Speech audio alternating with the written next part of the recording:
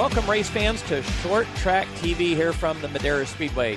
Short Track TV, this is where you will find so much free content, motorsports content from the Madera Speedway, and it is brought to you by Mission Foods 5150 and Nut Up Industries. Free. That's right, it's free, not pay-per-view.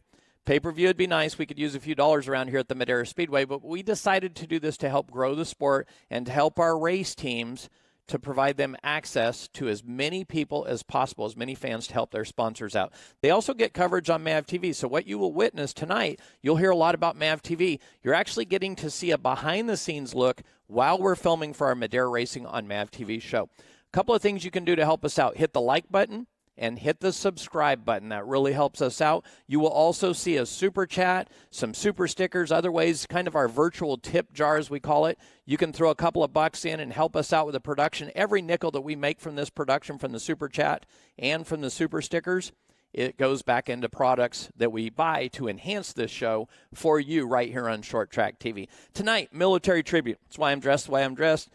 Military tribute hat, Air Force tribute hat. Tonight is all about military tribute. We've done this for about 10 years. In the past, we've had flyovers. We've done all kinds of really fancy things, but things are limited right now because of COVID, but we're still doing as much as we possibly can. So you'll see red, white, and blue flags, red, white, and blue flags. Getting excited about military tribute night, a little too fast here. You'll see flags. You'll see all types of things in the tribute. And then on the MAVTV show, some really special elements in here. One, we're missing somebody in particular. It's Pat Patnoid, retired Navy Chief Pat Patnoid. Anyone that's been around motorsports, the motorsports scene here in California, they know Pat Patnoid. He worked at Stockton. He worked at Altamont. He worked here at Madera for us. Retired Navy Chief, the most patriotic person you would ever want to meet. Also, the most passionate motorsports enthusiast you'd ever meet. Pat was from the Northeast, and as a young boy, he grew up around motorsports. In the military, he was around motorsports. After the military retired, you would find Pat working at racetracks out here in California. But if you went to Daytona, if you went to Bristol, Martinsville, anywhere you went to, you would run into Pat. Biggest fan you will ever find. So we're putting a big tribute together for Pat in our MAVTV show. So he's really on our mind in a major way tonight. So without further ado, there's going to be a few commercials right now we'll take you to. Again, Mission Foods, Nut Up, and 5150. They're presenting this live stream to you for free. Our big three sponsors, please support the brands that support our sport. Purchase products from those big three. That's why you're getting this broadcast for free. Enjoy the show tonight on Short Track TV. Thank you, and please spread the word. Share it with everyone. Enjoy the racing. It's going to be fantastic tonight. Military Tribute Night. Great night here at the Madera Speedway.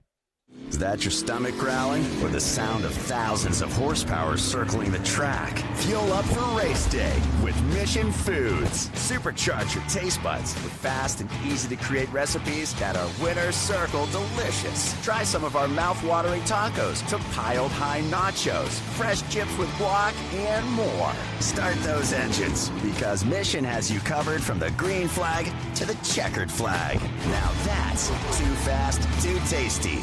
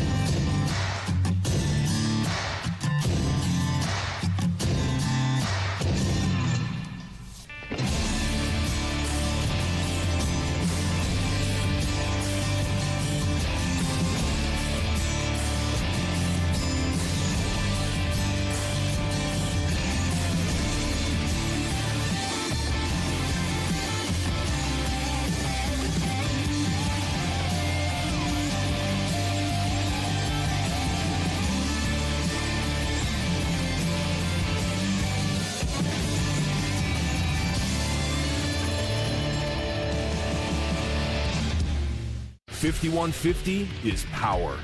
The power to overcome. The power to persevere. The power to set your life on a course for success. When you're faced with the challenges life throws at you, you focus and do what is needed to go beyond what is required. So stand up, stand firm, believe, make it happen, and live through the madness, knocking doors down along the way. We are 5150.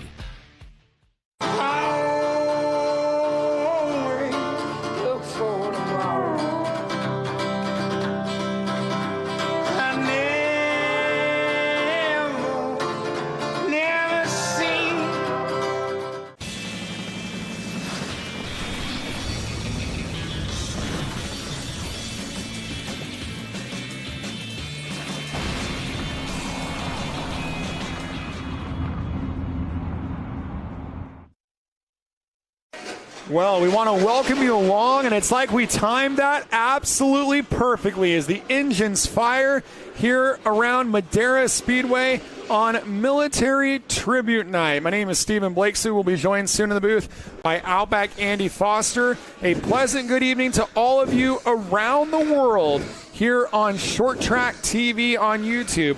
Our presentation tonight, 5 main events. That's the most we've done for one of these MAVTV televised nights. In the past, it's been typically a 3-division lineup, but we are up in the ante here in Madera as we're going to start things out with a 20-lap Mini Cup Bandolero combined main event. Then our 5150 junior late models. That's the drivers ages 10 to 16 years old, the youngest stock car drivers in the world, and the original junior late model series. And they'll race for 70 laps. And then the big bad full body Challenge Cup cars will be racing Challenge Cup style here at Madera Speedway. Those are the big full-bodied, steel-bodied cars, and they're making their first appearance on a MAVTV televised late model night.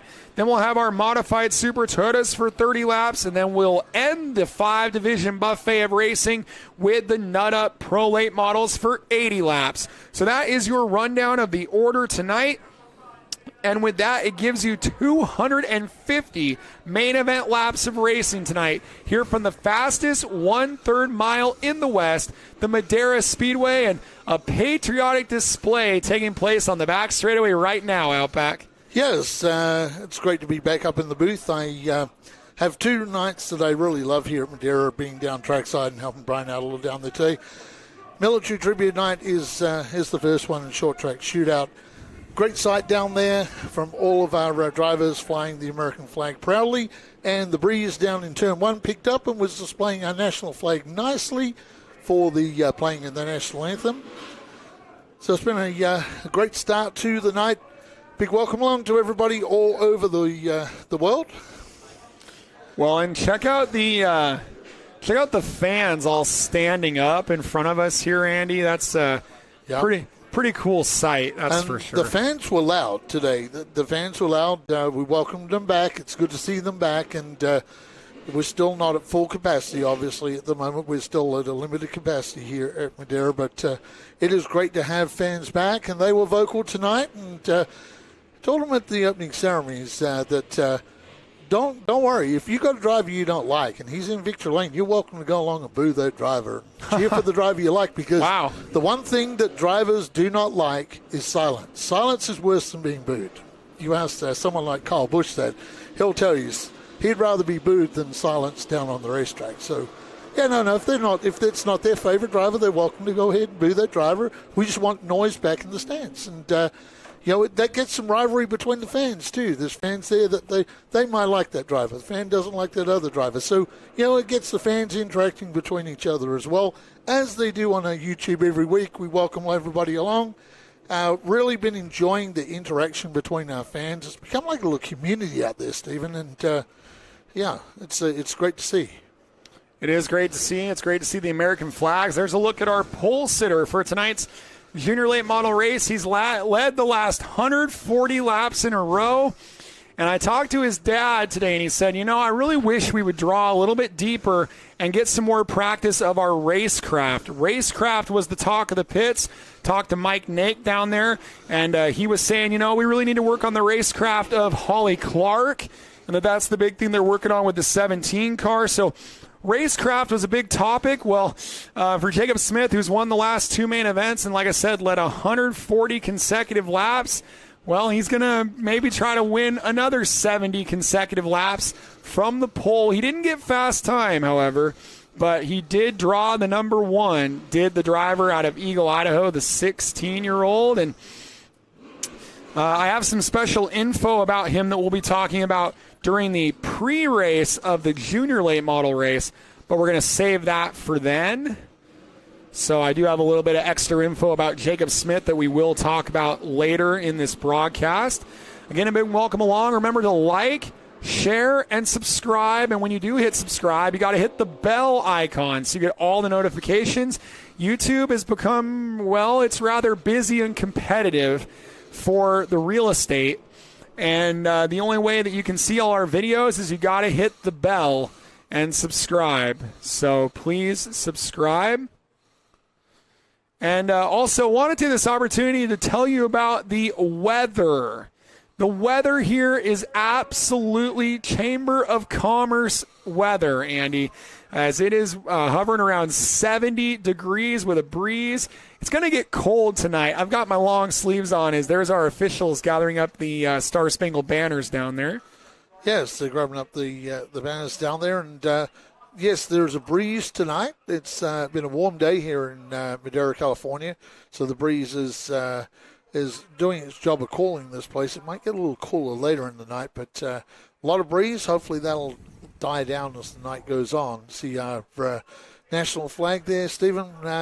Like I said, at national anthem time, the breeze kicked up and the flag was flying proudly in the breeze here at Madera, along with the Nut Up flag. I'd like to welcome along Nut Up, 5150, and, of course, Mission Foods, who bring you this telecast for free. So they bring it to you for free. Not a lot of tracks you can get the free live stream. So we really want to thank Mission Foods and Nut Up and 5150 for supporting this program. Of course, Nut Up is the title sponsor for our Pro Late models. The 5150 is the naming rights sponsor for our junior series, and now Madera Speedway is being known as Mission Foods Madera Speedway.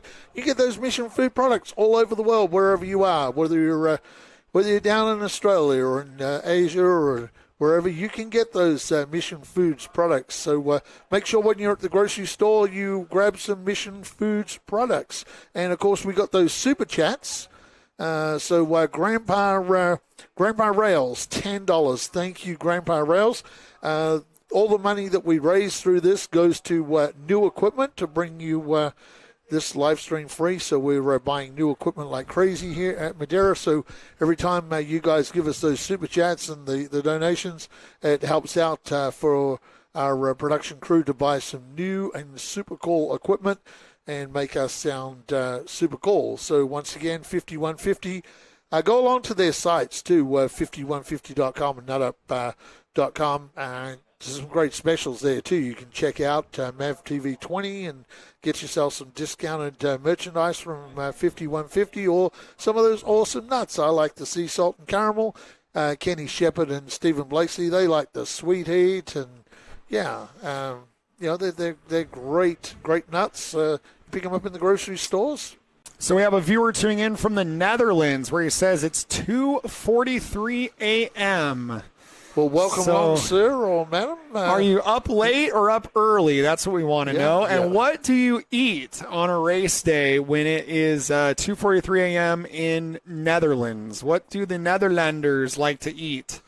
That's what I'd like to know. I wonder if Nut Up will ship to the Netherlands, Andy. I'm sure they would ship overseas. I'm sure they would. Yeah. All right, so our combined Mini Cup versus Bandolero division, this will be a MAVTV telecast. So you're going to hear us throughout the night reference MAVTV. We're live on MAV every Monday, or it's not live. We are in tape delay on MAVTV every Monday at 4 p.m. Pacific. And that's 7 p.m. Eastern, channel 214 on DirecTV, also on MAVTV Plus. And so these are being recorded for a future MAVTV telecast. Our telecast on Monday is going to be called the Road to the Championship. And you're going to get to see the path that Buddy Shepard and Bradley Erickson took to be our champions of our Nut Up Pro Late models and 5150 Junior Late models. So looking forward to that one airing on Monday. And then our new episodes are in production right now, and they're going to start airing in a couple of weeks. Yeah, if you're on cable networks, so 214 on Direct Communications, 420 on Charter Communications, and 1105 on AT&T Uverse. They're just some of the networks that you can pick up MAVTV on those networks. Motorsports from all around the world on MAVTV. Not just from here at Madera. It's probably the world's only network for motorsports across the world. So it's definitely here in the States. It's the only motorsports dedicated network. So MAVTV. So these drivers on the racetrack now, it's our Mini Cups versus our Bandoleros. These are the youngest drivers here at Madera. The Bandos are the larger cars with more horsepower, but they have no suspensions to guide them through the corners. They don't handle very well. And then the Mini Cups, they handle very well, but they have half the horsepower, only 15 horsepower roughly in those Honda GX 390s, limited by the size of the carburetor. And they run a race within a race. They're not racing each other. They line up separately and they battle separately, but the speeds are close enough. We run them together in a mixed main event, kind of a GT Le Mans style format. And Outback, I'm going to welcome them here for MAVTV. Welcome to Madera Racing on MAVTV. The Mini Cups versus the Bandoleros are in position. I'm Stephen Blakesley, joined by Outback Andy Foster. Here's a look at your starting lineup. The front row sees Madera's Joey Keneally and our points leader, Bakersfield's Logan Chambers. Yeah, row number 2, Ethan Nascimento and Caden Cordova. And then they're trailed by our Mini Cups, Sam Wedehays out of Kingsburg, California. And Kellen Keller out of Las Vegas, Nevada. That's the 2 of our Mini Cup cars. And they're only separated by 2 points in the standings in the Mini Cup battle. Meanwhile, that 13 of Logan Chambers, 3-0 on the year. We're going green for 30 laps of Mini Cup versus Bandolero Racing. Yes, we are. We're away with the Mini Cup Bandoleros. Now, what you'll find is the Bandoleros will get away to a bit of a jump. And when we get to about the end of lap number 1, you will see those Mini Cups will be charging through the turns. They get through the turns a lot quicker. Bandos are quicker down the straight. But I tell you what, right now it is a good battle up front between the 0-4 Stephen Blakesley and that number 13 of Logan Chambers. Well, the 3K of Keneally led the first lap. And a driver probably the most experienced in this field, Ethan Nascimento, is on the inside of Logan Chambers for second. Nascimento up to second. And, I think for Logan Chambers, if you're back to third on the opening lap of the race, that's probably not where he'd like to be, and he is charging back at Nascimento. Yeah, Nascimento now has got passed by that 13 is Keneally. Young Joey Keneally recently moved to Madera, California.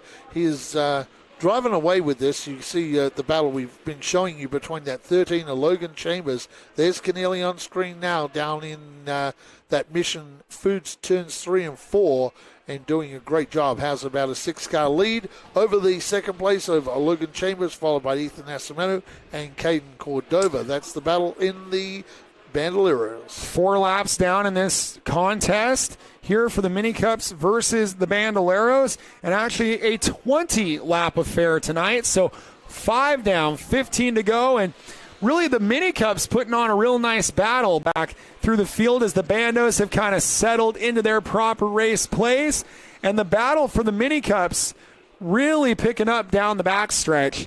As we'll get a look at the 3 of Sam Wedehays, the 47 of Kellen Keller. And for Kellen Keller, I talked to him in the pits. This is the former Joseph Holiday car.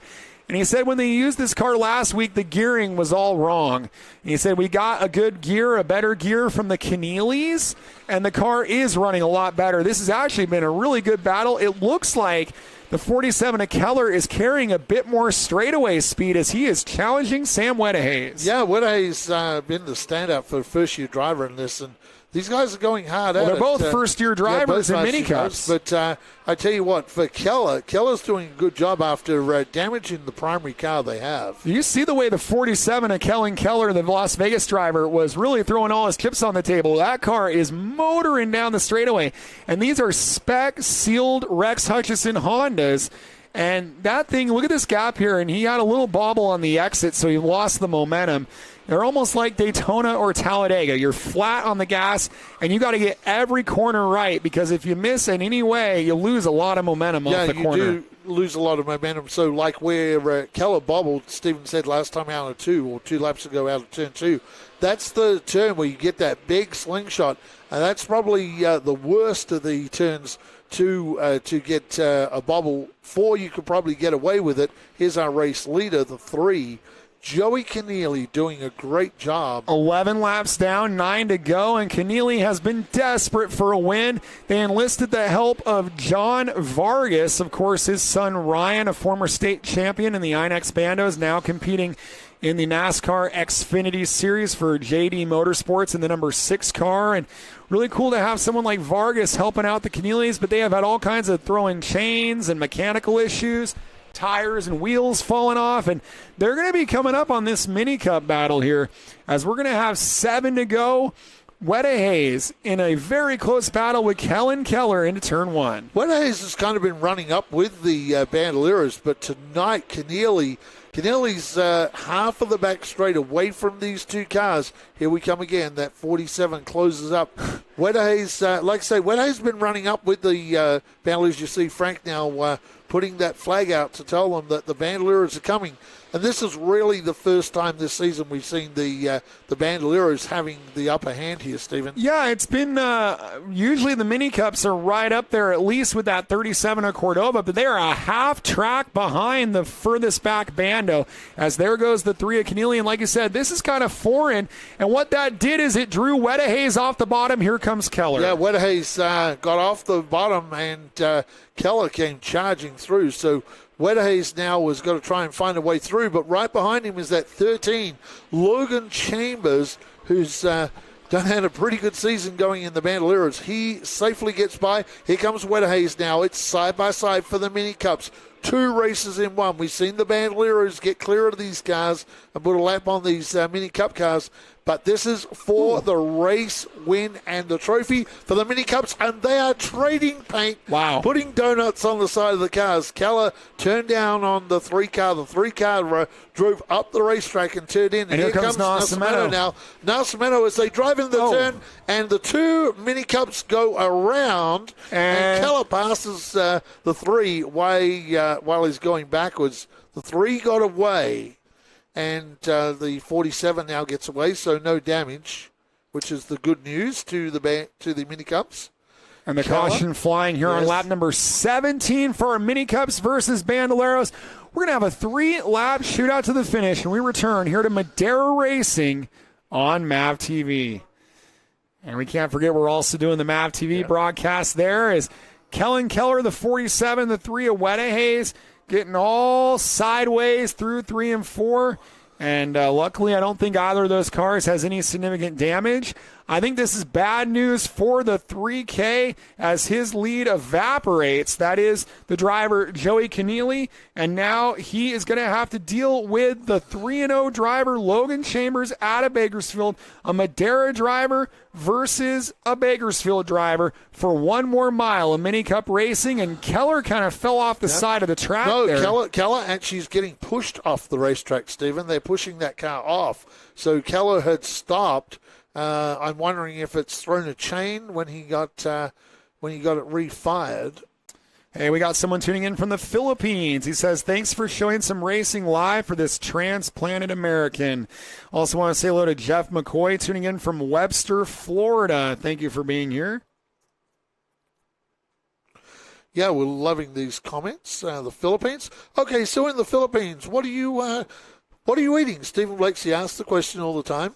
What are you eating in the Philippines while you're watching us on the YouTube? We'd like to know what you're eating back there. Yeah, I wonder if it's some fish or some rice or something. Whatever they got, I will have some. Okay, so Peter Chancel is eating a shock? Looks like pancakes in the Netherlands, savory, so tasty. Okay, so we're having savory pancakes. I wonder if for dessert he's going to have some of those nice. They have those stoop waffles. You ever seen those, Stephen? Those I love them. So the issue on Keller's car broke a sprocket, so he's going to be out of this one. A little bit more cleanup to go. I expect will be 1 to go at the line. That's the problem when you go spinning backwards in these cars and. Everett's rotating forwards, and then suddenly you go backwards. Something is going to break on these. A lot of times it breaks the chain. So the sprocket this time has, and isn't that a borrowed sprocket too? They borrowed that sprocket, so that's not good news. Welcome back to Madera Racing on MAVTV. Our mini cups versus our Bandoleros, getting ready for a 3-lap shootout. And it's going to be the 3 of Keneally, Joey Keneally on the inside, Logan Chambers of Bakersfield on the outside, Ethan Nascimento and Caden Cordova. Sam Weta Hayes, the last of the Mohicans in the mini cups. But it's a 4-way battle for the Bandos for 3 laps of racing. Keneally sets the pace on the bottom. Fearless Frank shows him the green. This ought to be a duel.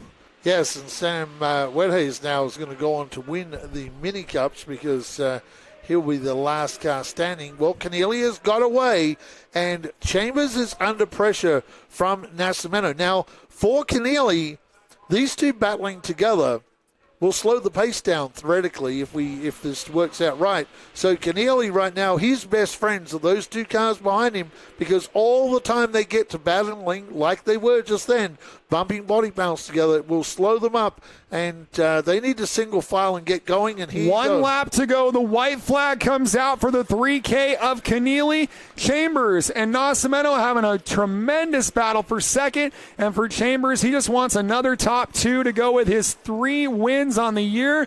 Through turns 3 and 4, we might get a first-time Bando winner. Yes, we might get a first-time Bando winner. Yes, we do. Stephen Blakeslee. We've got Joey Keneally, Madera's newly Madera.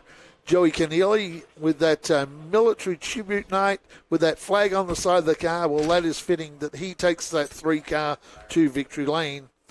And he takes the win from the 13 of Logan Chambers, the 4 of Ethan Nascimento, the 37 of Caden Cordova. Sam Wedhays will win the mini cup portion of the event, and Kyle Keller will be scored second points for that.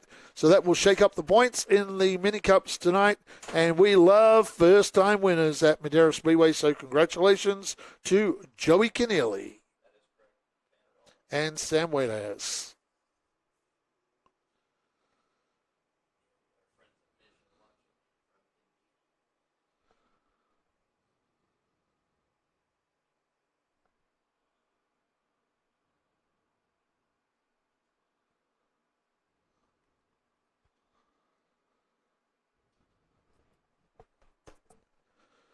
Okay, race fans, we've got plenty of people joining in on the chats. Also, please give us the thumbs up. We love you giving us the thumbs up, so give us plenty of likes. Let's see if we can break those records of the likes. So we love you to give us a like. Also, give us some of those super chats if you can donate some money to the cause of keeping this live stream going. It goes to new equipment that we're constantly buying here at Madera Speedway. If you're just joining us, a big welcome along. I'm Outback Andy Foster, and my broadcast partner is Stephen Blakeslee.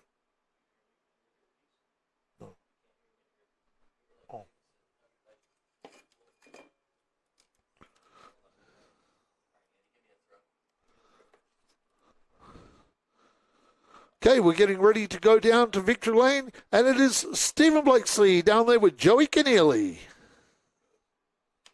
Bandolero victory lane for Joey Keneally. Just moved to Madera, and now you're moving your way to Madera victory lane. How does it feel to be a winner here at Madera Speedway? It feels really great. We've had a lot of struggles over the season, and it feels great to finally get our win.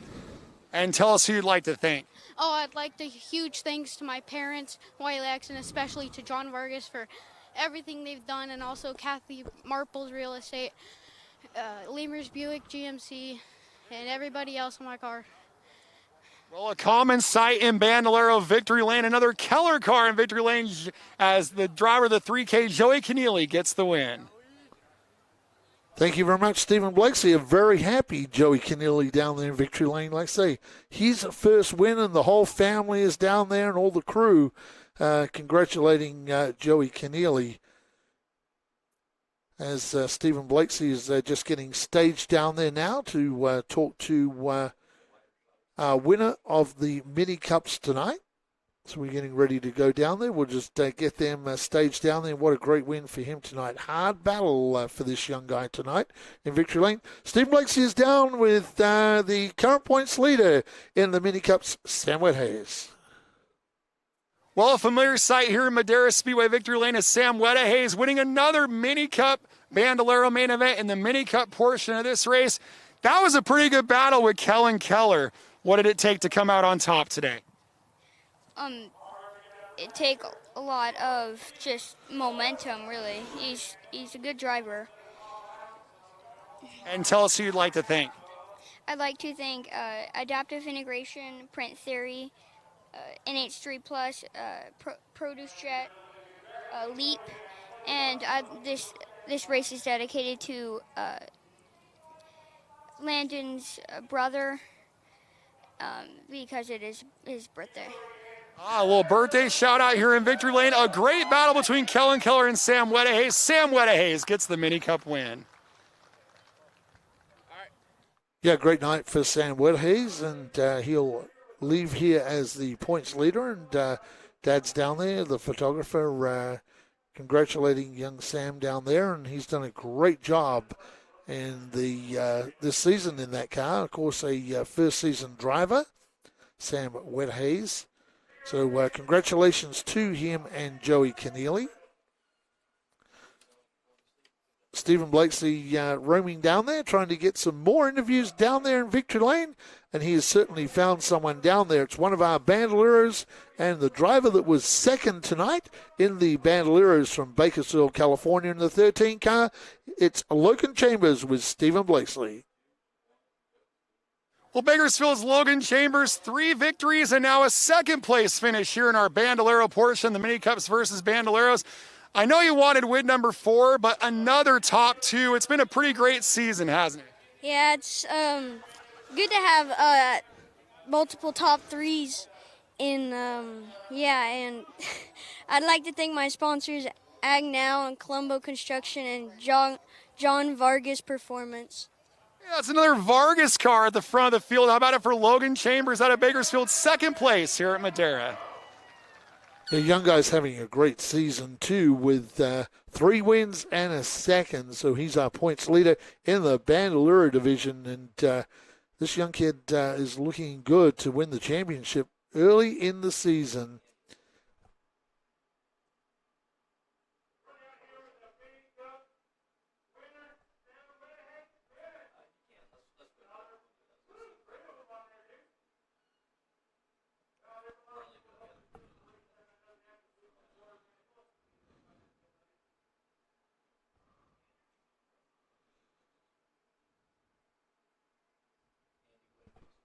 So Stephen Blakesley has wandered down there to the third place car tonight. That's the 04 out of Manteca, California. Stephen was with Ethan Nascimento.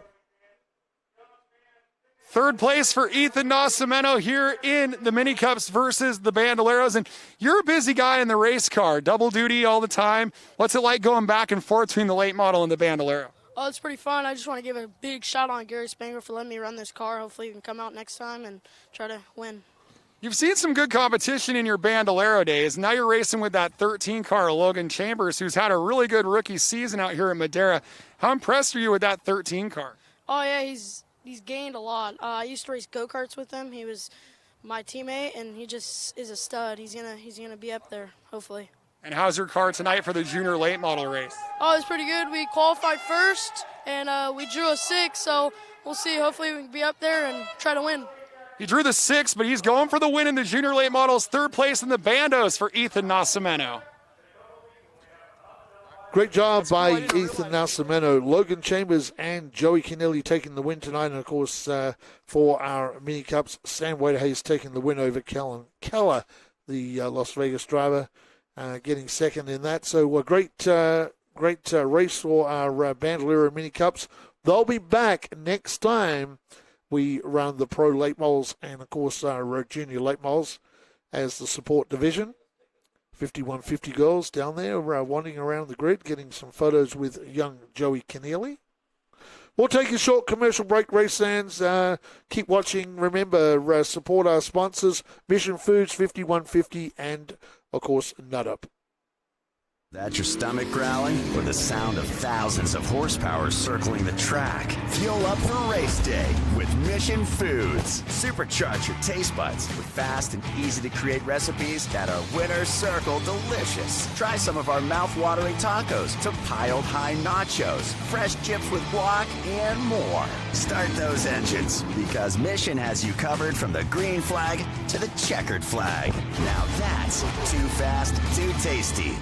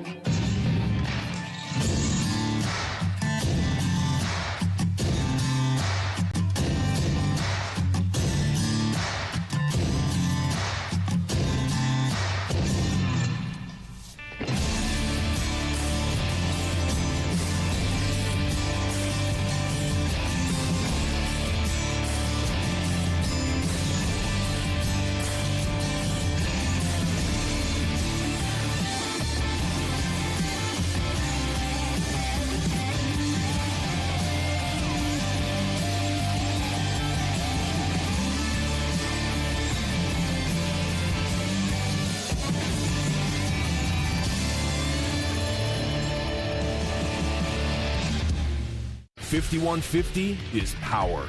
The power to overcome. The power to persevere. The power to set your life on a course for success. When you're faced with the challenges life throws at you, you focus and do what is needed to go beyond what is required. So stand up, stand firm, believe, make it happen, and live through the madness, knocking doors down along the way. We are 5150.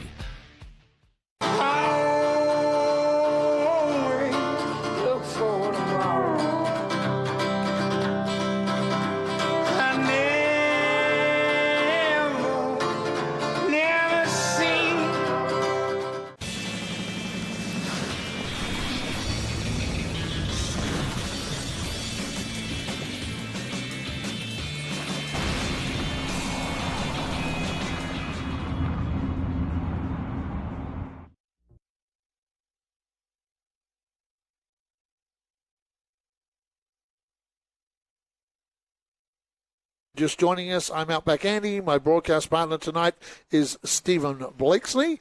This is being recorded for MAVTV, so you're going to hear us reference a lot of times tonight back and forth to MAVTV.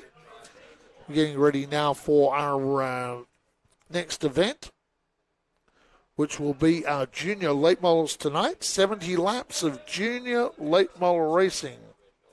Rod Carsey, hey, Rod Carsey, former director of safety here in Indianapolis. Welcome along, sir. Welcome along. So welcome along to Rod Carsey. It's good to have you on board, Rod.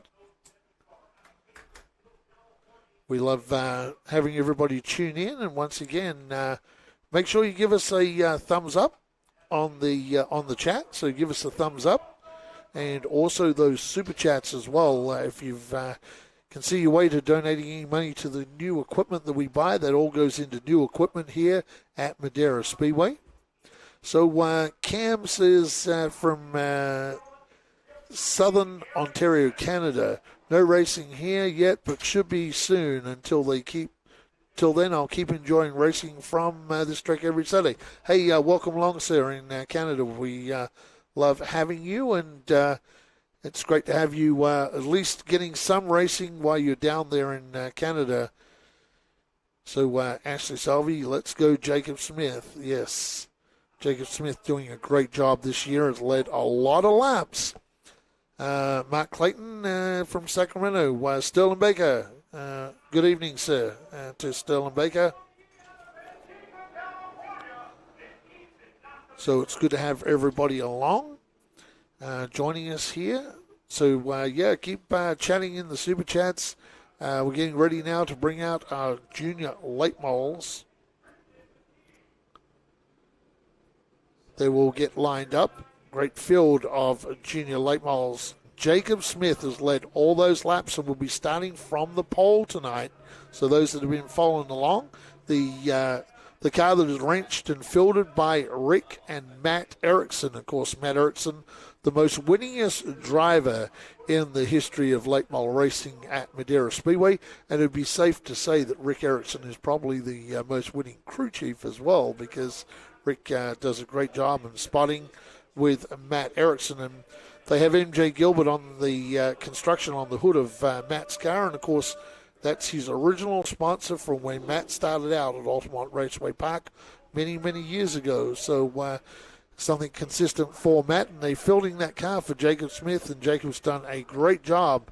You see the cars now rolling out from pre-grid. They've just been over the scales, so they've all been scaled for weights, and now they're heading out to the pre-grid on the racetrack. You see the pit crews coming out. They do live pit stops. We'll be doing 40 laps. Then the cars all will stop on the racetrack. We'll get about a 5-minute break. We'll talk to the top 5. For those that have never seen this before, we'll talk to the top 5 at the break, and it'll be 30 fast and furious laps to victory lane for our junior late model stars.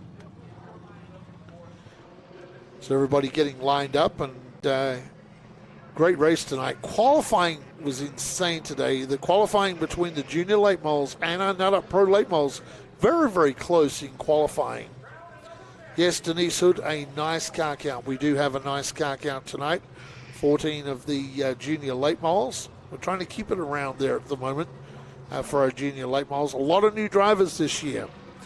This is the first year that we started the year with not one driver that had been to victory lane. So it was all new for a lot of these drivers this year in our junior late models. We've got drivers from all over, from Washington. We've got them from the state of Virginia, Arizona, Texas, Idaho. So these drivers represented from all over the country here at Madera Speedway. We're getting ready for Stephen Blakeslee soon to do his stand-up.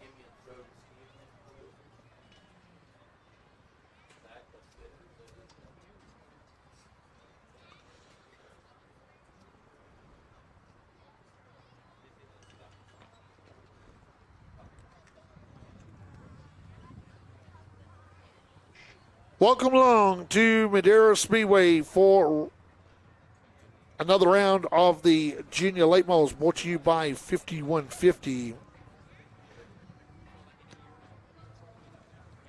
So we get ready to throw down to Stephen.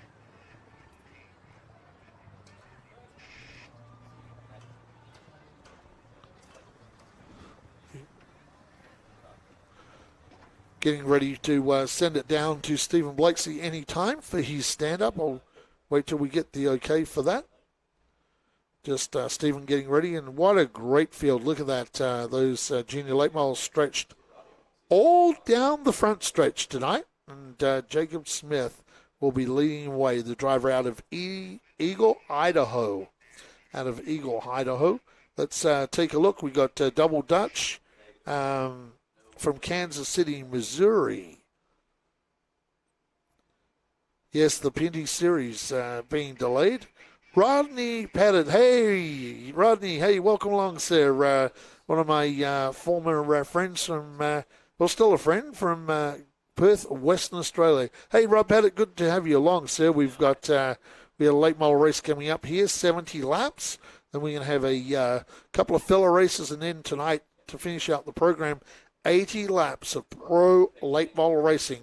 This is a Tri-Bank third-mile racetrack in Central California.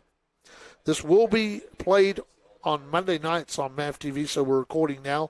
It'll be some months before this race actually gets onto MAVTV, but you can keep tuning in every Monday night on MAVTV. And as Stephen said, we've got some shows coming up. So we're going to get ready to throw down to Stephen Blakeslee. Welcome along to another round of the 5150 Junior Late Model Series, presented by Mission Foods. We got down trackside Stephen Blakeslee. Round number 4, the 5150 Junior Late Model Series, the original stock car series for drivers ages 10 to 16 years old. And we had a new fast time qualifier tonight, Ethan Nascimento, but he drew the number 6. He's going to have to start outside of row number 3 for this 70-lap main event. The driver on the pole has won the last 2 main events consecutively with 140 consecutive laps led. And that's the guy right behind me, 16-year-old Jacob Smith. They call him the Shark out of Eagle, Idaho. He's got a big sticker on the back of the car that says, "Take G with me" for suicide prevention awareness. And he's going to try to take G with him to victory lane and lead another 70 laps in these 5150 Junior Late Models. Texan Barrett Polhemus leads Jacob Smith by only 1 point in the standings, and that battle is fixing to heat up here tonight on Military Tribute Night. We have 70 laps of 5150 style late model racing from the fastest 1/3 mile in the West here in Madera, California, and it's all coming up next only on MAVTV.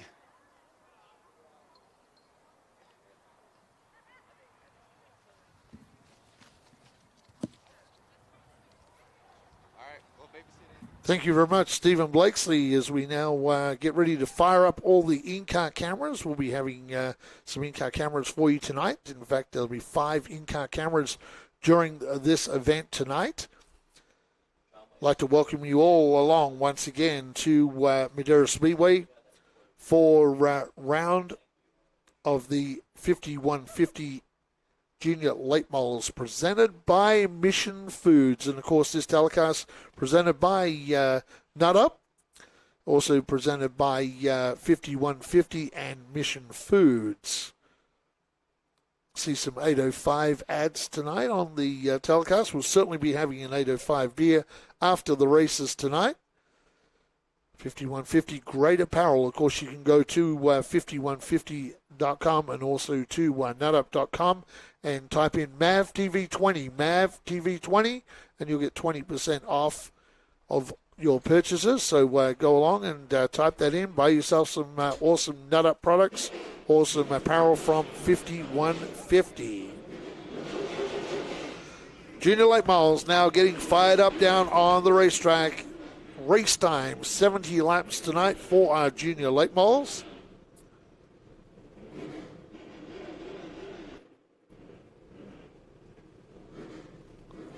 Just waiting on my broadcast partner to join me in the booth. Let's take a look at the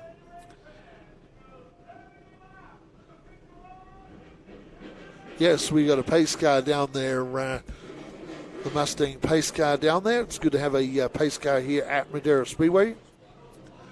Terry Britton, Space Coast, Florida, eating Cajun boiled peanuts. That sounds really good. I see Stephen Blakesy going, Cajun boiled peanuts.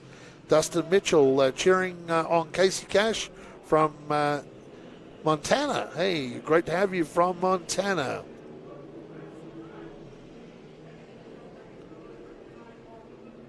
So just looking at some more of our Super Chats. We got people from all over the world tuning in to us here on MAVTV and also to our live stream on YouTube. Cars are circulating around right now and getting ready to go racing. We have the lineups in place for our Junior Late Models.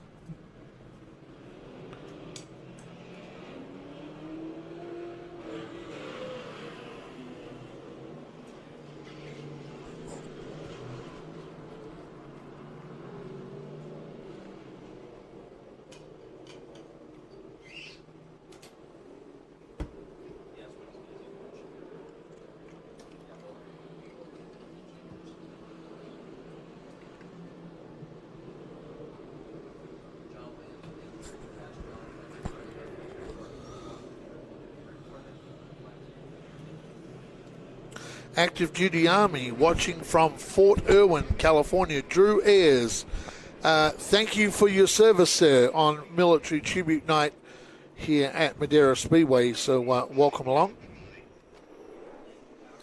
And we will go for MAVTV at 3 to go because we won't have that extra stand-up. So we will go at 3 for our MAVTV, right? And we're at 5 right now. We're going to go at 3 for our MAVTV presentation, and you'll start that out Outback, and you'll welcome me back to the booth. Someone in the comments said, who's the blue car? Well, there's a couple of them. The fast one's that 11, Jacob Smith, who we talked about in that open there. Don't know if you got to hear what we were saying in that open, but he's got a big sticker on the back of the car that says, take G with me. Take G with me for suicide prevention awareness. And maybe he can take G with him to victory lane here tonight. Big Palo Videos is watching from New Hampshire and says, go Cabe McClenny. Well, he'll be in the Pro Late Model race. Will be. His brother, Cale, will be in this particular race. So Cabe will be in the Pro Late Models a little later on. He's moved up to the pros. So we had some active military, too, tuned in here, Stephen Blakesy. So we thank them for their service on Military Tribute Night.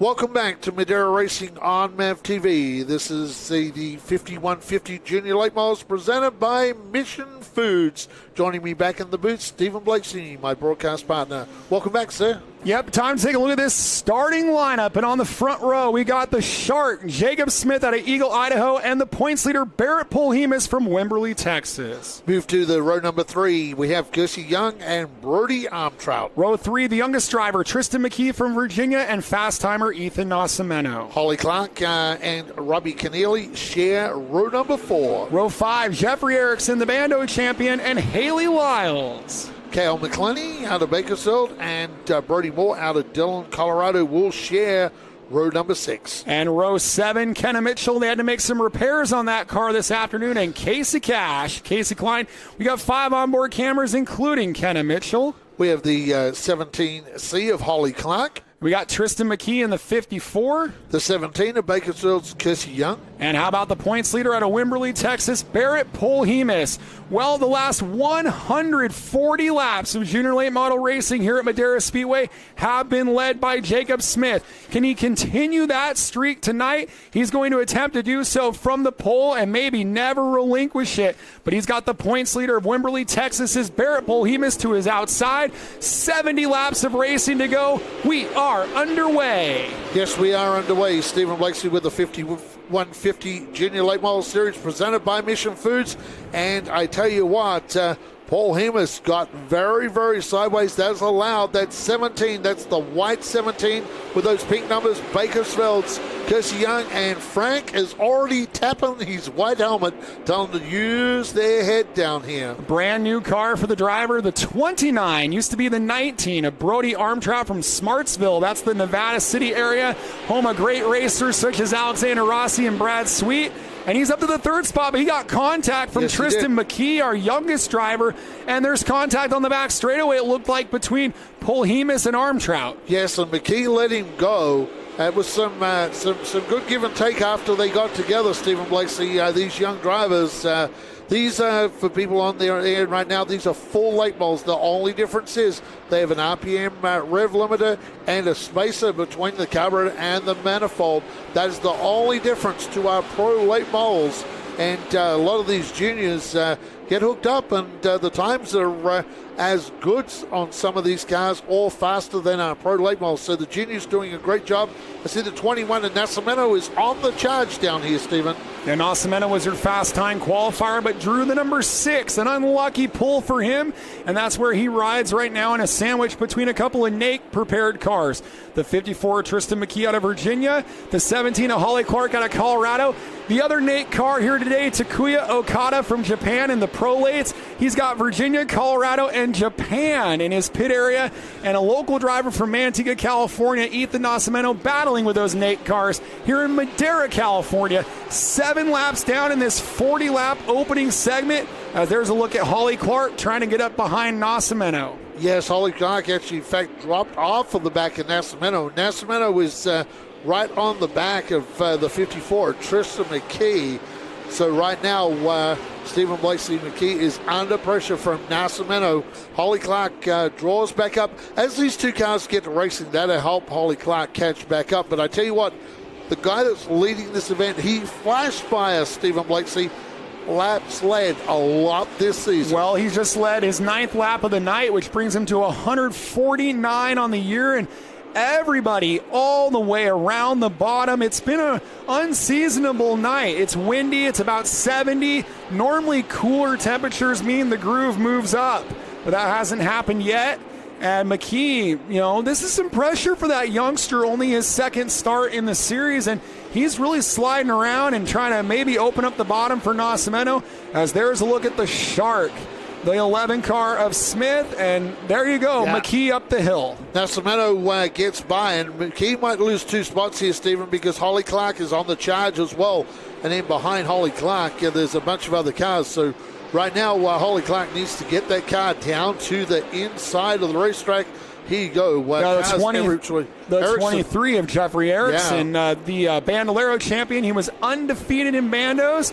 And Bandos and Legends are where McKee comes from, out of the mid-Atlantic area, Virginia, North Carolina. And so there's some familiarity there. And now here comes Robbie Keneally, Casey Klein. There's trouble for Tristan McKee. He's going the wrong way. He certainly is. Got caught on the high line, and obviously he's not filling it up on that high line.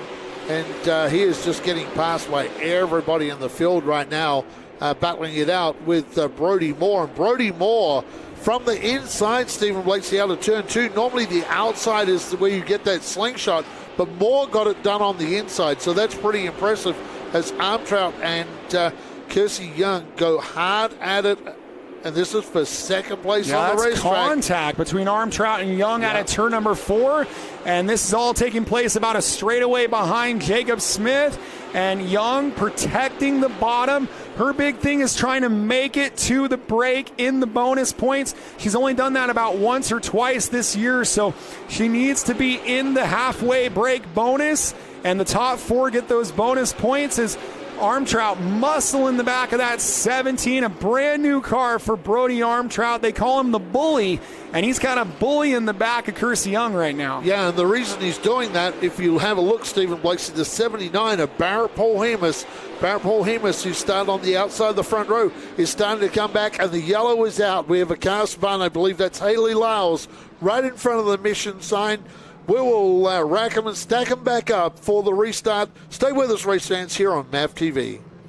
Yeah, caution's flying here on lap number 18 with 22 to go to the break. We take a break at lap number 40 in our 5150 Junior Late Models presented by Mission Foods. And then we have a 30-lap sprint to the finish as Lyles rights the ship, turns that car around, and we'll get back into our proper race place. This ought to be a rather quick caution. As we're live here from Madera, California, just north of Fresno, for our 5150 Junior Late Models. The drivers ages 10 to 16 years old, battling in a 70-lap main event here for Madera Racing on MAVTV. We have some people online. I noticed my former crew chief back in Australia, in Brisbane, Australia, I should say, in Queensland, Brisbane, Australia. That is Havachatleen. Good afternoon to you, sir. What a great night of racing. Military Tribute Night, one of my favorite nights at the racetrack. So we've got tonight, after this event, we're going to have Challenge Cup cars, which are like the NASCAR Cup type cars. We'll have our mini Super Toyotas. That's a smaller version of a modified with a 4-cylinder Toyota motor. And to round out the program tonight, it will be the 80-lap Pro Late Model main event. That's the Nut Up Pro Late Models, brought to you by Mission Foods. So we've stacked these cars back up, and I believe we're going to go one at the line. And, Stephen, you will bring them back for MAVTV tonight. Welcome back to Madera Racing on MAVTV, the 5150 Junior Late Models presented by Mission Foods. As we're working our way through the first 40-lap segment of this event, 18 down, 22 to go. The 11 of Jacob Smith has led 158 consecutive laps around the 1/3 mile. Kersey Young, who has not yet led a lap this year, to his outside. Idaho versus Bakersfield, big restart for Kersey. Coming up, we're green from Fearless Frank. And the top 3 there with the 29 Armtrout really broke ahead of the field. Yeah, that was a nervous restart for Kersey Young because Kersey Young knows that if she gets hung out here, Armtrout has been very, very fast tonight. And I tell you what, our race leader, Jacob Smith, the Shark, wow, he is just drawn away by a couple of car lengths. And Armtrout, how about Armtrout, Steve Blakeslee, that 29 car, new look, gone from the 19 to the 29. And looks like Paul Hemus, Paul Hemus is like a pendulum, and bang, that's Casey Cash has hit that car hard, and Frank is waving the yellow flag. That car is stationary right by the start line after getting nailed very, very hard, the 79 car.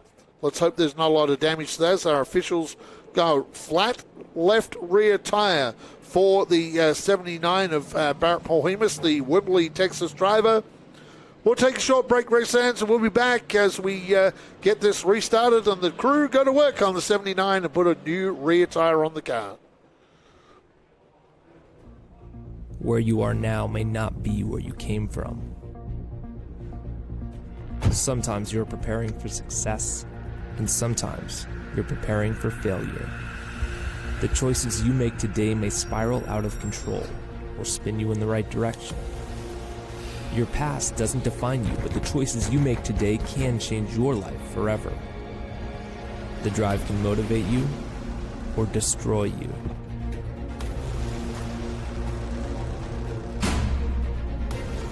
But you have to find a way out. Discover a riveting, real-life story of recovery that will inspire you. Believe, make it happen, and live through the madness, knocking doors down along the way. Read the true story of how Carlos Vieira nearly destroyed his life and lived to tell about it. And don't miss others telling their powerful stories on our podcast. Visit kddmediacompany.com. Race fans, please support the brands that support our sport. NutUp Industries and NutUp.com is the primary sponsor of these free live streams for our fans to enjoy. Please go to NutUp.com and enter the code MAVTV20 for a 20% discount on all of their great, healthy almond snacks. Please visit NutUp.com and support the brands that support our sport by entering MAVTV20 for a 20% discount to say thank you for this free live stream tonight. Since 1977, Mission Foods has been creating fresh and authentic Mexican food products. Put some Mission in your kitchen, race fans. As we like to say here at the Madera Speedway, support the brands that support our sport. I'm Kenny Shepard here on Madera Racing on MAVTV, and we would like to welcome Mission Foods on board here on the Madera Racing program. Too fast, too tasty. Make sure Mission is the choice you make the next time you're at the store.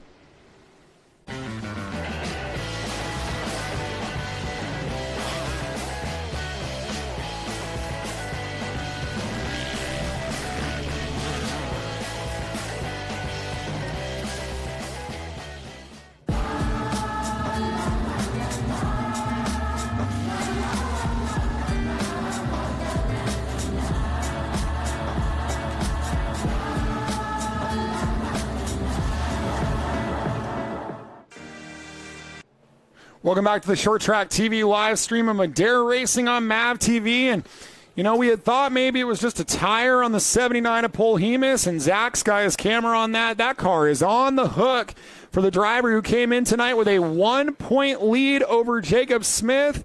Smith, of course, anchoring the field. The 79 of Polhemus going off on the tow truck. And that is not a good sign for his points battle. There's only 29 points across the top 6 in the standings from Polhemus back to Clark, with a 14-car field and the bonus points at the break. If Polhemus for some reason can't get back in the race, he could drift as low as 6th in the standings, but the crew is immediately on the case on that Charlie Wilson-led crew. Of course, Charlie Wilson, the championship crew chief of 2019 in the NutUp Pro Late models, with the driver Austin Herzog. So they know how to win championships. They know how to win races, but they got some work to do getting a new left rear tire on that car, and probably a little bit more to do as well. Yeah, it certainly is, Team Race. Let's get to some of the live chats. What year was the racetrack open here in Madera? Well, we're in our 50th anniversary, 1971, so the track here is 50 years of age.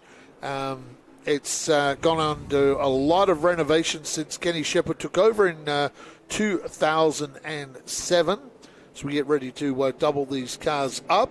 What motors are they running? Okay, they run a combination of motors. You can get a built motor, and you can get a crate motor. Now, if you have a crate motor, you have a weight brake. So you have a weight brake as they go to work on the Polhemus car down here. So you get a weight brake for the crate motor.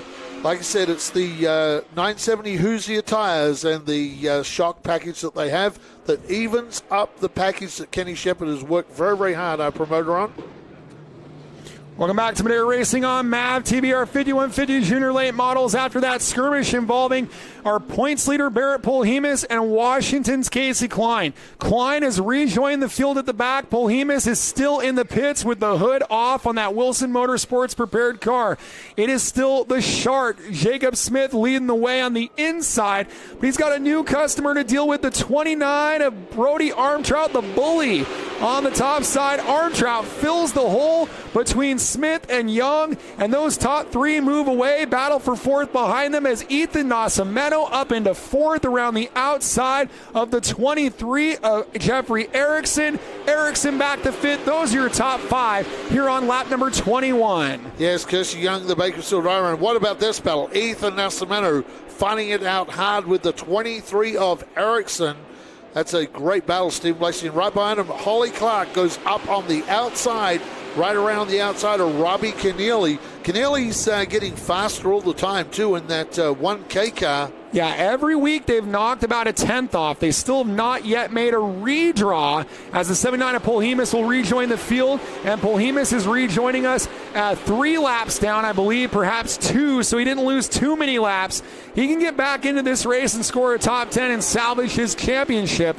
As, again, that battle between Robbie Keneally and Holly Clark for the 6th spot. The driver I want to talk about was the 78 of Brody Moore right behind them. Brody came into tonight 3rd on points as the cautions are out, and it is Brody Moore, the driver we were just talking about, up against the wall in the middle of 1 and 2, entered tonight 3rd on points, was well back in the 8th position, and he's up against the wall in 1 and 2. A bad night for Polhemus, a bad night for Brody Moore, a big tidal wave of changes here on Military Tribute Night, and we'll restack the deck when we come back here to Madera Racing on MAVTV. Boy, there are going to be some seismic changes to who's at the top of the pecking order with the way this thing is playing out. It certainly is, Stephen Blakeslee. We've lost 2 of the drivers inside the top 5 on points tonight to damage. That car has a lot of damage to the front end of it as well. I missed exactly what happened, but wow. That's certainly helping Jacob Smith right now, that driver out of Eagle, Idaho. Here we go. We're going to back that back. So the good news is that they're able to roll the Brody Moore car back. And this is another Charlie Wilson car. So going along pretty well. And that is a tire down on the left rear, the same as the other car. Yeah. So what they'll do is look and see here if they're going to try and drive that car off the racetrack or whether they're in fact going to pick it up with the hook. I'm just waiting to see if the tow truck is going over there or not. So that Barrett Polhemus, the only car a lap down, was 2 laps down when the caution came out. He's going to get 1 of those laps back. He's only 1 lap in arrears. And what has been the consistency for both of these Wilson cars? Give and take, being there at the end. And Polhemus is just going to try to ride, get another free pass, get back on the lead lap. And don't be surprised if the 78 and the 79, both Moore and Polhemus, aren't in the mix when this race is at the end here. More Andy. trouble, too. Cal McClenny, the Bakersfield driver, has gone to the pit area, too. Attention to the front and maybe the front right on the 07. And then we're going to see attention on the left rear. There is a bit of a tire shortage in North America. Supply problems, product supply issues. The ingredients are getting hard to get. And for the Wilson team, they're splurging because they're on their 2nd left rear of the night. Yeah, that's the Hoosier 970. You get a good look at there, too. You get a good look at a Hoosier treaded 970 tire. That's a control tire. All the cars will run the same tire. You see they're putting that on now, that wide 5 hubs on that 78 car, the Charlie Wilson entry. So the crew going to work down there, putting the lug nuts on. That Assurance Risk Managers Incorporated entry. Like seeing all the, looks kind of like a family affair down there. All the family involved, even though it's the Wilson team. Yep, all the family getting involved. And they've, like you say, they've lost a Hoosier tire and probably a Bassett wheel as well. So Charlie Wilson tonight, like you say, shortage of tires in North America. And now they're trying to massage that bodywork so it's off the ground. They're going to put some race tape, I believe, maybe on the hood of this car. And they're not able to get it fired, and we're going 1 to go for MAVTV. Welcome back to Madera Racing on MAVTV for our 5150 Junior Late Models presented by Mission Foods. Stephen Blakeslee. And we're on lap number 24, 16 laps to the break. The Wilson team has had a couple of pit stops tonight. Right now, their driver, the 78 of Brody Moore, is still stopped in the infield. So we'll restart 13 cars strong. Jacob Smith on the inside as they work their way out of turn number 4 on the 29 of Armtrout. Identical restart and trouble. They all bottle up behind him, and everybody's going to miss that 23 of Jeffrey Erickson. Now, Erickson keeps rolling. Now he's stopped the car down there. If that car is not refired, needs to get going because if the yellow comes out We have seen it before where they will take a lap away from you. Yeah, but he made all efforts to keep that car rolling. It never came to a complete stop, so I don't think he's going to face any issue there. Cautions, breeding cautions, they all bottled up when Armtrout steered it to the bottom, and we will get this thing back underway. We're still on lap number 24 for Madera Racing on MAVTV. Well, we got another restart, Stephen Blakeslee, so that's going to help our car of Barrett Polhemus. I'm not sure he'll get whether he's going to. I don't know. We didn't complete a complete lap, so do we do another free pass without a lap completed? Our promoter, Kenny Shepard, says yes. So Polhemus is on the lead lap. We just saw an update. It also allowed the 78 of Brody Moore. He came back on the track. He's gone right back to the pits with the hood off. You can see that on the inside of turn 3. So they're getting more time to work on Brody Moore's car. Well, they got that issue with Brody Moore with the front bodywork is loose down there, so they're trying to do something to hold that bodywork. Of course, we do not count yellows. We do not count yellows here at Madera Speedway for our series, so we do not count the yellows. Think about this, Andy, that we're only on lap 24. You want to get to the top 4 for those bonus points. And, Barrett Polhemus has plenty of time to do that with 16 to go to the break. He very well could come back and get himself some bonus points.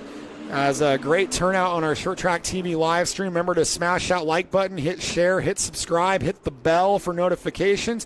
We're live from Madera, California, just north of Fresno in the Central Valley of California, the breadbasket of the world where all your fruits and veggies are grown. These are your 5150 junior late models, ages 10 to 16 years old, in a live 70-lap main event.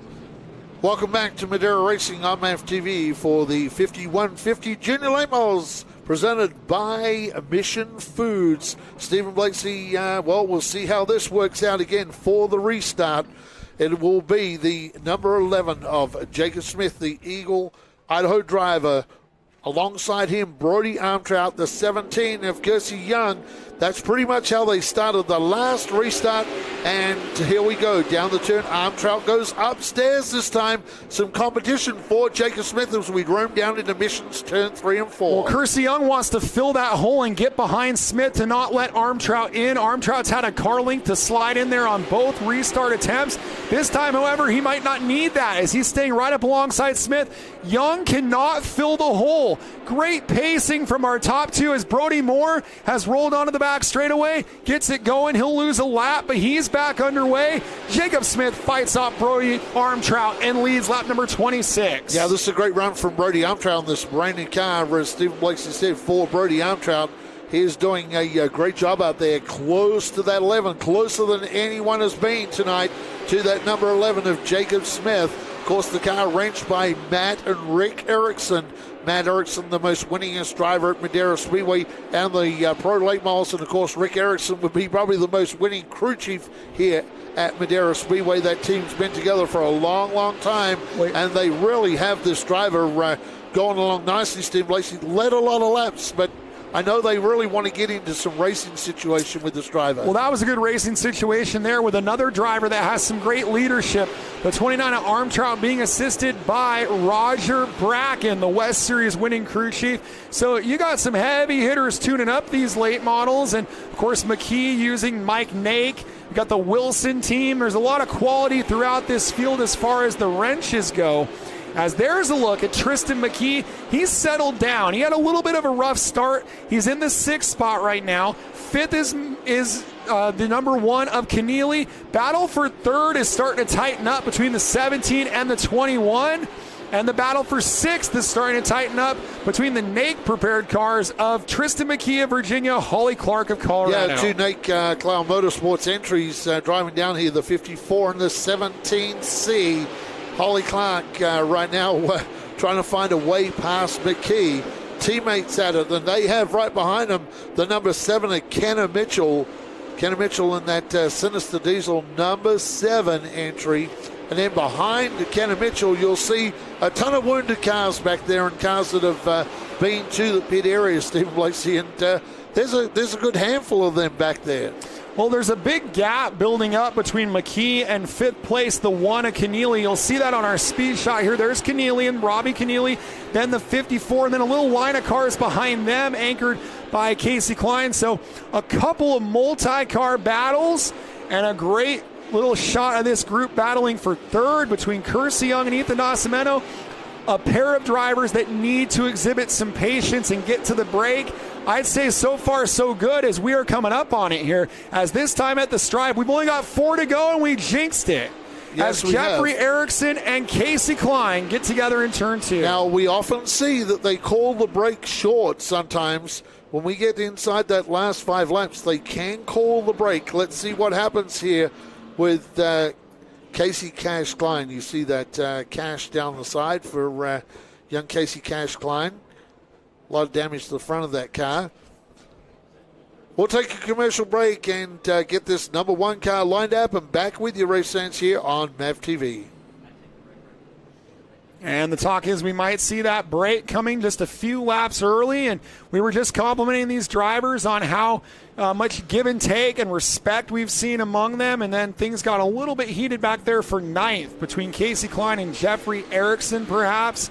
And they may have been feeling some additional pressure because they had Barrett Polhemus right behind them. And when you've got the incoming points leader kind of following, that doesn't make it any easier.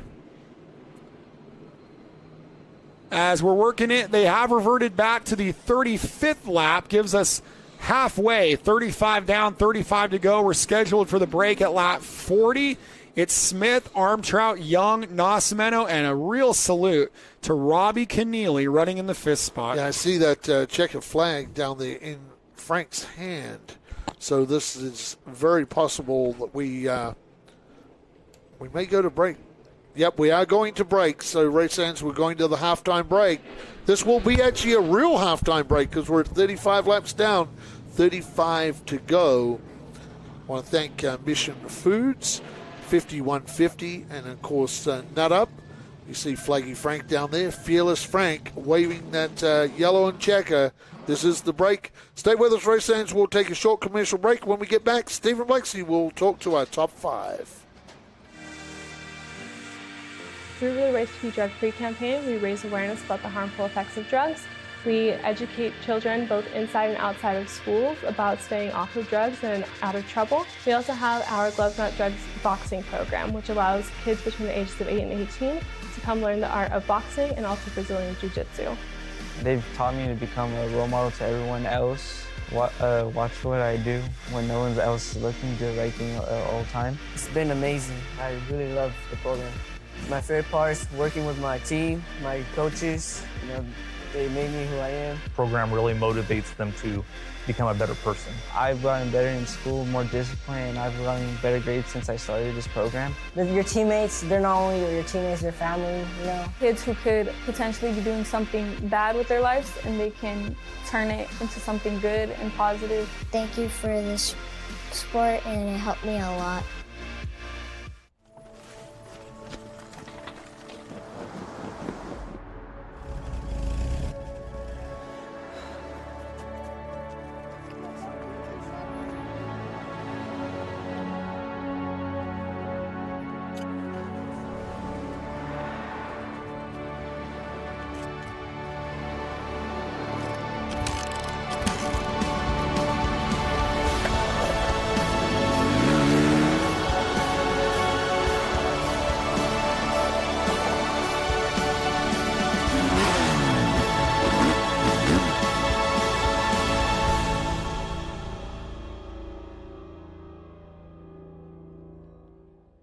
Is that your stomach growling or the sound of thousands of horsepower circling the track? Fuel up for race day with Mission Foods. Supercharge your taste buds with fast and easy to create recipes that are winner circle delicious. Try some of our mouth-watering tacos to piled high nachos, fresh chips with guac, and more. Start those engines because Mission has you covered from the green flag to the checkered flag. Now that's too fast, too tasty.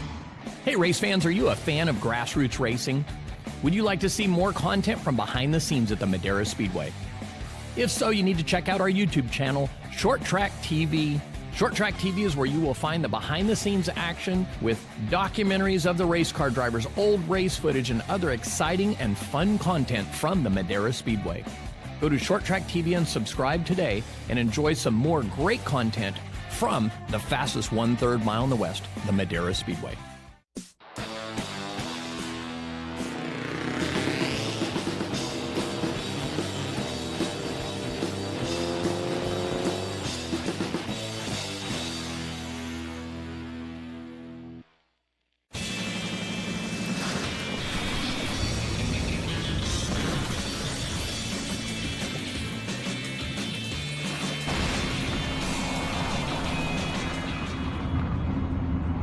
Welcome back to Madera Racing on MAVTV for the 5150 Junior Late Models, brought to you by Mission Foods.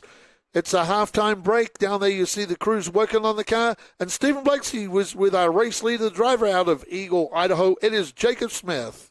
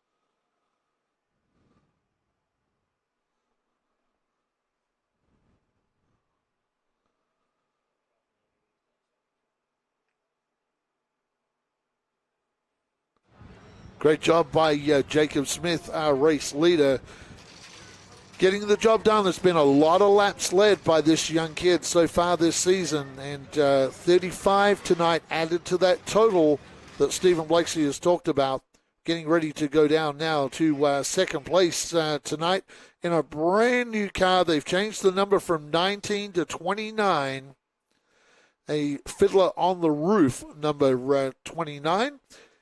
He's getting ready down there to talk to Stephen Blakeslee. So second place is Brody Armtrout, and he's with us, Stephen Blakeslee, right now.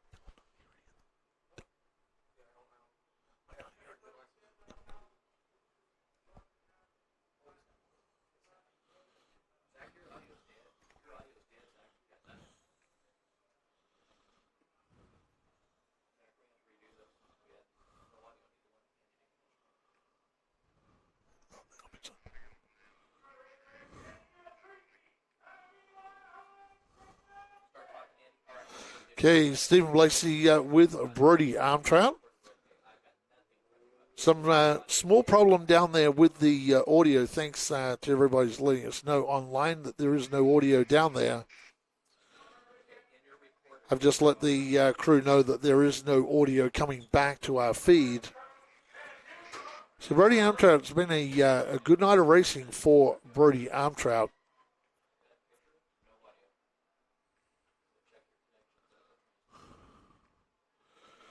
So we'll just wait and hopefully get that problem fixed up. Let's take a look at our live stream. We'll go on to our live stream for a couple of seconds. Looks like the live audio is coming back to us.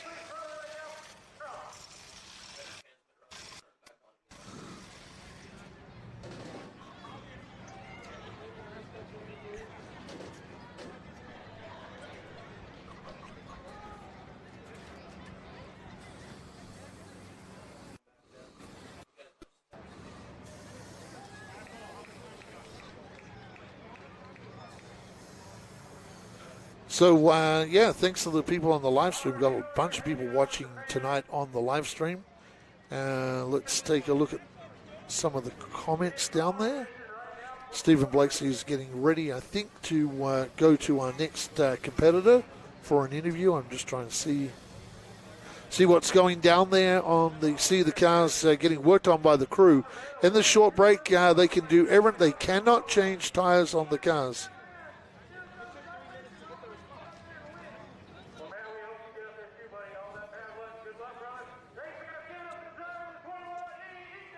As we move from the second place of Brody Armtrout, Stephen Blakesley is now with the 17 of Kersey Young. Got here with Kersey Young in the third position. It's great to have you here in the bonus points at the halfway break. We were talking before the interview. You guys think you might be having a little bit of problems with your carburetor. Tell us what's going on with the 17 car. We've had problems with the carburetor all weekend. We got to the shop on Wednesday and we were looking at it, and the thread fell out, so we had to call a friend, and we were all like, we know you have a carburetor. We're wondering if we could borrow it, and I mean, there's a flat spot in it, and we don't know how to fix it right now. We're going to have to send it off. But right now we're making it work. Hopefully we can get up there with Jacob and see how well we can battle with him with the issues that we're having. So if you have an issue like that, what do you need in the car to keep your momentum up and get that speed out of the corner? We need it to really handle really well. Right now the car's a little bit everywhere, tied in, loose, off. So I mean, we're kind of just trying everything. We called Dick Shepard. He's up in Rosedale with Buddy. So we're kind of just trying to see what we can do. We've made a little bit of adjustments to hopefully loosen it up on entry and see what we can do off. We'll might have to use some of her Bandolero experience to keep the momentum up here on car number 17 for Kersey Young. Well, it sounds like it's going to be a long 30 laps for Kersey Young. The two scratching their heads down there as to what to do. Multiple handling issues with the 17, along with the flat spot on the carburetor, is going to make it very, very difficult for this young driver in the junior late models. The good thing is they start on the inside of row number 2. Kersey will need to get a good start and try and pick up that position from Brody Armtrout on the start. Stephen Blakesley now is down there with fourth place competitor tonight. It's the 21 car of Ethan Nascimento. Well, we saw Ethan Nascimento tonight in the Bando race. He got fast time in the junior late models. He's up to fourth now here at the break. What kind of changes are you requesting on this race car to go after the leaders? We're going to try to loosen it up just a little bit and try to go out there and catch that leader. How's the racetrack tonight? It seemed like the line was kind of on the bottom. Do you expect the top to start to come in here in the second half? Hopefully. We've been starting on the top a lot, so hopefully we can get on that top and try to roll the top on Kersey Young. Well, he's got a restart on the outside of row number 2. Ethan Nascimento in fourth here at Madera. Well, Ethan Nascimento says he's going to roll the top on the 17 of Kersey Young. So Kersey's going to have to hope that Jacob Smith gets a good start. She gets a really good start, follows him through, and try and stop the run from that outside. It's going to be very, very interesting. You can have an inside run that is going to be going, and that outside line is going to be hooked up as well. Now Stephen Blakesley is down there with the driver in fifth place tonight. Good to see him in the top 5 tonight. It's the 1K of Robbie Keneally with Stephen Blakesley. Well, this is the first halfway break interview in this man's junior late model career, Robbie Keneally. You guys keep getting faster every qualifying session, a 15-1 today in qualifying, 5th at the break. What does this mean to your small race team to be here in the top 5? It means everything. You know, the fans are in the stands. You know, everything's going in our way right now, and we hope to, finish out in this spot or better. So what do you need on the race car to improve tonight? We're a little tight entry to center, so we made some changes, and hopefully we'll run up front with all of them. Making some changes, trying to loosen up the 1K for Robbie Keneally, P5 here at Madera. Well, Robbie Keneally, first time in the top 5 at the halftime break.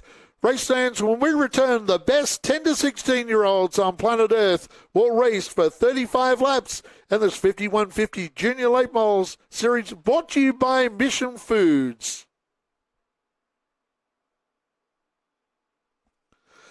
Well, a great top 5 there, and it's congratulations so far to Robbie Keneally tonight. That is a very small race team, race fans, and like Stephen said, They keep picking up a 10th every time they qualify that car and run it every week, and they're showing improvement. Now they're in the top 5. Let's see what they've got tonight. We know Kirsty Young's going to have some problems with the car, but hopefully she'll get away, and Keneally will be able to go with her.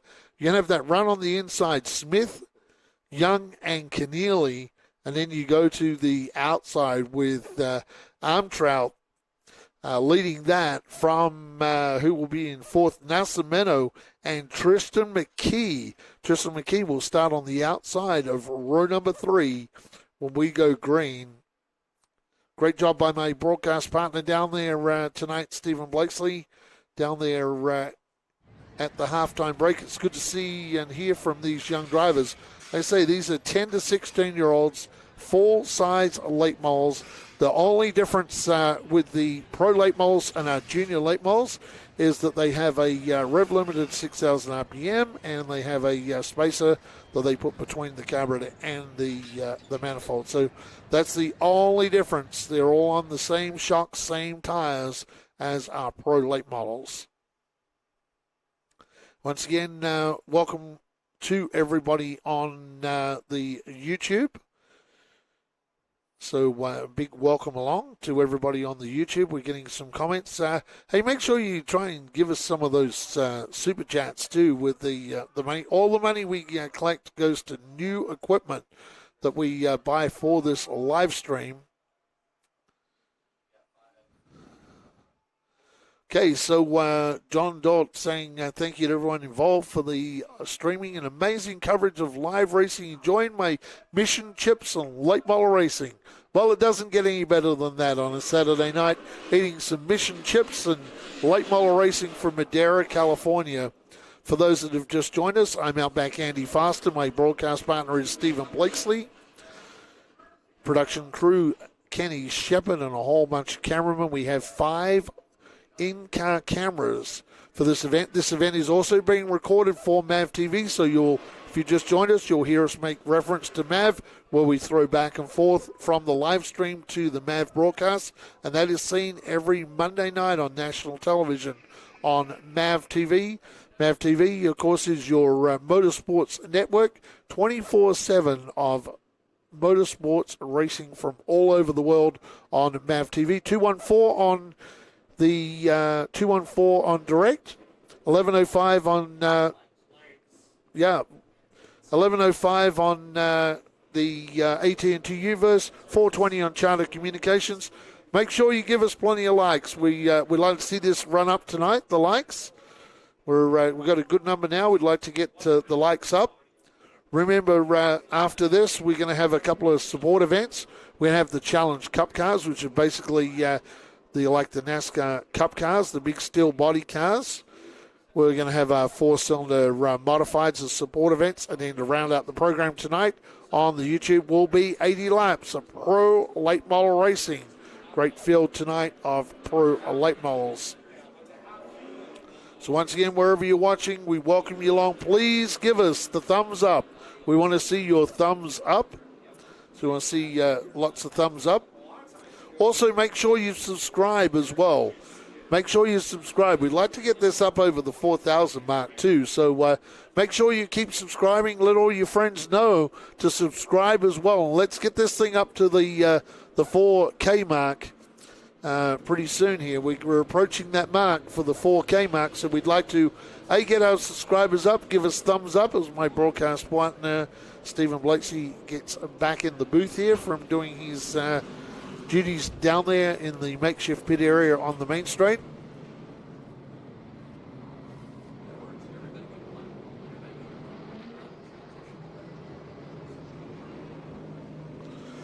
Getting ready now, race leader Jacob Smith out of Eagle, Idaho. So drivers from all over the country in this late model race.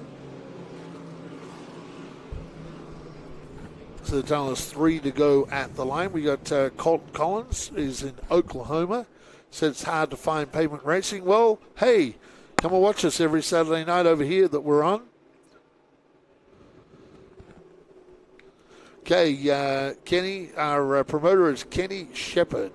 Kenny Shepard is our track promoter here at Madera, and also is in control of production here for our Madera Racing on MAVTV, and of course our Madera Racing on Short Track TV on the YouTube as well.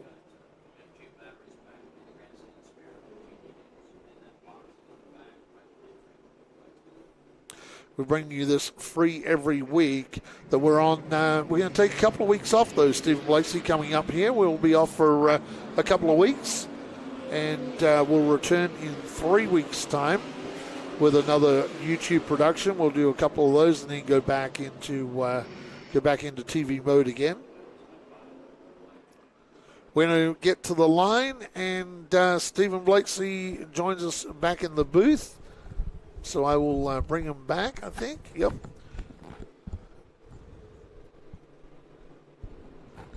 Welcome back to Madera Racing on MAVTV. I am joined back in the booth by my broadcast partner, Stephen Blakeslee. Great job down there with interviews and some interesting comments from the drivers. Let's see how this all gets applied and how it all works out. A true halftime break this week. 35 laps ran, 35 laps remaining in this event, and we're about to go green with Jacob Smith and Brody Armtrout. Well, like you said, 35 down, 35 to go, and the big thing for Young was to keep her momentum up with those possible carburetor issues, and we saw a little door banging there between Young and Armtrout. Young wanted to fill that hole, but she just doesn't have the pull up off of the corner the top two have, and they all run those identical 602 crate motors. And you can see Young just couldn't run with the top two. They're definitely having an issue. Look at the way Armtrout yards her off of turn two. It's Smith, Armtrout, Young, and she's got company from Nascimento. Yeah, well, Kirsty Young's have to keep that car down to the inside because we know how fast they Nascimento Motorsports. Every time the Nascimento cars turn up at Madera Speedway, you know that they bring a fast car. They've won the short track shootout 3 times with Eric Holmes, and they just continue. Whoever goes in those cars, they are super fast, that team out of Manteca, Well, there's California. a level of patience when you're in the first half, and that just comes way out the window in the second half, and we're already seeing that aggression there a little bit as Holly Clark is trying to knife her way up the inside of Robbie Keneally, and you could sense from the Keneally team that it was a victory just to have made it into the top 5 at the break, but now they got to fight off that NAKE-prepared car of Holly Clark, and the other 17 of Young is battling with Nascimento. The 17s are having a battle on there. Oh, Holly Clark. Holly Clark across the nose of the 1K. Yeah, she was trying to slide up in front of Keneally, but hadn't quite cleared him. I think some pretty good give and take from Keneally. That could have been pretty ugly. Yeah, Keneally backed out of that and let it go. Otherwise, that could have been nose first into the outside wall. And here you go. Ethan Nascimento still hard on the back of that 17 of Kirsty Young. So it's the Manteca racer up against the Bakersfield young lady, and she is leading that Manteca racer. Oh, he sails it in there, and like we thought Young was going to have to do was kind of loosen up and open up her entry like she talked about in the break, but the problem is when you open up that entry, you open up the bottom, and Nascimento's trying to fill that bottom. It reminds me of an old Altamont battle where you can shove the nose in there, but the racing line is a little bit higher on entry, and that all comes together at a point, and you could have an issue there. You can have an issue, and I tell you what's going to be the issue soon. The issue is Nascimento's crew are going to be on the radio to him saying, hey, hang on a minute. If this thing goes green, we're in a little trouble here because Jacob Smith is running away with this. We'll need to catch some yellows. And yellows have been fairly rare, and they're certainly rare in this second half so far, Steve Lacey.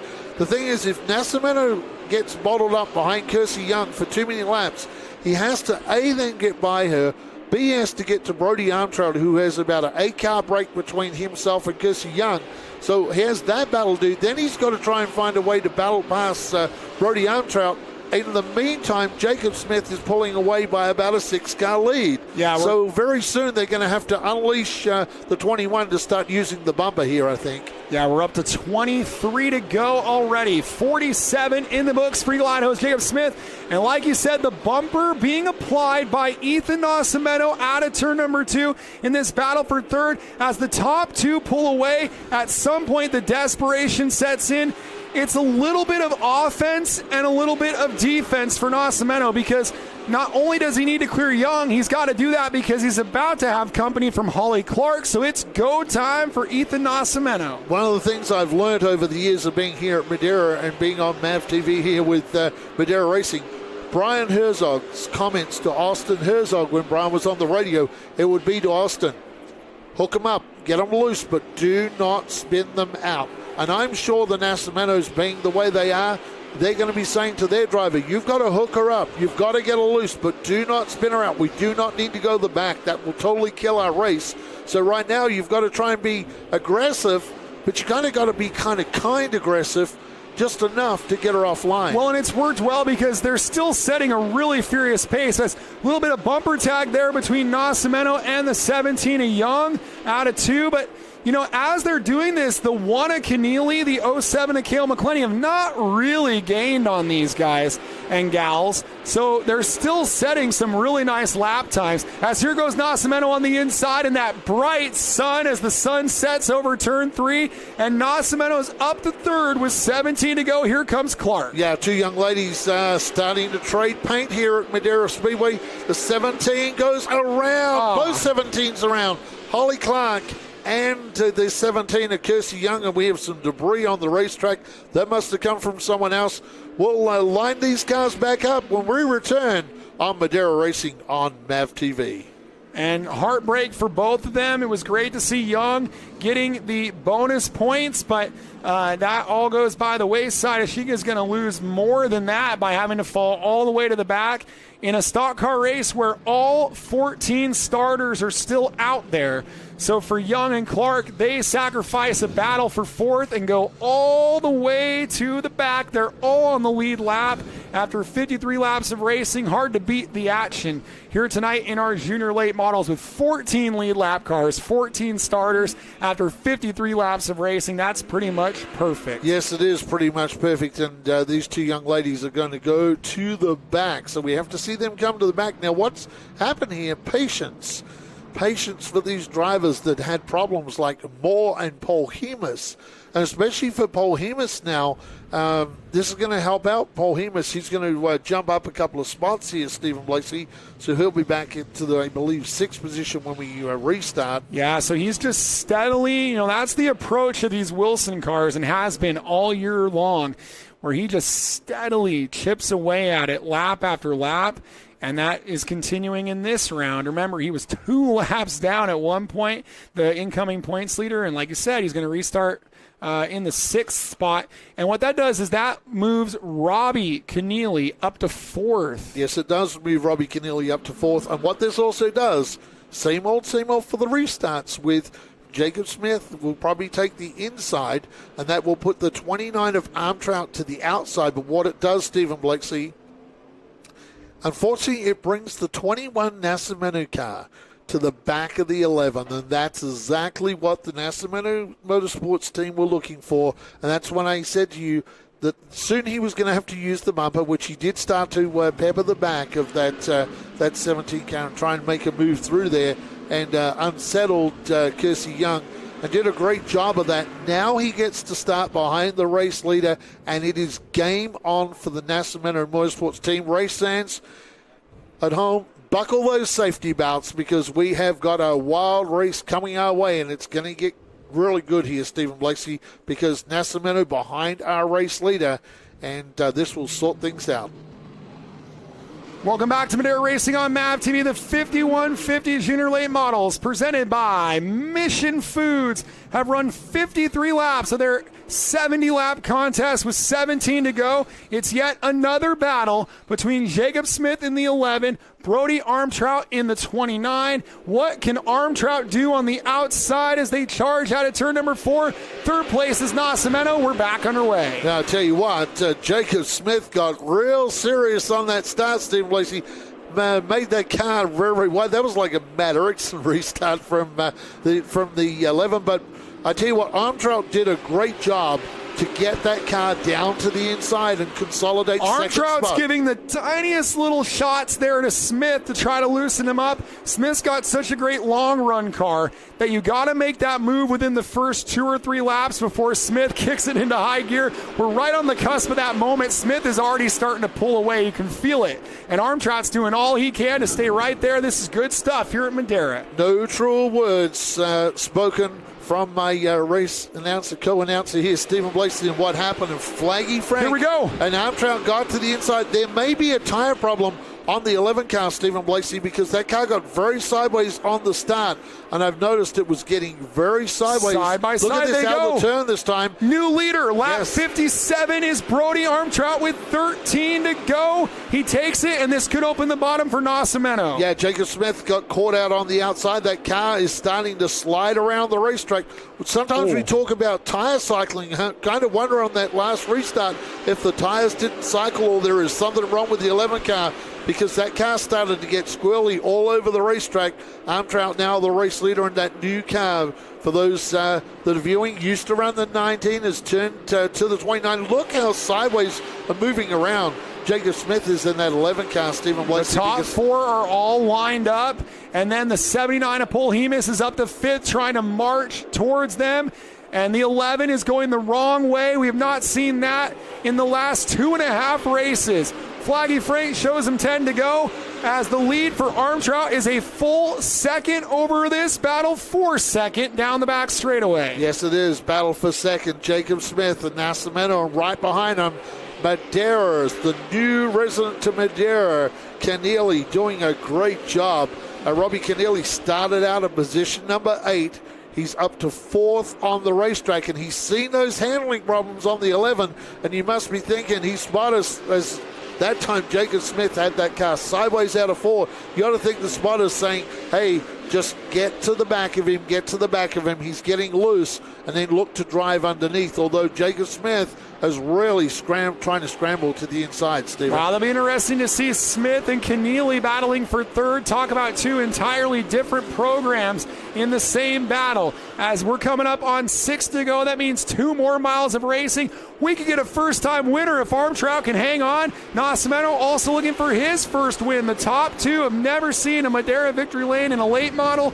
3rd is Jacob Smith. 4th, Robbie Keneally. Barrett Polhemus out of Texas is very, very loose out of position number 5. As they're working their way down the front stretch, and it looks like the 11 of Jacob Smith has really managed to keep that number 1 behind him. And look at the lead that Smartsville's Brody Armtrout has built up over the field. The lead is 1.6 seconds here on lap 66. And gotta tip our hats to this man, the 1K of Robbie Keneally. Yes, you do have to tip your hat to him. Also, you got to tip your hat to the driver of the 79 car, Barrett Polhemus. Came in here with a nice points lead, Stephen Blakeslee, and has managed it tonight after getting monster crashed into early in the race. He's back inside the top 5 now. 2 to go at the line for this guy, your leader, the bully, Brody Armtrout, in car 29 from Smartsville, California. That's the Grass Valley, Nevada City area. The home of great racers like Alexander Rossi and Brad Sweet, some of the best in the world. And maybe Armtrout might be inching his way towards that kind of glory as he sees a white flag here at Madera Speedway. One more 51.50 lap to go. Yes, he does. Brody Armtrout now storms down the back section of Madera Speedway looking for his first win in the Junior Late Model Series, and he will get it tonight as he comes out of turn 4. He is now a 51.50 Junior Late Model winner at Madera Speedway. Second will go to Ethan Nascimento over Jacob Smith, Robbie Keneally, Barrett Polhemus, the top 5. Wow, wow, wow, race fans. How about it? First time winner at Madera Speedway on MAVTV for Brody Armtrout. When we return, he will be in victory lane with Stephen Blakeslee.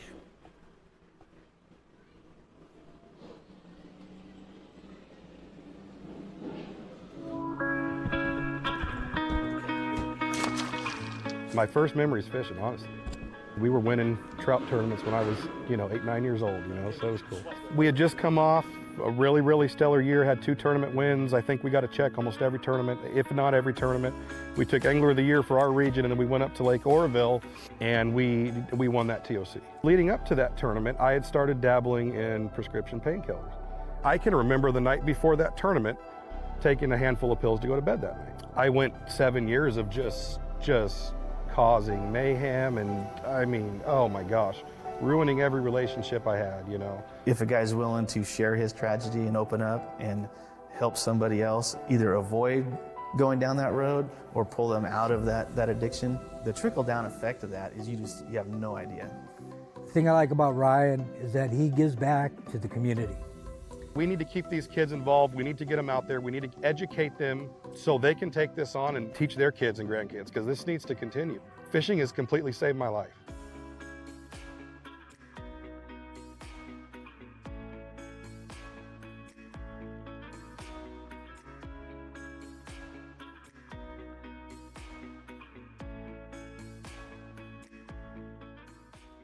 .5150 is power. The power to overcome. The power to persevere. The power to set your life on a course for success. When you're faced with the challenges life throws at you, you focus and do what is needed to go beyond what is required. So stand up, stand firm, believe, make it happen, and live through the madness, knocking doors down along the way. We are 5150.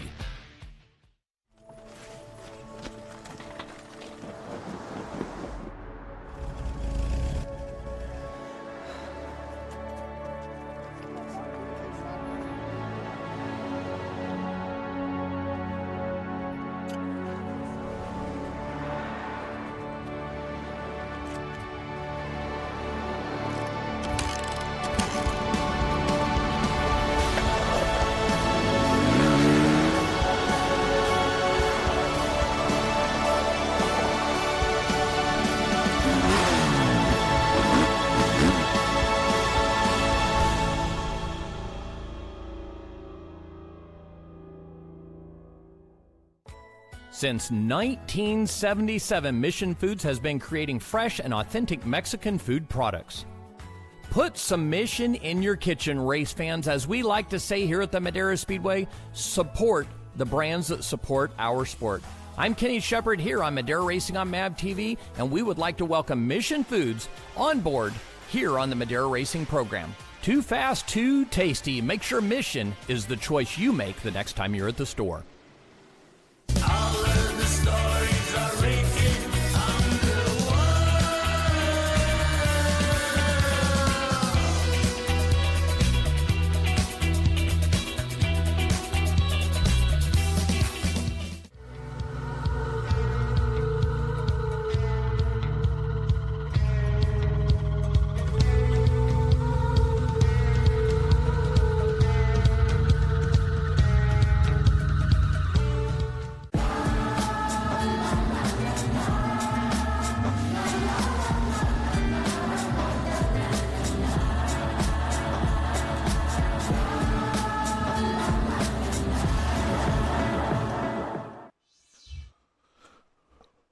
Welcome back to Madera Racing on MAVTV. Well, what a great race tonight. And in victory lane, we find Smartsville, California. Brody Amtrout down there with Stephen Blakesley. Well, a driver that comes from the gold country full of famous race car drivers adds his name to the list. Brody Armstrong, his first 5150 Junior Late Model win. And Brody, what does it mean to you to be down here in victory lane after years of racing at Madera? Man, it means the world to me. After 2.5 seasons, we finally get our first win. Thanks to Sierra Speed, they hooked us up with a great race car. This thing is an absolute rocket. I'm really glad to be here, and this won't be our last. You must be looking forward to the rest of the season with what you showed tonight. Definitely. Our times are getting faster. We're getting better, and I feel like we're really going to have something here. I'd like to thank Fiddler on the Roof, Diamond Trust, Everlast Roofing, Roger Bracken, Sierra Speed, more if people want to get on the car. That's always an option. Yeah, I want to give a huge shout out to everybody home, Grandpa Gary, all my uncles, cousins, everybody watching. Thank you guys for supporting me. Well, that big trophy behind you is yours. How about it for Brody Armtrout on MAVTV gets the 5150 Junior Late Model win. Great drive tonight by Brody Armtrout with that new car, that Toyota Camry late model that he has. He took the win tonight from Ethan Nascimento, Jacob Smith. Third, Robbie Keneally, Barrett Paul Hemus rounds out your top 5. Cal McClinney, Kenna Mitchell, Tristan McKee, Kersey Young, Holly Clark, Jeffrey Erickson, Brody Moore, Casey Klein, and Haley Lyles. That was the finishing order for tonight's 5150 Junior Late Model main event. Brought to you by Mission Foods, and Stephen Blakesy is down there with a very happy second place night. It was a hard-charging drive from the 21 of Ethan Nascimento. Great to have a Nascimento on the podium with Ethan Nascimento coming home in second place in the 5150 Junior Late Models. Just how good was this race car on the bottom there in the final laps? Yeah, it's really good. I just want to give a big shout out to Mike Nascimento for giving me a great car, my whole team, Cody, Bubba, everybody that helps me this weekend. Now you got a fast time, a second place finish. How motivated are you for the rest of the season to try to get a win? Oh, I'm really pumped about this. Just had a little bit more, we could have got him. They're pretty pumped down here, and they're getting closer. Ethan Nascimento, second place here at Madera. Yeah, great drive by Ethan Nascimento tonight. Used the bumper when he had to. It was all fair racing, though, from Ethan Nascimento. A great drive tonight. And Nascimento Motorsports car, every time they bring a car to the racetrack, it is super fast, the Nascimento team. So congratulations to him. The guy that led a lot of laps tonight down there in third place. On that restart, something went wrong with the car, some sort of handling issue with the number 11. That is Jacob Smith from Eagle, Idaho. He is down with Stephen Blakesley. Jacob Smith, a great first half to this main event, settles for third after 70 laps of racing here at Madera. Take us through the second half and what got you on the outside and you end up in third tonight. Well, we had a good car throughout the night, and the first half was pretty awesome. We came off, it was good to start with, and then I think I just started over driving it and was roasting the tires off the corner. But no, it was an awesome race with Ethan and Brody, and I was running the high line for a little bit, so that was exciting. But no, it was a huge thanks to all my partners, Curtis Clean Sweep, Westmark Group, Haker Equipment, Platinum Futures Painting, Idaho Home Solar, especially Art at the Hampton, I know he's somewhere around here, and Lisa at Sugar Pine Smokehouse. So it was an awesome night, and I couldn't thank everybody enough. You know, it's been a good season when third is a little bit of a disappointment because these guys were so strong. The 11 and Jacob Smith, third place here at Madera. Well, sometimes in racing, that's the way it goes. You have a dominant car, and you can get a restart come like that, like young Jacob said. Maybe he was driving a little bit hard, burnt the tires off it, but he'll learn going forward, and that'll make him a better race car driver in the long run. What a great race tonight. We look forward to the next round coming our way on MAVTV. On behalf of Stephen Blakesley, my broadcast partner, Kenny Shepard, and all our great camera crew, and all our great sponsors that help out on Madera Racing on MAVTV, I'm Outback Andy. We'll see you next time on MAVTV for another round of the 5150 Junior Late Models, brought to you by Mission Foods.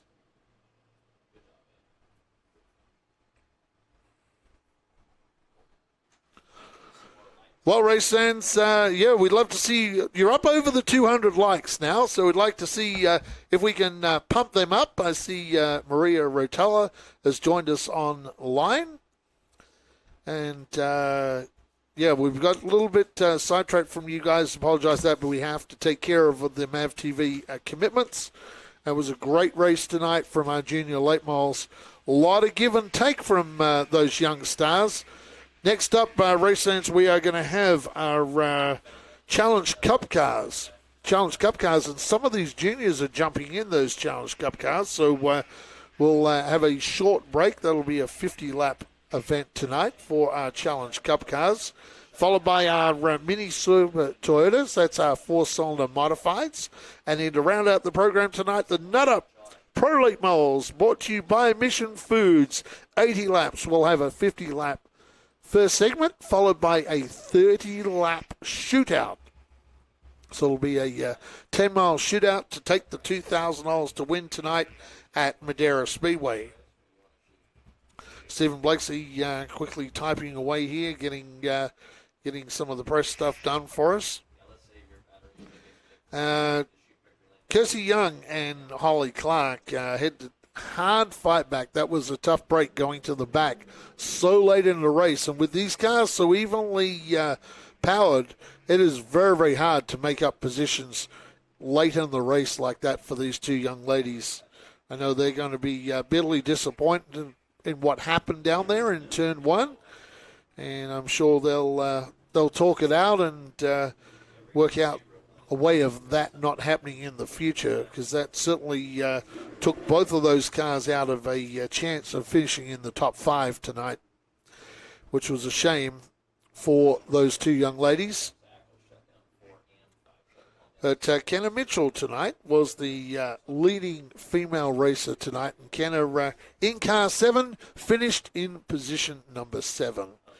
So that's 4 of our young ladies in the 14-car field tonight.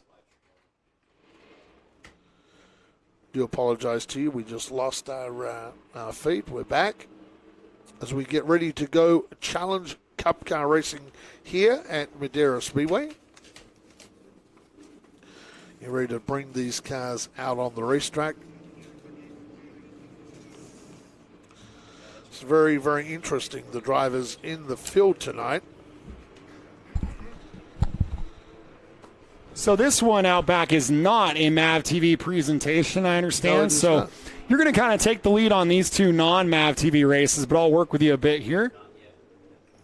And our promoter, Kenny Shepard, says, not yet. They would like these to be MAVTV presentations soon, as we're still getting the numbers built up on this series. But even a couple of them, the noise, the excitement that these cars generate is hard to overlook. Yeah, it's interesting, too. This is filled with a bunch of drivers from the next race, from our MSTs, Stephen Blakeslee. So, yep. So there's a bunch of MST races in this race. Let's go and take a look here, see if we get some more comments so we can just jump in. Well, we always like to ask people what their racetrack food is. I remember the prompt that was our most successful. What is your home racetrack? So Yes. Tell us where you're from and where do you go to the races on a Friday, Saturday, or Sunday? Or heck, you could be like my friend Ricky Bassman. His home racetrack races on Thursdays, Wisconsin International Raceway on the D-shaped half-mile paved oval there. So it gives him a chance to roam around on the weekend. Yes, so he's at Angel Park this weekend with IRA sprint cars with the North Pole Nightmare Bill Baylog, and he's living the dream back there. I kind of get to live vicariously through my good friend Ricky. And, man, I'll show you. I'm going to pull it up for you here in a moment, Andy. You got to see what WIR looks like. That's one of the more tricky-looking racetracks that I've ever seen for a half mile. It kind of makes the Kern County or the Altamont look a bit tame. Look at the corner there out of 4. This track's got a lot of character to it, and there's turns everywhere. There sure is. Yep. And a really, really big grandstand. Again, kind of like Altamont with the wooden grandstands, and that's the stomping grounds. There's a good view of it. Yep. With the infield pits, a quarter-mile oval, and that's the way that fence comes back at you, too. It goes way out there. And but they had then to put pieces of foam there to catch people. So anyway, you can go racing on a Thursday is the point of the story, Andy. Yep. So let us know what racetrack. Oh, they're flying in right now. They're flying in. We got Gerald says Rockford Speedway in Rockford, Illinois. Hansel says the Talladega Dirt Track. JoJo says All-American Speedway. Hey, that's cool. 5 Flags of Brian O'Hare. Hawkeye Downs in Cedar Rapids, Iowa. That is another half mile. Berlin Raceway. And also Lakeside Speedway in Central Missouri Speedway for Bob. And we've got Blaine Milleron says Linwood, California. It was Paris, yeah. Hey, check out what Hawkeye Downs looks like, Andy. Check this out. Half-mile concrete. Check this out. half-mile concrete, quarter-mile concrete, and then like an eighth-mile concrete inside of it. That is a really cool. 3 racetracks. Yep. Yeah, that's a pretty cool place. Yep, that is a very cool racetrack. Hey, Saugus, Santa Clarita, that flat parking lot-looking racetrack. That's no longer in operation. Jeff By Jr. says Portland International and South Sound Speedway. So that's my buddy Jeff By. Now, Jeff, are you at South Sound? The super late models are there today. Are you there? That's what I want to know. Magic Valley Speedway in Twin Falls, Idaho. Petaluma Speedway for Tim Hainsworth. And they're running the King of the West 410s tonight. Yes, so hopefully he's watching us from Petaluma. Saugus for Kelly Duggan. We've got Texas Motor Speedway for Josh Rhodes says Bankstown, Illinois. It's a dirt track. Peter Schenzel says Race City closed down. A 2-mile road track drag strip was sold 12 years ago and now is box stores. Sadly, a lot of racetracks go by the way of that problem. And when we get the one to go, we'll give you a quick rundown of the starting lineup here for these 650 horsepower cars. For Matt Scott, thank you for the kind comments, sir. We enjoy having you on the air. We enjoy having everybody, and also, Steve Lacey, we are slowly getting fans back in the stands here at Madera Speedway, which is the good news as well. We get live fans, so like I said at the opening ceremonies to them tonight, you can cheer, you can boo, because the last thing drivers want to hear is silence. That's the unfriend of race car drivers. They don't want to hear victory lane. They don't want to hear silence. So booze is good because that means people are watching them. Hermiston Raceway came up. I heard that's a pretty wild track. I heard that the folks that promote Hermiston are reopening Tri-City Speedway. That's that D-shaped half mile that Greg Biffle started his career on. So they're starting to be in that eastern Oregon, southern Washington. There's starting to be a fair number of racetracks over there. So that's kind of cool. Motor Mile Speedway in Radford, Virginia, and Twin Cities Raceway Park in Indiana. I've heard Motor Mile is a pretty cool track, very fast. They used to run the Busch series there back in the day. Back when it had a different name, it was called like New River Valley, I believe. I don't know, David, I don't know how to pronounce the name of your track because I'm not from Illinois. Is it Ilania Motor Speedway? I heard of that, half mile. Thunder Hill in Summertown, Tennessee. It's funny, I was at a Thunder Hill, but it wasn't in Summertown, and I think we just got a super chat. Mod 18, thank you for the super chat. We'd like to see some more super chats because it all goes to new equipment for these free live streams. We bring it to you free, courtesy of Mission Foods, 5150, and of course Nut Up and that great beer 805 by Firestone and Walker, that company. I think that might be our friend Happy Free out of Colorado that just donated that. And if so, that's pretty cool. Thanks, Happy, for the donation. It says Free on there, and not too many people named Free, right, in racing, but could be wrong. Well, Grandpa Rails, his favorite track is Ventura, but it's closed right now. They're opening on June the 5th. Yep, so there you go. With USAC and WMR, and I've been helping out getting that up and running. That's cool to see Ventura Raceway opening back up, Tri-C Raceway. Hey, we're about to go one to go. Let's jump into the starting lineup for your Challenge Cup. And on the pole is going to be Robbie Keneally from Madera. To his outside, the fellow junior late model graduate, the 12 of Las Vegas' Kyle Keller. Yes, the second row tonight will be Vince Little out of Fresno. And that looks like Paul E. Baxter. It's Ebersbacher. Ebersbacher. And row number 3, Justin Funkhauser out of Paradise, and Thomas Suarez out of Sanger in the 17. Thomas Martin out of Auburn, California, and Scott Sable out of Sacramento. And Scott Sable runs the Sport Mods up at Marysville quite often. So that's your rundown of your field. 8 cars, 50 laps, 650 horsepower racing. Looks like they elected for Keneally to start at the rear, his first ever start in one of these cars. That was a good call. And one guy that liked that call was his teammate, the 9 of Thomas Martin, up to second. Yeah, Thomas Martin in that Chevrolet SS. For the people back home watching in Australia, yes, that's a Commodore body. We'll call it a Holden Commodore body, which was sold as a Chevy SS here in the States. And we had a couple of those up front, Stephen Blatesy. Yeah, so we've got the John Krebs cars first and second, the Charlie Wilson car in third, another John Krebs car, and then this battle between Suarez and the RCM car, and the 02 of Ebersbacher. Ebersbacher, an old late model and super stock driver from Mesa Marin. Really cool to see him out here in a Challenge Cup. He races super stocks at Kern County Raceway as well. And that 91, what a night for Keneally. Yep. I wonder if running these cars didn't boost his confidence on the junior side, because he feels like $1 million with this opportunity tonight. And he's in a really tight battle here, Stephen Blatesy, with the 17 of Thomas Suarez and that 02 entry of Ebersbacher. So that's a good battle, and Ebersbacher hanging tough on the outside of Suarez. Yeah, Ebersbacher has that car painted up identically to how his super stock is painted up at Kern. And he's got a lot of wins there at Kern County in the super stocks, has some success in the late models there as well. That's a big fast half mile. Nothing like what you're doing here today. And look at how sideways he's getting. Jumped on the gas. And someone was asking what tires were these cars on earlier.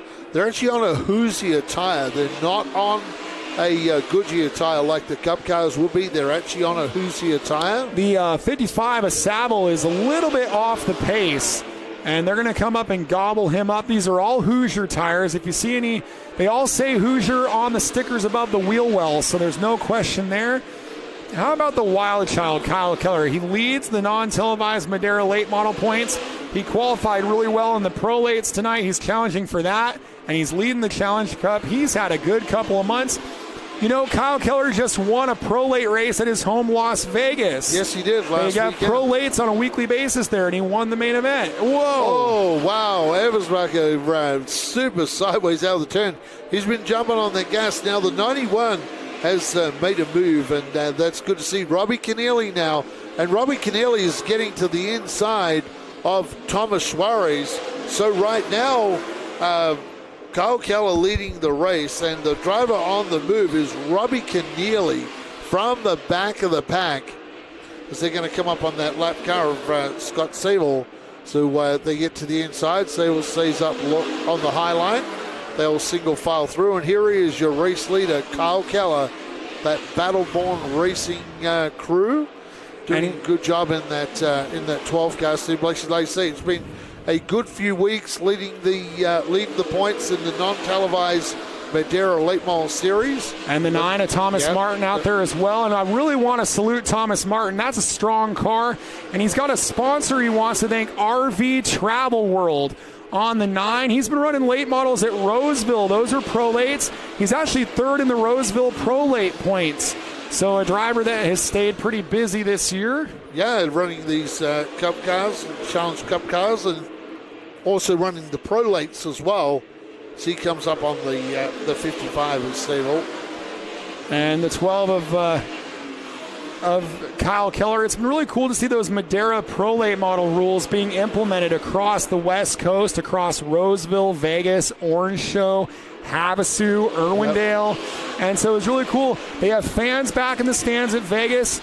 Did you know that the Vegas Bull Ring only ran one race last year, and it was a West Series race? This year, a full schedule, and Keller won a big pro late race. A lot of junior late model graduates. Cody Kimley was in the field. Tanner Reif was in the field, and he topped them all. It was about a 15-car turnout. And now he's in that heavy lap traffic is the 12 of Keller. Keller's coming up on it here. Yes, he is, and he'll have Thomas Martin in that 9 car that'll try and close in on him while he gets through here. Gets past the 02 of Ebersbacher, so he's safely past there. Kyle Keller, like you say, he's going to put a lap on one of his former junior races. He raced with the juniors as he gets by the 91 now. Ebersbacher gets to the inside of Robbie Keneally, so Keneally gets down into 3 and 4 and does a good job of holding out Ebersbacher, and that's holding up Thomas Martin. Thomas Martin is there, double file. Thomas Martin has got to get around the outside of Keneally now. He does that. So we have the 12 of Keller, the 9 of Thomas Martin. They are the pace setters right now. We haven't talked much about Vince Little, but he is in third place, followed by Justin Funkhauser and Thomas Suarez. Those are the top 5, and Thomas Suarez now is about to go a lap down. So 5th place very early in this race is going to go a lap down to lap 22 on this one, so 28 to go, and the laps go quickly. If you're wondering, these cars are getting around the track 15 zeros. They're about as quick as our prolates, and yet they weigh 400 pounds more, but they also have double the horsepower of the crate-motored prolates, 650 horsepower at the disposal of these drivers. And right now it's been a great run for the drivers that are using the John Krebs cars. Keller and Martin out front, kind of dominating this one. Vince Little in the Charlie Wilson car is third, and Little's about to have company from Justin Funkhauser for the third spot as well. Yes, he is. Those two guys racing hard, but here's race leader Kyle Keller. Kyle Keller, now they go double file again, and that is going to hold up Thomas Martin. Yeah, and that's going to be to the benefit of Keller as that battle for third out of turn 2 really ramping up. And that's the 15 and the 29 going off into turn 3 right here for the third spot. Kyle Keller, not sure how this is working out for him, whether it's him making these moves and working out where to time it, or it's just the Caesar party. I think a combination. Keller's gotten real good in these cars. He actually used the experience he got in the Challenge Cup to run that West race at Vegas last year and contended, ran within the top 5 for Jerry Pitts. And now he's taking what he learned there and taking it back here to Madera. So, he had a 4th place finish in the West Series race at Vegas last year. Added a 6th at Kern County. Not too shabby at 15 years old, a 4th and a 6th for that driver. Battle for third. Yeah, Vince Little, we haven't talked about these or seen them much on camera during this race, but Vince Little, the Fresno driver in that 15, and Justin Funkhauser right behind him. So Funkhauser is out of Paradise, and of course, a few years ago in Paradise, they had that huge fire down there where the Funkhauser's shop burnt down there. We're thinking about all those people up afflicted by the fires all those years ago up there a couple of years ago in Paradise, Steve Lacey. But Funkhauser drives it into 3, trying to find a way around. This has been an enthralling battle, and this is for the final podium position as they got the 55 car on their outside, Scott Sable. These guys, the big trick on these cars, Steve Lacey, is when you put the power down, you've got to make sure you got these cars straight before you put the power down. Get this car all sideways and start to apply all that power. You have these cars slipping all over the place, and then you start to burn the tire off the car. One guy that's done a great job, but not on screen right now, although on screen is Paul Eversbacher. Eversbacher now in a battle with these cars, and that's the 15 of Little getting by. Now Funkhauser will get by as well. So that 02 car did a great job to move up and let these cars through. Yeah, that's really good stuff there. Battle for third. Probably the spotters saying, hey, these guys are battling for third. Try and drop out of the line as much as you can. Yeah, well, for Ebersbacher, his first time out with the car, and when you're using one of these cars, the sum of all parts, you can find these cars used for a really good deal. But if you tear one up, putting it back together is not the easiest thing to do. These are very expensive, very well-maintained cars, many of which have wins and championships in the West Series, in the Busch Series. You don't want to tear one of these up because putting it back together is not so easy, Andy. No, it's not. It's expensive to, Eversbacher goes around. We kind of jinxed that, and that could end up almost serving like a competition caution. With 13 to go, the yellow comes out, and that erases a lead of Keller over Martin. Yeah, the Evers Racing 0-2. Now, this is going to be interesting because we are going to group these cars up again. So this will be pretty interesting, Steve Lacey. Now we're grouping them up. So this race, our promoter Kenny Shepard's letting us know, is actually a 75 lapper. So we've got 38 to go still. So plenty of time for Thomas Martin and Kyle Keller to work this one out. And if you're a driver like Robbie Keneally, or Paul Ebersbacher, who's new to this series, well, hopefully you ate your Wheaties, because that's a lot of laps in one of these heavy cars. I don't know, Outback, if you've ever stood outside of turn number 2 and seen the driving style. On these cars, the way you drive out of the corner is so challenging at this racetrack. The right hand, you can it looks like they're driving down the inner city or something. They've got the right hand all the way at noon, just running that up off the corner, and you do that 75 times. That is a lot of driving input, and this caution is probably a bit of a breather for a few of these drivers. Yeah, it's going to be a breather, and what's going to be a breather for, too, is that 91 entry, Stephen Blakeslee, and that's young Robbie Keneally now. He'll get to start in 5th, and the way he's been going in this particular race, I think he's going to be challenging for that 3rd spot here shortly. So Robbie Keneally doing a great job. We got a big super chat. We have a big super chat. Yes, we do, Stephen Blakeslee. 24, Ricky Nelson. Yep. Yeah, thank you, Kenny Shepard. Yep. $24.99 from Ricky Nelson. Thank you so much for that. Someone said, what's after this? Now on here is Donna Myers. Now I haven't, these people are from Australia. I raced with Donna's husband, Gavin, all through our junior speedway career, and he was a former state champion in Western Australia.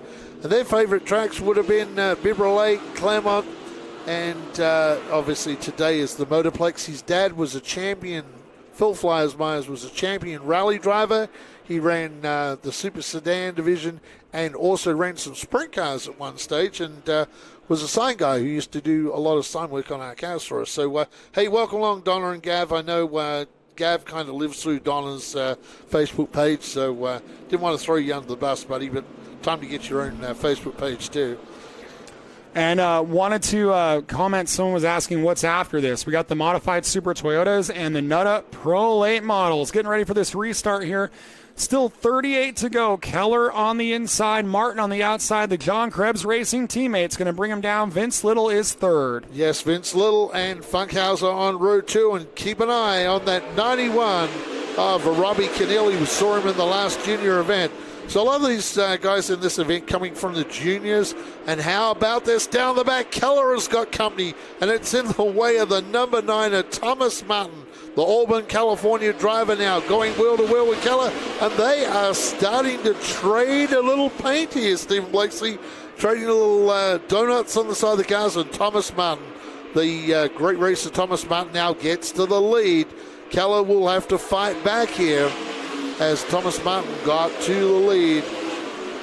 Wow. How about that? Looked like Keller was running away with this thing, and Thomas Martin turns up the heat on the restart. Now, Kyle Keller will learn a lot, the young guy.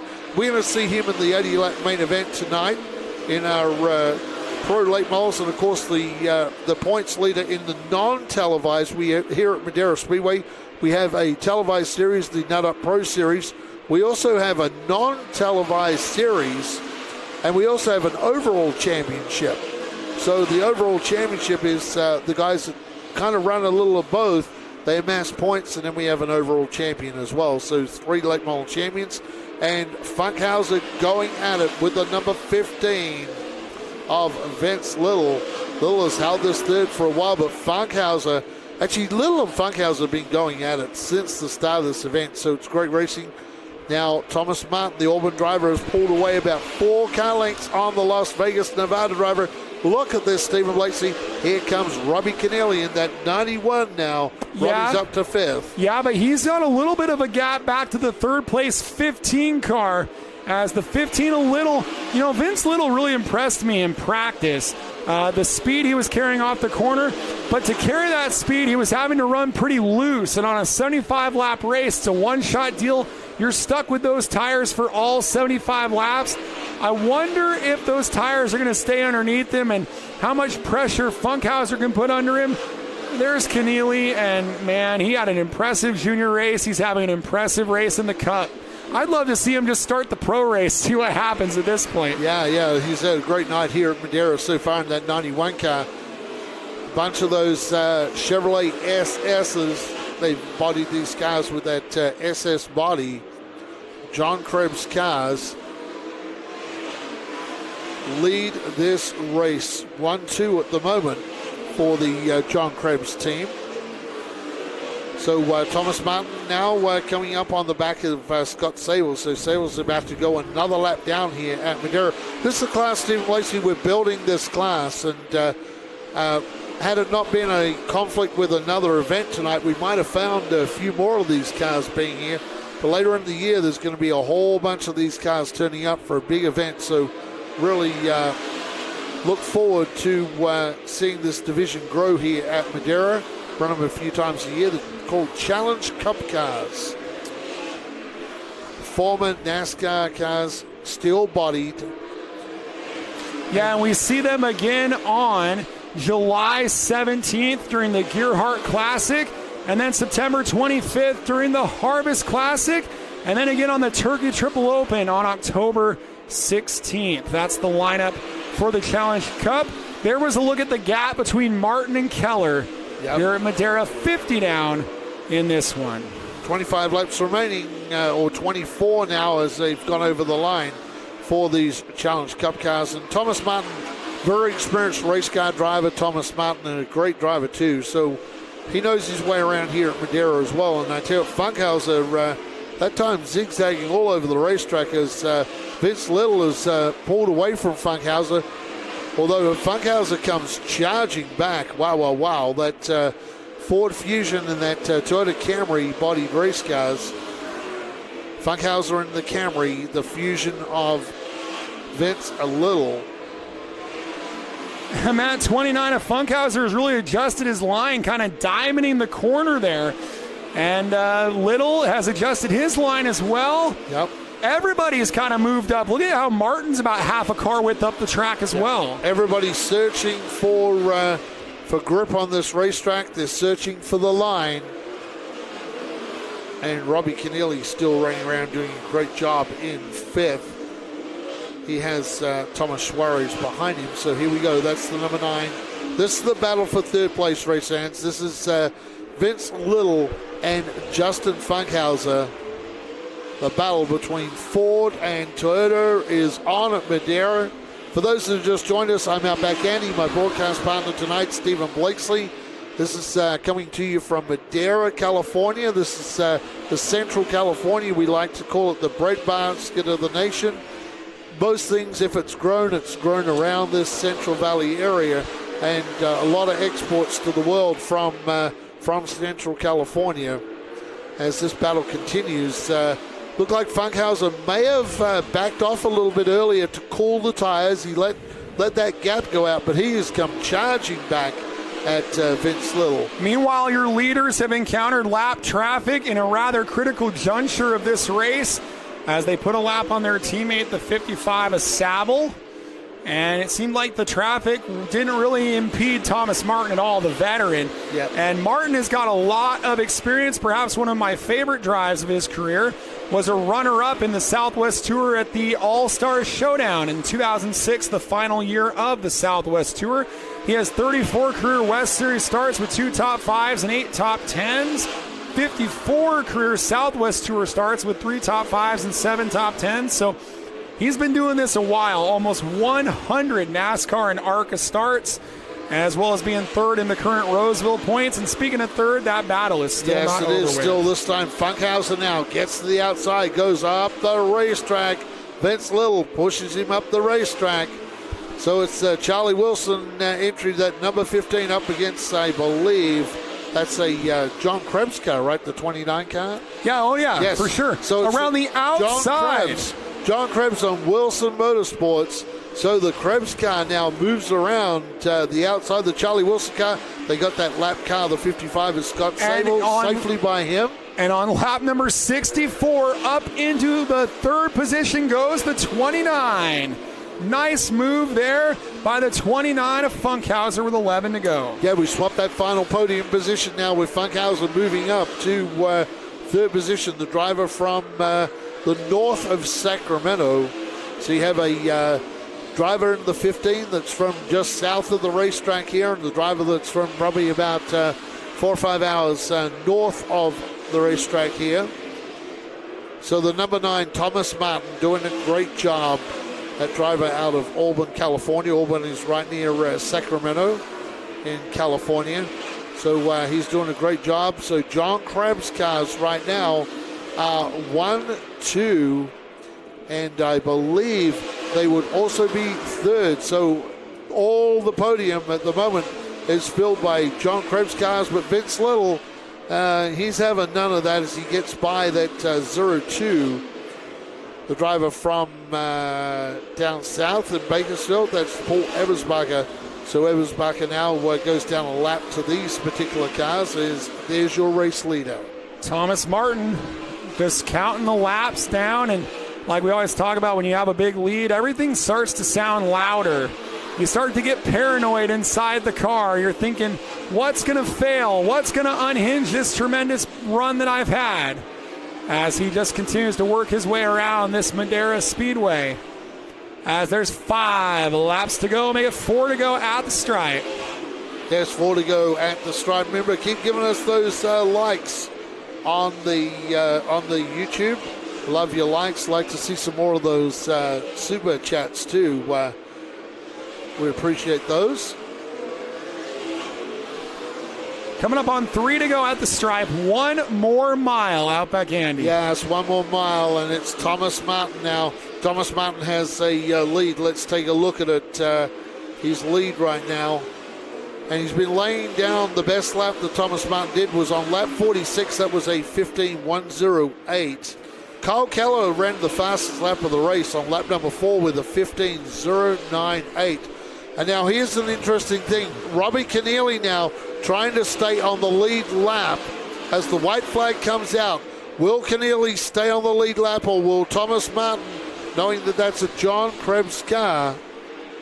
As the 9 of Thomas Martin works his way through turns 3 and 4, how about it for Keneally? He'll stay on the lead lap, and Thomas Martin will see the checker flag and win. Thomas Martin wins the 75-lap Challenge Cup race on Kyle Keller, Justin Funkhauser, Vince Little, and Robbie Keneally, your top 5 lead lap cars after 75 laps of action.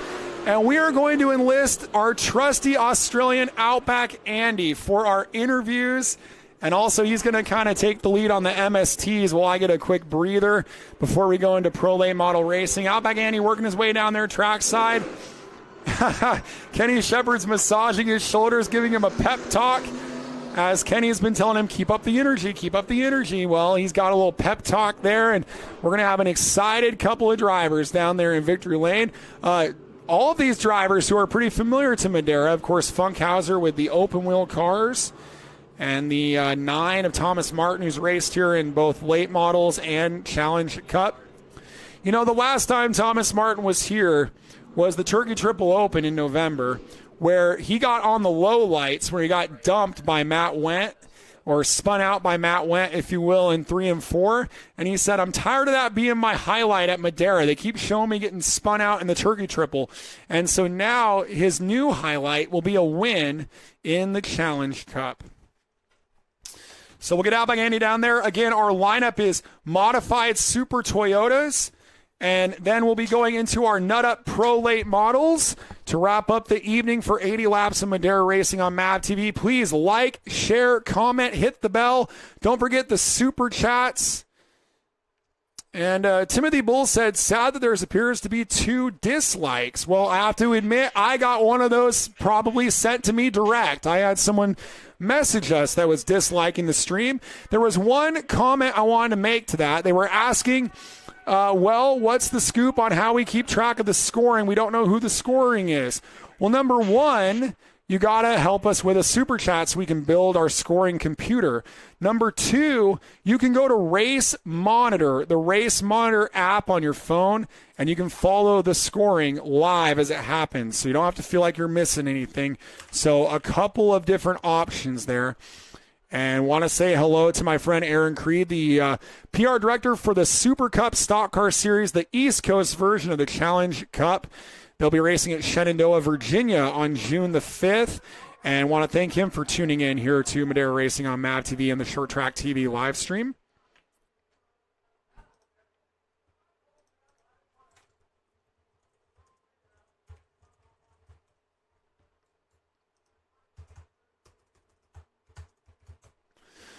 Outback Andy Foster's just about in position. And Outback, if you can. Oh, Zach's not even there yet. Zach's running across the track.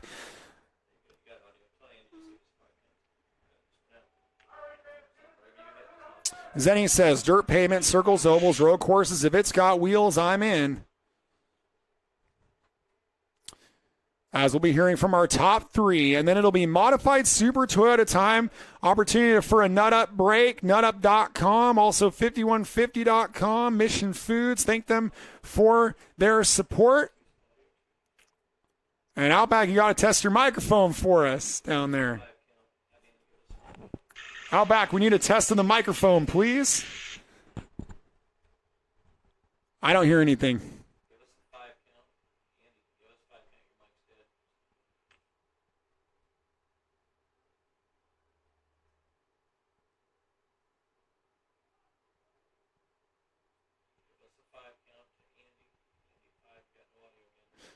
So while you're out there in the racing world, we were talking about what your home racetrack is. What's your favorite form of short track racing? For me, I can't answer that question because I like all forms of short track racing. I'm a part of the micro sprint racing at Delta Speedway. We have the pavement late models in Roseville and Madera. We have the 360 Taco Bravo sprint cars out in Watsonville.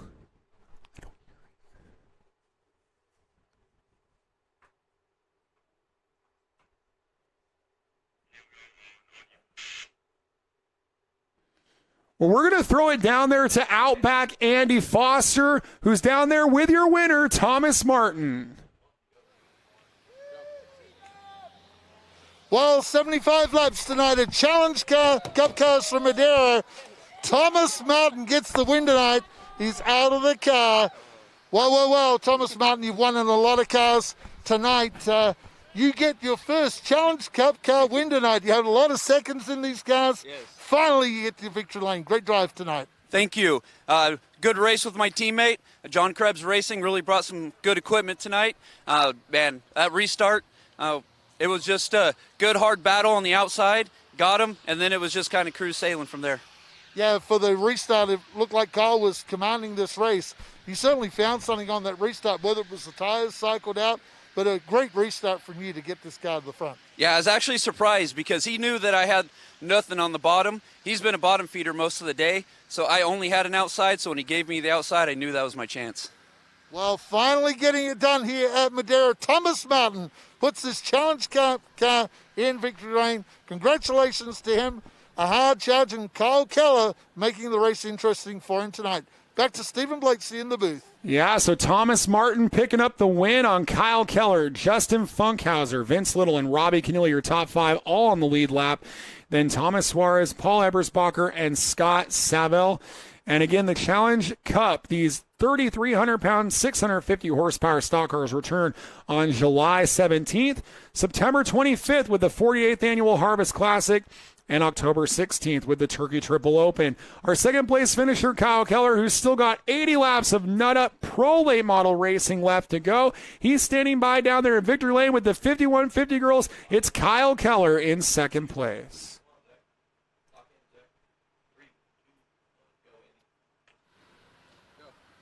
Well, what a season for this young guy. He's leading the non-TV points here at Madera Speedway. Got a win in Las Vegas, Nevada last weekend in his hometown. The Wild Child comes to Madera, leads a bunch of laps in these Challenge Cup cars, and a hard second place tonight. Man, you really took it up to your teammate, Thomas Martin. No, yeah, I was saving pretty good, and then by lap 30, I lost brakes. It was at the floor, so I was just saving from there and just riding in second. Great to see you after the season you had having a run in these big Challenge Cup cars. Tell the fans the difference between these and the late models that we're going to see you in a few minutes. You got to be easy on the throttle with these cars. You can't just smash the gas. With the late model, you're on the gas pedal, center of the corner, but these, you're not full throttle to like the middle of the straightaway. Hey, great drive by you tonight. You still got 80 laps tonight for the Nut Up Pro late models to come. How do you see that event going your way tonight? Good. We qualified fourth and pill drawed 4. So just hopefully stay on the high side and maybe take the win. Start from the second row outside tonight in the Nut Up Pro Late Models. Great drive tonight in the Challenge Cup cars to Kyle Keller, the wild child from Las Vegas, Nevada. Yeah, it was a nice drive there from Kyle Keller. And like we said, a 4th in the West Series at Vegas, a 6th in the West Series at Kern County, a win here last year for Jerry Pitts, and a 2nd here this year. That's a pretty good last 4 starts in these full-bodied stock cars. It's Justin Funkhauser, we know of him as a dirt guy, as sprint cars and modifieds and open wheel cars. And now we're seeing him in the Challenge Cup cars. And he's standing by down there with Outback Andy Foster, Justin Funkhauser coming home in 3rd. Well, what a third-place drive tonight. Had a big battle with Vince Little for most of this race, late in the race, getting to 3rd. How about it tonight for Justin Funkhauser? Hey, great drive by you tonight in this John Krebs car and putting all the Krebs cars in victory lane tonight. Yeah, not bad, huh? Thank you. I, haven't been in one of these cars in a couple years, so it's not a bad run. It was just kind of like riding a bike again, I guess you could say. I'm just happy to be in here. I got the opportunity to drive these cars and just try to make my opportunities count. Everything be smart, with my moves, and I kept the car clean and. To come away with a top 3 is pretty good. Started 5th. I know we're got a little bit of a short car count, but we're trying to work on that, get more cars out here. If any of you guys got cars, you want to get out here and race, come to Madera Speedway and have some fun with us. Through that race, we noticed with Vince Little, Vince was down low, and you were really driving that car very, very deep up there into turn number 3. That was really entertaining. We were calling that. And you see the fans, you come off of turn 2, you get that big run down the back straight, and then suddenly you just be up around the outside of him.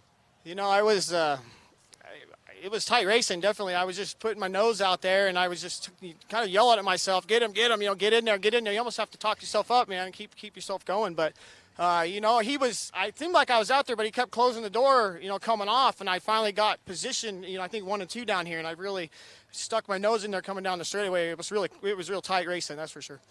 A great run tonight for Justin Funkhauser in 3rd, Kyle Keller in 2nd, and of course the winner tonight, Thomas Martin for the Challenge Cup cars. Back to my broadcast partner in the booth, Stephen Blakesley. Time for a beer! Well, we just heard Funkhauser yell, time for a beer as we were going to break there. Maybe an 805 beer for the driver of the 29. And want to congratulate all of our Challenge Cup drivers for a great race. We'll get Outback Andy back up to the booth for MST Racing, followed by the 80-lap Nut Up Pro Late Model. Time for a quick commercial break to thank our partners. Smash that like, hit the share button, subscribe, hit the bell. We got modified, Super Toyotas, and late models to come here from Madera Speedway on Short Track TV. Is that your stomach growling or the sound of thousands of horsepower circling the track? Fuel up for race day with Mission Foods. Supercharge your taste buds with fast and easy to create recipes that are winner circle delicious. Try some of our mouth-watering tacos to piled high nachos, fresh chips with guac, and more. Start those engines because Mission has you covered from the green flag to the checkered flag. Now that's too fast, too tasty.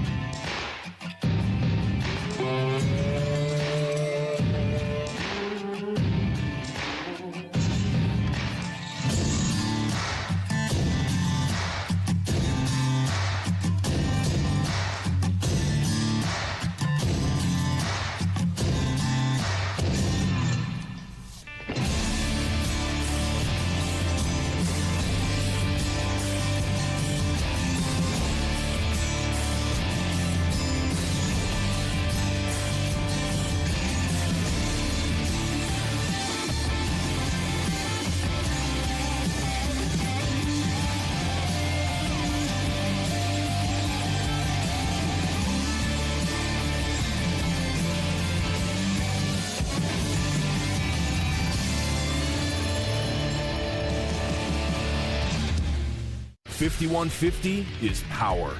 The power to overcome. The power to persevere. The power to set your life on a course for success. When you're faced with the challenges life throws at you, you focus and do what is needed to go beyond what is required. So stand up, stand firm, believe, make it happen, and live through the madness, knocking doors down along the way. We are 5150.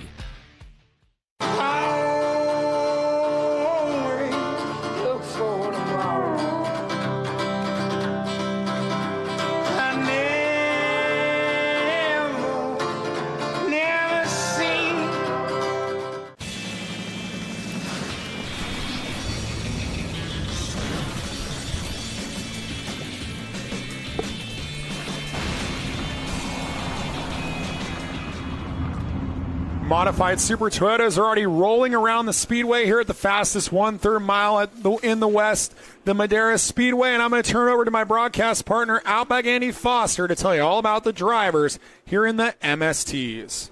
Thank you very much, Stephen Blakesley, back from Victory Lane. Like him down there every now and again. That's pretty cool. Let's go with the lineup on the front row from Fresno, California. And the 58 is Tim Camera. Out of Coors Gold. In the number 10, here's the 2020 Madera Speedway MS2 champion, Sean Reynolds. Driver of the 06 out of Clovis, California, that is Bill Gordon. Driver of the number 33, starting out of position number 4. In fact, actually, that is Ryan Reynolds. Now, Ryan is the 2019 Madera Speedway MS2 champion. The number 1 out of Madera is Haley Bugg. And Nick Thompson in the 77, Nick out of Clovis. Hey, look, we got Zach, cameraman Zach. Victory Lane cameraman, he's down there waving the flags. You know, this guy does everything. Stephen Blakesley's taking a break. But there are times that this guy is just doing everything here at the racetrack. He's a cool guy. He loves to barbecue, and he's a pilot and all sorts of things. So this guy gets it done, and he's showing him 1 to go here. So Zach, our cameraman, going to bring you the starter's flag for this race. Welcome back to everybody.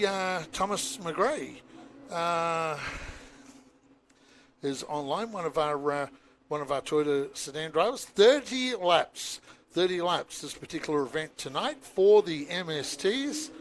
So we get the pace to build up in emission turn number 4, and Tim Camera gets to the line first in that 58 entry. That's the great driver too, Tim Camera, back in the car after some time out. And there's 10 car, the 2020 champion now up on the high line, moves to second, bringing his brother with him on the outside.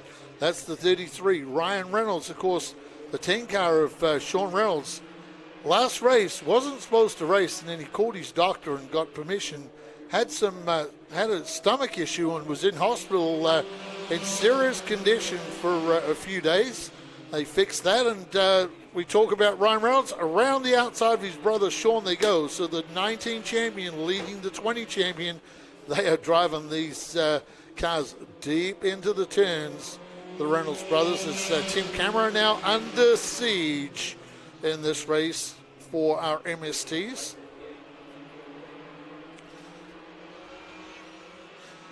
Peter Shansel said he would love to be on track. Yeah, you know, we, as an old race car driver, get that bug every now and again myself to get on track, as we all do. Best to try and stay out of the seat, though.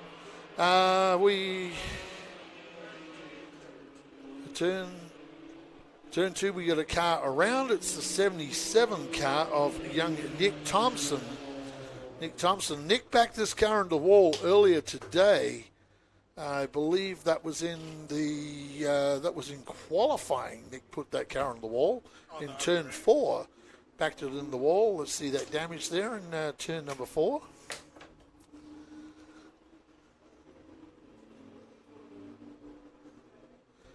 Up next, 80 laps of late model racing after this tonight. And while qualifying was so competitive today for our late models. You can see Kyle Keller starting out of position 4 after running second in the Challenge Cup cars tonight. For those who are just joining us, this is a 1/3 mile tri-bank pavement track here in Central California. 1 to go at the line, we're being told from race control for our MSTs. So these guys will now line up side by side. Someone's saying here the Reynolds MST looks a little bit longer. Yeah, not sure. I just think it's the body, the way their bodies are on those cars makes them look a little longer. There's rules for the MST that they have to fit into for wheelbase. Here we go. So Sean Reynolds is getting trapped down on the second row while his brother gets to start on the outside of the front row. Sean very, very quickly moves in front of that other leap car. That's the car of Bill Gordon. So Tim Kammerer in second, but he is under pressure from Sean Reynolds. And back of the pack, they are banging wheels. That's Haley Bugg and the 77 car. Here we go. Tim Cameron, that 58 on the inside, the leap car of Bill Gordon. Gordon gets by Camera. I'm surprised that move happened. The Camera fights back. So good four-cylinder MST action. MST stands for Modified Super Toyotas. It's been a division that's been racing here at Madera for many, many years. It was the announcer here in 2006, and they had a strong MST division back then. These cars run parts out of a Toyota Corolla. So they're going down here to 06. Bill Gordon, one of the new guys, and around goes Haley Bugg. Haley Bugg goes around right in front of the 77 and Nick Thompson. So this will bring out a yellow. Haley sitting across the track. Yep. Haley Bugg. We've seen Haley in victory lane this year in that one car. New color scheme. They had that car black, and now they've changed it to white. So Haley.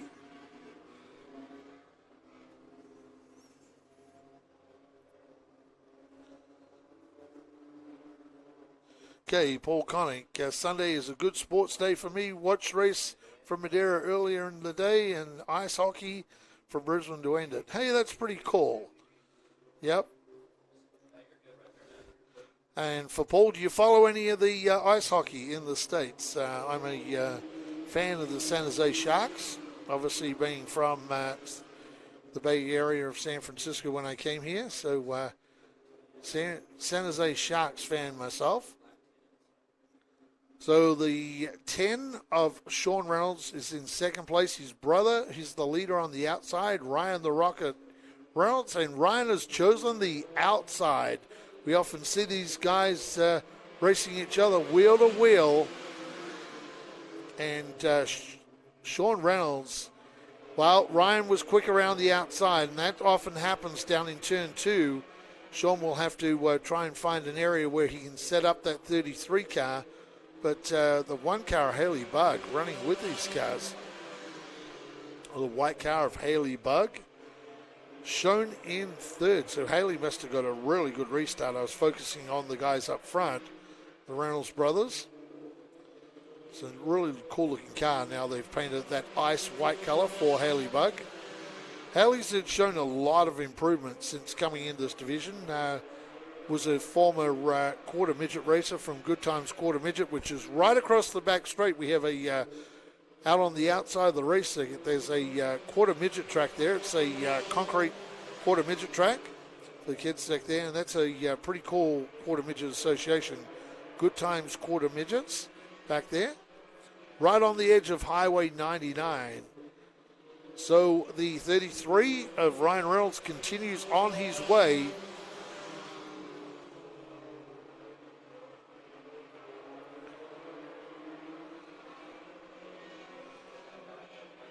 Got a huge lead now over his brother, Sean Reynolds. This is a good battle between Tim Camera and Bill Gordon, and that is for the 4th and 5th position on the racetrack. So Gordon on the back of that 58 of Camera. Let's see how this works out between these two cars. Tim Camera and Bill Gordon. Bill's new this year to the MST ranks. Tim Camera has been around for a while. Took some time out and came back. The 77. Young Nick Thompson, I think he's a third-generation driver, I'm pretty sure. Last time I called a second, but I believe he would be a third-generation driver for Nick Thompson. We've seen the Thompsons win a lot of MST races here at Madera Speedway. So Team Camera still holding out that leap entry. This is the Sportsmobile MSTs from Madera Speedway. Tim Camera doing a great job holding out Bill Gordon. Bill's going to give him the bump and run here to the inside, but Camera was fast on the straight. I think Gordon is quicker in the turns than Camera, but Camera was quicker in the straights. Now Gordon makes that passing move, and that was a nice, clean passing move too from the 06 of Bill Gordon. This guy continues to improve every race here at Madera. Our race leaders, the 33, Ryan Reynolds from Sean Reynolds and Haley Bugg. That's the podium positions right now as they drive past the Good Times Quarter Midget venue at the back. Good to see our fans back in the stands here at Madera. We love it when they come back, and we love it when everybody joins in and watches here on Madera Racing on the YouTube, Short Track TV. Oh, round he goes, the 77. Loops it out of turn number 2 in the Look Trailers, Thompson Trailer Sales 77. Young Nick Thompson. It's been an adventurous day for Nick, and see, Nick's got a lot of tire build-up on that front tire on that 77. I'm not sure if that caused that spin or not, but a lot of build-up of rubber on the left front tire on Nick Thompson's car. Officials telling them to double up, so we'll lights are out. We're going to go green next time by.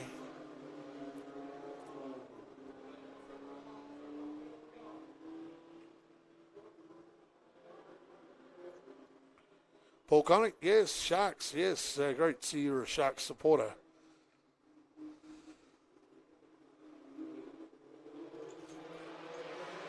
Okay, so back with the restart. Oh, trouble down here. 3 cars up on the wall. Nick Thompson got the worst of that. He was right behind him. Squeezed up into the wall. And this will need to go on the wrecker truck. So Nick Thompson, that car, not a good sign when the wheels are pointing one to the right on the right front and one to the left, and that'll bring out the red flag. Our first red flag of the day here at Madera. Hopefully that's the last red flag. Driver's okay, Nick Thompson. It's the second time he's fallen victim today to turn number 4. Been a tough turn 4 for that Look Trailers, Thompson Trailer Sales entry. DJ safety crew down there, recognized as one of the best safety crews in the business. They'll hook this car up pretty quickly. Get him out of here. Go back to our live stream. Yeah, make sure you hit those like buttons. Zenny, hey, I think I'm going to head back to the dock and check it out. Hey, good to see you guys talking between yourselves, too.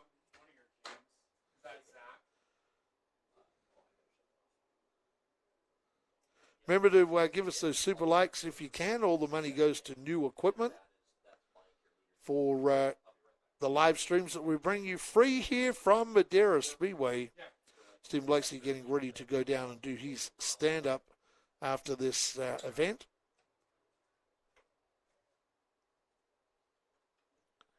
So unfortunately for young Nick Thompson, he will be towed back to the big pit area. They'll take him straight back. The good sign is we don't see any fluid, so at least it's not a radiator. It's just suspension damage to the 77 entry.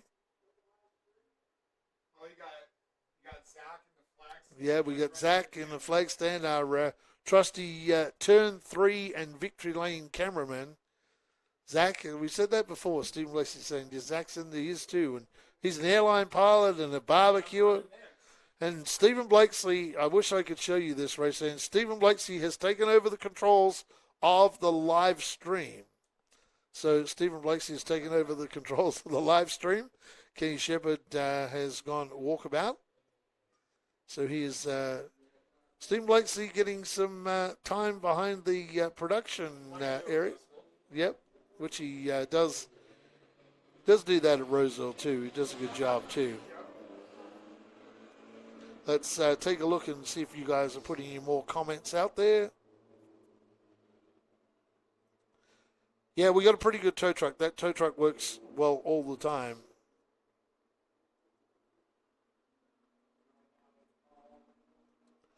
So we'll get them lined up again. Down to, looks like we're down to 5 cars now. We've got one car that's going to need a push start. That will be the Bill Gordon car.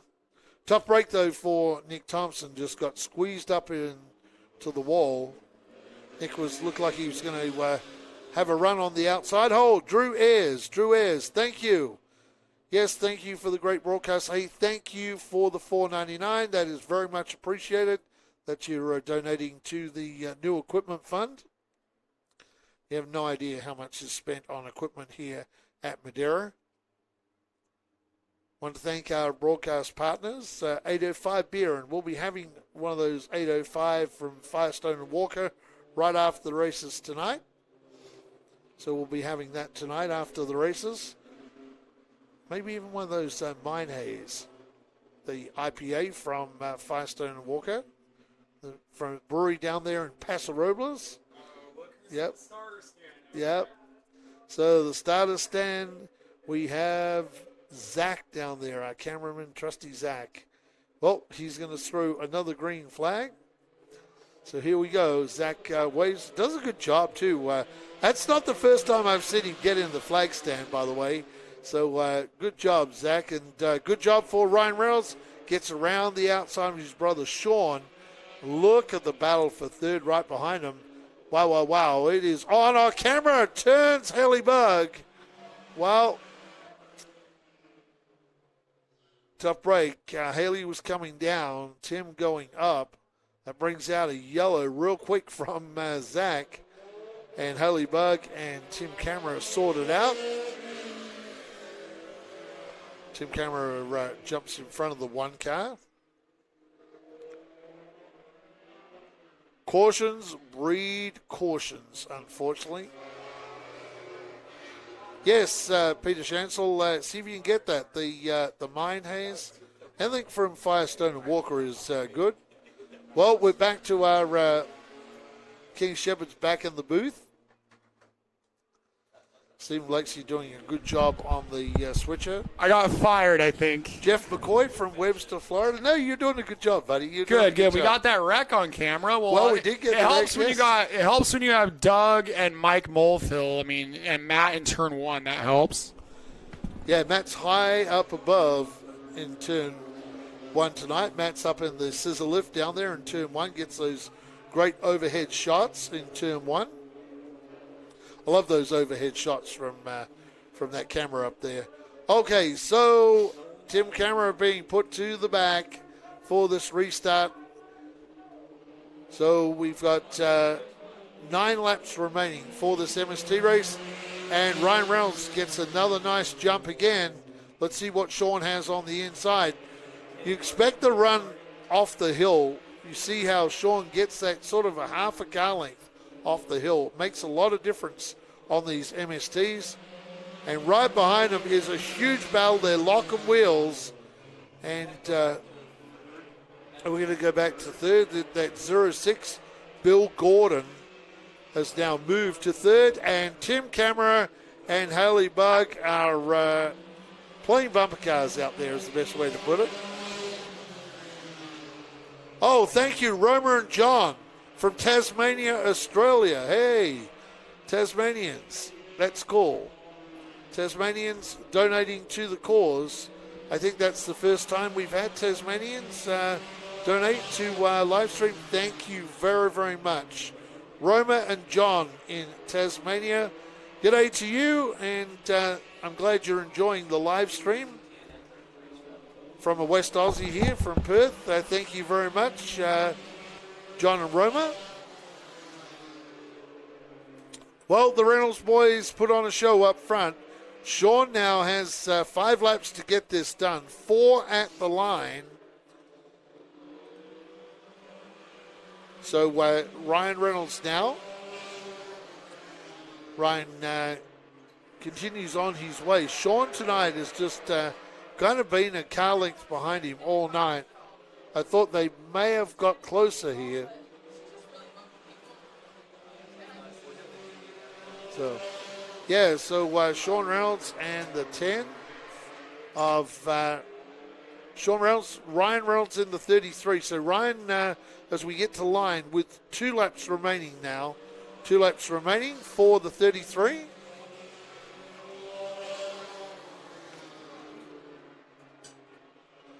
No, this is not an Aussie stream. This is from Madera, California. So thank you very much. White flag now for Course Gold's Ryan Reynolds. Sean bummed it in there, but it didn't quite work out. Lost a lot of ground on his brother Ryan. So Sean really trying on that last lap. Sean will drive the car to mission turn number 4, and another race win to Ryan the Rocket Reynolds. Sean Reynolds in second. Third will go to Bill Gordon from Haley Bug and Tim Camera. Nick Thompson was the other car. So the Reynolds brothers again, 1-2 in victory lane. Good to see Bill Gordon. And, yeah, we got some games going on the back straightaway. Haley Bug and Tim Cameron. I believe our officials are probably going to walk out there and have some words to these drivers. In fact, they are doing that. So they're being told to stay back. We'll send Stephen Blakesley down to victory lane. Aaron, put some V8s around this place. We will put V8s next race here, coming up your way in about 10 minutes. You're going to have the signature event of the night, the Nutter Pro Late Models. Yes, V8s. We've had all but one of our events tonight, other than the Mini Cups and Bandoleros. Everyone else was V8s. We had the Challenge Cup cars that are former NASCAR Cup cars. They were V8s. We had the juniors in full V8s. The only difference between the Pro Late Models and the Junior Late Models is a rev chip and a restrictor plate between the carburetor and the manifold. That is the only difference. Getting ready now for my broadcast partner, Stephen Blakesley, to make his way down to victory lane with the Reynolds brothers. Stephen was just waiting for those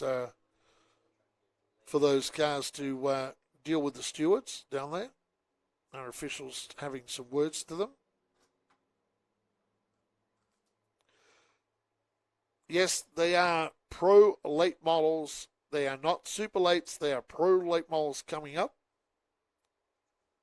Okay, Peter Shansel. My first race was a Can-Am in 1970. I was 9 years old, watching McLaren's, Porsches, Lolas, a Ford GT. Walked around the pits, amazing. Yes, those old cars, those old Can-Am cars were amazing. We're going to go down to victory lane now with the driver from Coors Gold in the 33. Here's the 2019 Madera Speedway MST champion. It is Ryan Reynolds with Stephen Blakesley. Well, a cool opportunity for the modified Super Toyotas to race on the Armed Forces night, the military tribute night. Ryan Reynolds getting the win over Sean Reynolds. What does it mean for you guys to go 1-2 here on military tribute night? Yeah, I'd like to say thanks to all the military members and everything that serve our country. We thank you for everything you do. And, yeah, it was awesome. Sean gave me a run for my money in the last few laps. I was giving it all I had, and he was right on my butt. So it was, you got to do what you got to do to try and beat him, and he was all over me. Anybody you want to thank? Honestly, I want to thank my brother, my mom, my dad, everybody that helps out. Just, congrats to Sean. It's for second place after being out of the hospital again. So good for him, and it was a good race. It was a good race. Another win for car 33, Ryan Reynolds here at Madera Speedway. Yes, another great win for Ryan Reynolds. This guy's setting the standard. He's going to be going to late models, I believe, soon. So you'll see these Reynolds brothers have got some late models, and they are going to be doing some late model racing here very soon. Most likely we'll see them at the club races first before they go into the TV shows. We're going down now to our podium. Tonight in second place, the 2020 Madera Speedway champion Sean Reynolds is with Stephen Blakesley with a fine second-place drive tonight. Well, how about it for Sean Reynolds, a return to Madera Speedway and a return to the podium. I know you're not quite 100% yet, so this must mean a lot to be challenging for the win there. Yeah, almost there, about 95% after the surgery, but my brother had a fast car. I didn't have enough for him. The car was a little too loose, and I couldn't catch him at the end.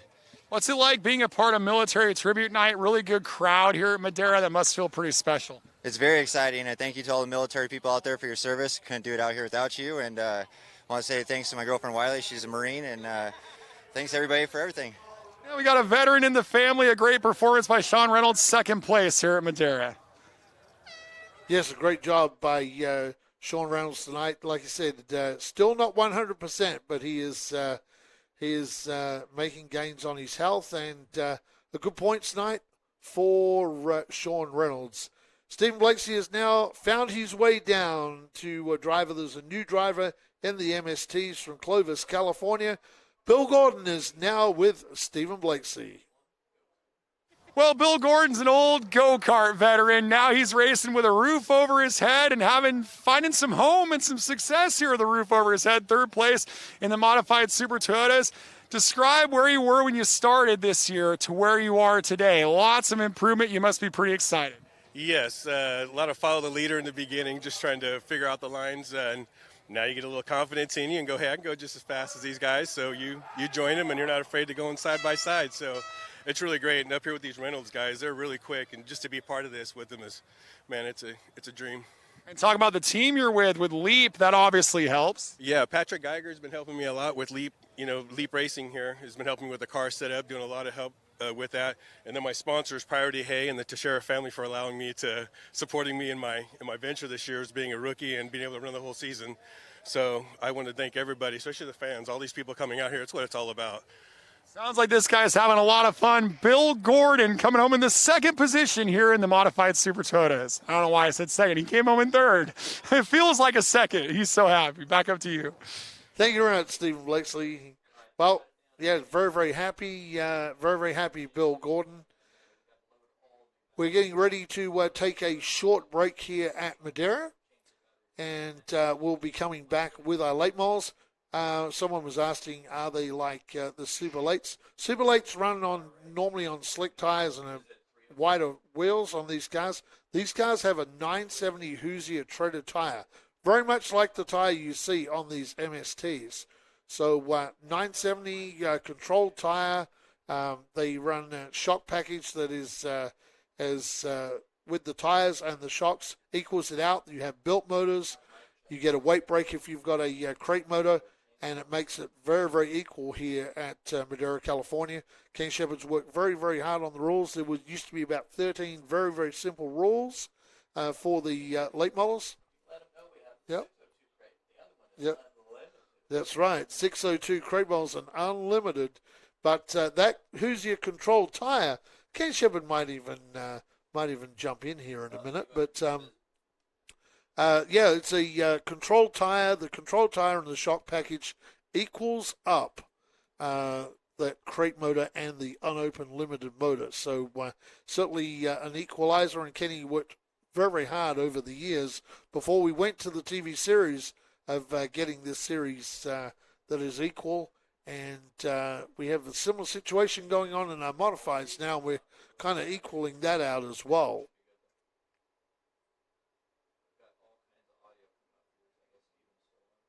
Yes, it'll be very interesting to watch the Pro Late Models tonight. They were very, very, very close in qualifying tonight for our Pro Late Models.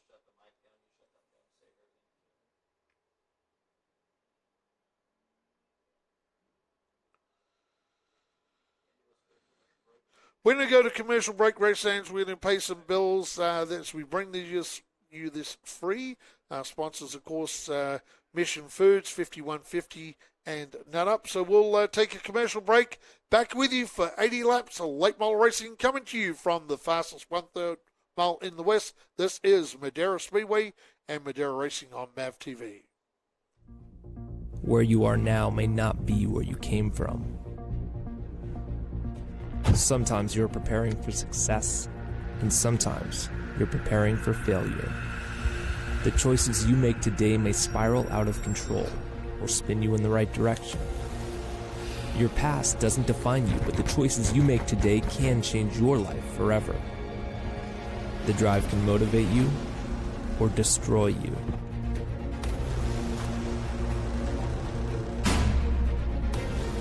But you have to find a way out.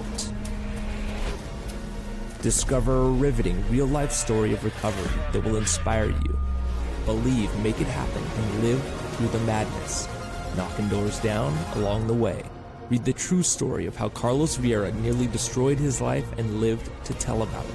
And don't miss others telling their powerful stories on our podcast. Visit kddmediacompany.com. Race fans, please support the brands that support our sport. NutUp Industries and NutUp.com is the primary sponsor of these free live streams for our fans to enjoy. Please go to NutUp.com and enter the code MAVTV20 for a 20% discount on all of their great, healthy almond snacks. Please visit NutUp.com and support the brands that support our sport by entering MAVTV20 for a 20% discount to say thank you for this free live stream tonight. Since 1977, Mission Foods has been creating fresh and authentic Mexican food products. Put some Mission in your kitchen, race fans. As we like to say here at the Madera Speedway, support the brands that support our sport. I'm Kenny Shepard here on Madera Racing on MAVTV, and we would like to welcome Mission Foods on board here on the Madera Racing program. Too fast, too tasty. Make sure Mission is the choice you make the next time you're at the store.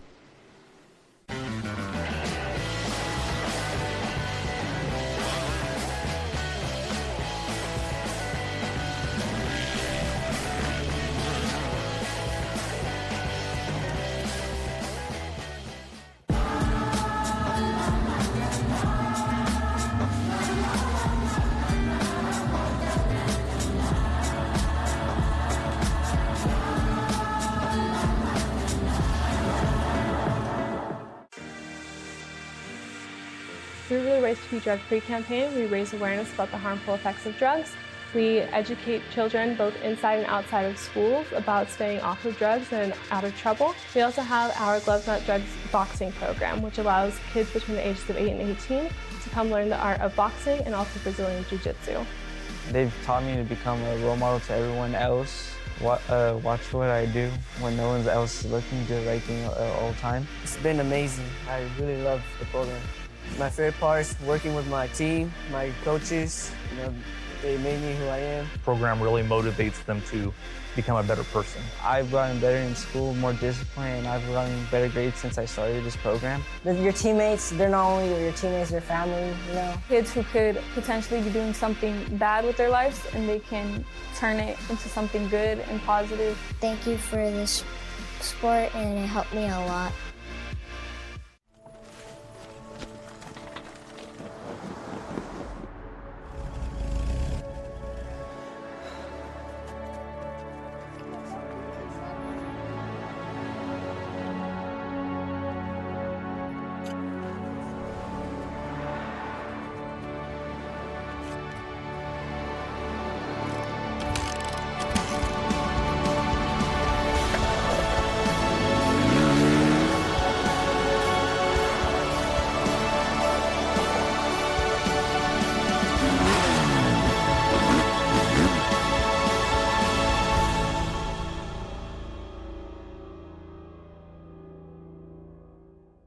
Is that your stomach growling? Or the sound of thousands of horsepower circling the track? Fuel up for race day with Mission Foods. Supercharge your taste buds with fast and easy-to-create recipes that are winner circle delicious. Try some of our mouth-watering tacos to piled high nachos, fresh chips with guac, and more. Start those engines, because Mission has you covered from the green flag to the checkered flag. Now that's too fast, too tasty. Hey race fans, are you a fan of grassroots racing? Would you like to see more content from behind the scenes at the Madera Speedway? If so, you need to check out our YouTube channel, Short Track TV. Short Track TV is where you will find the behind the scenes action with documentaries of the race car drivers, old race footage, and other exciting and fun content from the Madera Speedway. Go to Short Track TV and subscribe today and enjoy some more great content from the fastest 1/3 mile in the West, the Madera Speedway.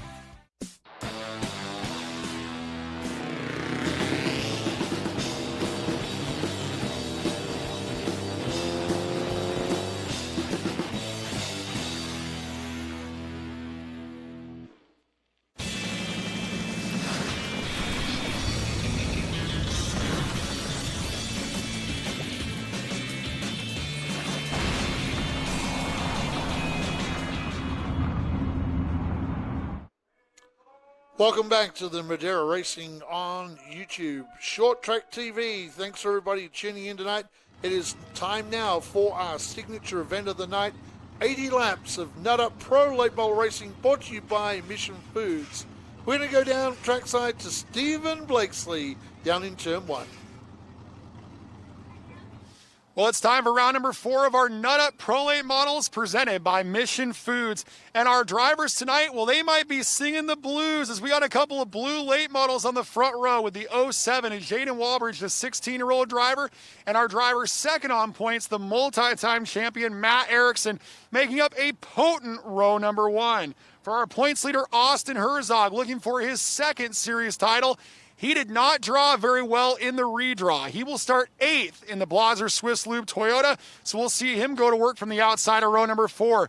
We had a new face on the pole in qualifying, the 12 of Colby Potts, but he drew the number 6, and we'll see him go to work from the outside of row number 3. It's one of the coolest military tribute nights we've ever had here at Madera Speedway, and normally a cool night means a wide racetrack. We'll see if that happens in tonight's 80-lap main event. There'll be a 50-lap opening segment and a 30-lap run to the finish, and it's all coming up next only on MAVTV. Thank you very much, Stephen Blakesley. Yes, it's going to be a great event tonight here at Madera Speedway. 80 laps of late model racing, 2 blue cars on the front.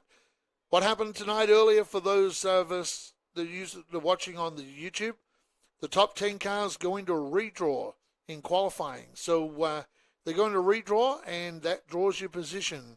6 redraw for the juniors, 10 redraw for the pro late models. Every race here at Madera.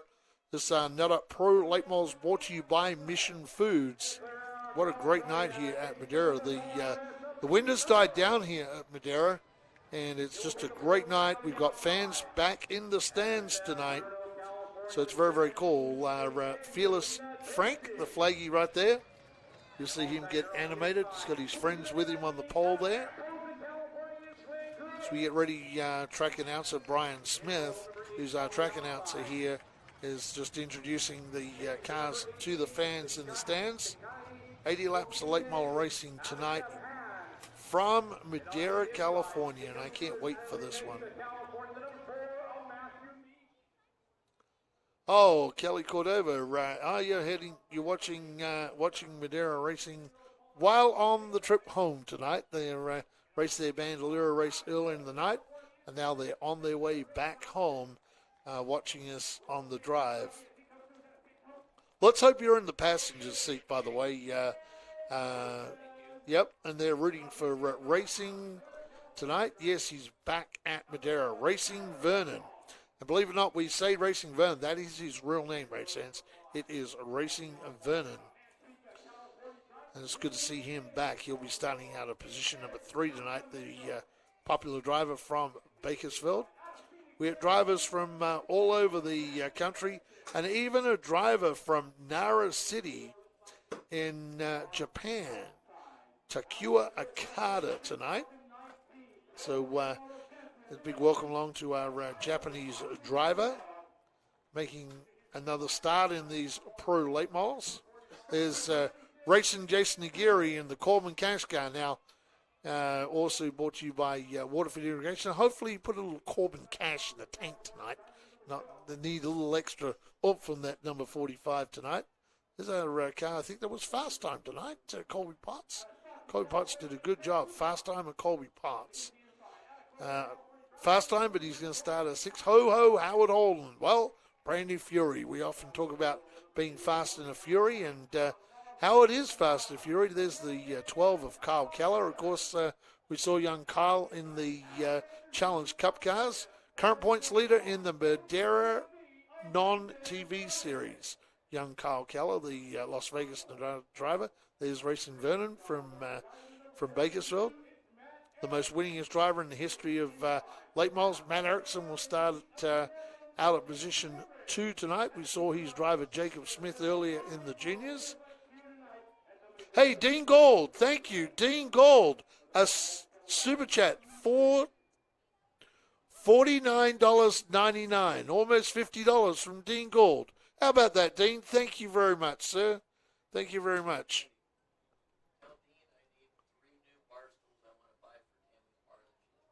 Hey, Dean Gold,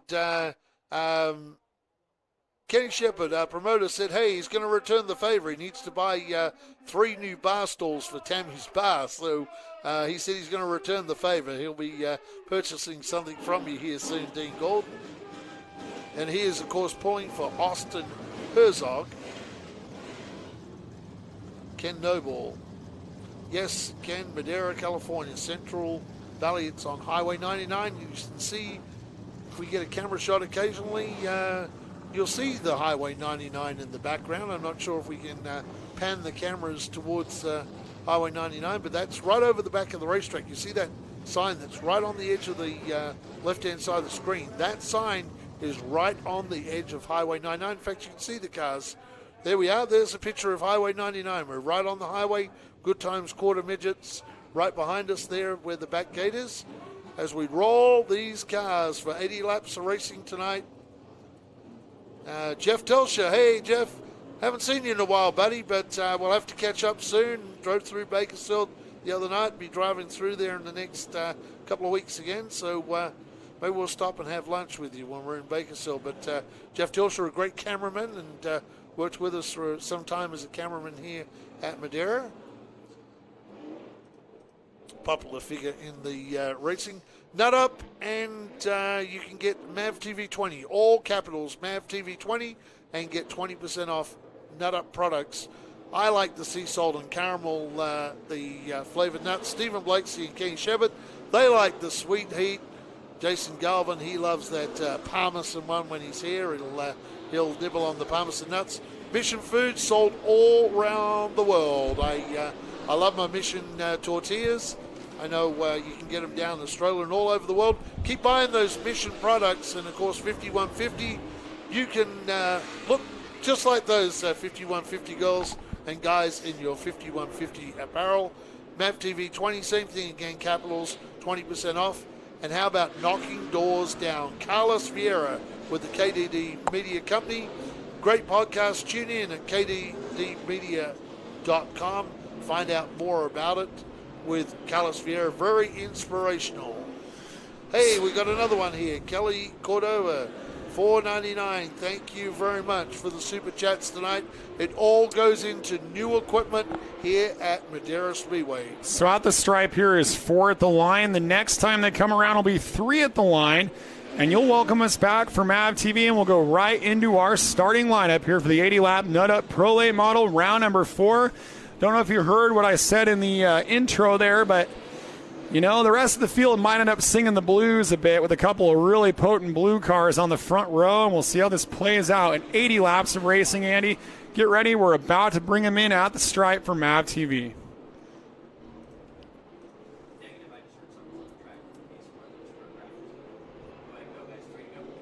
Welcome back to Madera Racing on MAVTV. This is the Nut Up Pro Late Models, brought to you by Mission Foods. Joining me back in the booth is my broadcast partner, longtime partner in crime here at Madera Speedway, Stephen Lacey. What a race you got tonight. You'll tell us all about the starters. On the front row, Jaden Walbridge out of Portland, Oregon, the 42 of Matt Erickson. Row number 2, Racing Vernon out of Bakersfield, California, and the Wild Child, Kyle Keller out of Las Vegas, Nevada. Row 3, Howard Holden and Colby Potts, your fast timer. Row number 4 on the inside out of Atmore, California. It's Racing Jason Aguirre. Alongside him, Austin Herzog out of Madera, California. Row 5, Bradley Erickson and Eric Nascimento. Row number 6, Tyler Herzog out of Madera and Jay Jolson out of San Jose, California. Row 7, Rick Thompson and Cabe McClenny. Row 8, Matthew Meach out of La Mesa, California. Alongside him from Nara City in Japan, it is Takua Akata. Row number 9, Glenn Cook and Angelina Dempsey. The final car out there is Pete Soto. Tonight, we have for you in-car cameras, and one of them will be with Takua Akata. And then also an onboard camera on Austin Herzog. Racing Jason Aguirre to the 45 car. The wild child, Kyle Keller out of Las Vegas, Nevada. And also the number 1, the pole setter, the 07 of Jaden Walbridge, also carrying a camera with you tonight. A nice looking field ready to battle. 19 cars, 80 laps. There will be a 50-lap opening segment, the 30-lap run to the finish. Like I talked about earlier, Andy, it's a cooler night than usual for Military Tribute Night. It's only about 70 degrees. It's breezy. Usually, nighttime is the right time at Madera. Things cool off, and the outside becomes a good place to be. And our outside specialist, Matt Erickson, will be on the outside for the start alongside the pole sitter, Jaden Walbridge. It's Nut Up time, powered by Mission Foods. Yes, it is. Everybody's eating their Mission Tortilla Trips in the pit area, and Matt Erickson up on the wheel, thunders off the hill. Look and at that. It is. There's that slingshot I talk about off the hill. Matt Erickson now. We talk about the high line for Matt Erickson. He used to be the high line specialist. Lately we've seen that being multi-directional, but way up the racetrack, nearly in the wall. First lap down the main straight. Back straight away they go. The young Jaden Walbridge, the 16-year-old, in a new car, just its second or third race for that Rowdy Manufacturing chassis. Chevrolet inside, Toyota Camry outside. Erickson has led the first 2 circuits, but Walbridge is trying to fight back. They've got about a car length advantage on third place Vernon, who's inside of the young Kyle Keller. 2 by 2 at the front. 5th is Howard Holden. Walbridge got a run out of 4. Erickson leads that lap by 63 1/1000ths. Yes, 2 by 2 all over the racetrack like Noah ordered them onto the arc. And it's Matt Erickson. He arcs that car around this Madera racetrack. Who will lead this lap? I think Erickson again. Yeah, by 68 1/1000ths that time. Vernon has cleared Keller for third. And as we say that, they stack it up. Yes, it's Vernon going on a spin. It wasn't really a big crash, just a lot of tire smoke as Vernon did a dramatic 360 and a sudden turn of events there. He was battling with Kyle Keller for third. And we take a breath of what could have been a calamity as the cautions come out on lap number 4. Damage on the left rear race in Vernon. And we'll see if he has to steer that car to the pits here during the break for Madera Racing on MAVTV. Wow. That looked like it was going to be huge. You were calling it huge, and somehow they got through it. I seen stuff flying, and I thought, oh, this is not good. That's some of the panel work from the back of Racing Vernon. I seen that fiberglass shots in the air, in the smoke. And when the smoke cleared, Racing Vernon, but a little worried about the rear of that car. I'm sure they're going to have a look at it. Kyle Keller, the wild child, well, being a little wild here at Madera Yeah, tonight. He was involved in there that, I think. you see the damage on the right front where he's got into Racing Vernon. Yeah. A lot of Racing Vernon's left wheel all over the front bumper bar of Kyle Keller started out at position 4 tonight. And we had a camera on that car, so we'll have a great shot of that on the MAVTV broadcast, I'm sure. And he'll have a big face full of smoke like Days of Thunder. And for a minute, we were all a little dazed and confused as they were trying to navigate the smoke. Thank you, Steve, for another one of those super chats. $10. Let's go racing. Yes, thank you, Steve. It's all appreciated. We appreciate every cent we get in the door. Hey, someone's saying Colby Potts is my hero. Well, Colby Potts is an interesting thing. Many years ago at Altamont Motorsports Park, ran this kind of junior exhibition thing, and Colby Potts was a junior back then. I believe it was 07, perhaps 08. It was the last 2 years at Altamont. We called it the Future Champions Racing Series, but it had nothing on what we do here at Madera. But we had 2 or 3 drivers. Yep. Colby Potts was one of them. Tyler Thomas and Christopher Crompy were the 3 of them. And that was a whole different experience, mostly just practice laps. But he's one of the original junior drivers, if you look at it that way. And his father was racing the late models at the time, the great Greg Potts. And, of course, that car is all tied up with NASA Meadows, and we know how strong the NASA Meadows are. We've seen them early in the night with Ethan Nascimento, and Bubba's in the field in the 21 car. So, Nascimento's filled that car, fast time for Colby Potts. And, of course, Colby now lives in Southern California now, Colby Potts.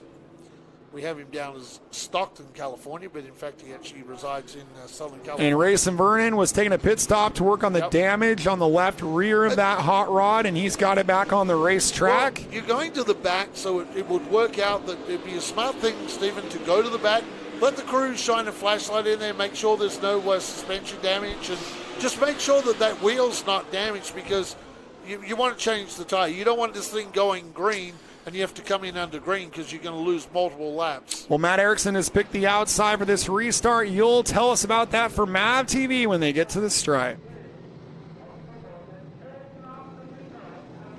Welcome back to Madera Racing on MAVTV for the Nutter Pro Late Models, brought to you by Mission Foods. Singing the blues up the front, and they're still the same old deal up front. But how about this? Howard Holden started out of 5 tonight. Howard Holden up into 3rd. We say Fast and the Fury, a brand new Fury race car for Howard Holden, and he is keen to get going. Spins the wheels on the 07. Jaden Walbridge spun the wheels, Stephen Blakeslee. And the 2 drivers that are always late bloomers at Madera are Erickson and Aguirre. Usually it's lap 64, not lap 4, that they're running 1-2 on the racetrack. Well, how about Aguirre? Aguirre's to second place in 4 laps or 5 at the line. Aguirre started in position 7. So Aguirre's picked up 5 spots. They struggled today earlier in the day. Those 2 never move like that this quickly. And, like we were saying, singing the blues, that's not great news for Austin Herzog, who drew the 8. Although, as I say that, Herzog's rolling the outside of the 41 to Holden for 4th.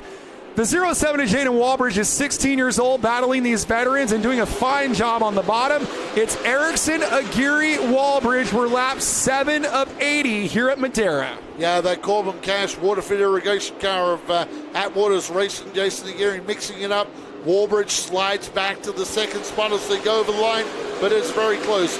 Matt Erickson, Jaden Walbridge, Jason Aguirre, Howard Holden, and Austin Herzog. Now, Austin Herzog, we were talking about those blue cars. He's got blue on the car, and he would love to be fighting it out with those blue cars. Walbridge found something on the bottom, and that is something about the junior stars, is the junior late models, they spend a lot of time on that bottom line. And we've seen Austin Herzog's been good on the bottom this year. Jaden Walbridge has overhauled Aguirre. He's trying to overhaul Matt Erickson. They're wheel-to-wheel, nose-to-nose on lap number 10. Just 48 one-thousandths between Erickson and Walbridge. They gave it to Erickson. Jaden's going for it again into turn number 3. Yeah, the most winningest driver in the history of late models at Madera Speedway. Under pressure now. Does he hold the lead? Yes, he does. Got a slingshot out of 4 to the outside of Walbridge, but I'm sure Walbridge is racing Matt harder than Matt wants to be raced right now.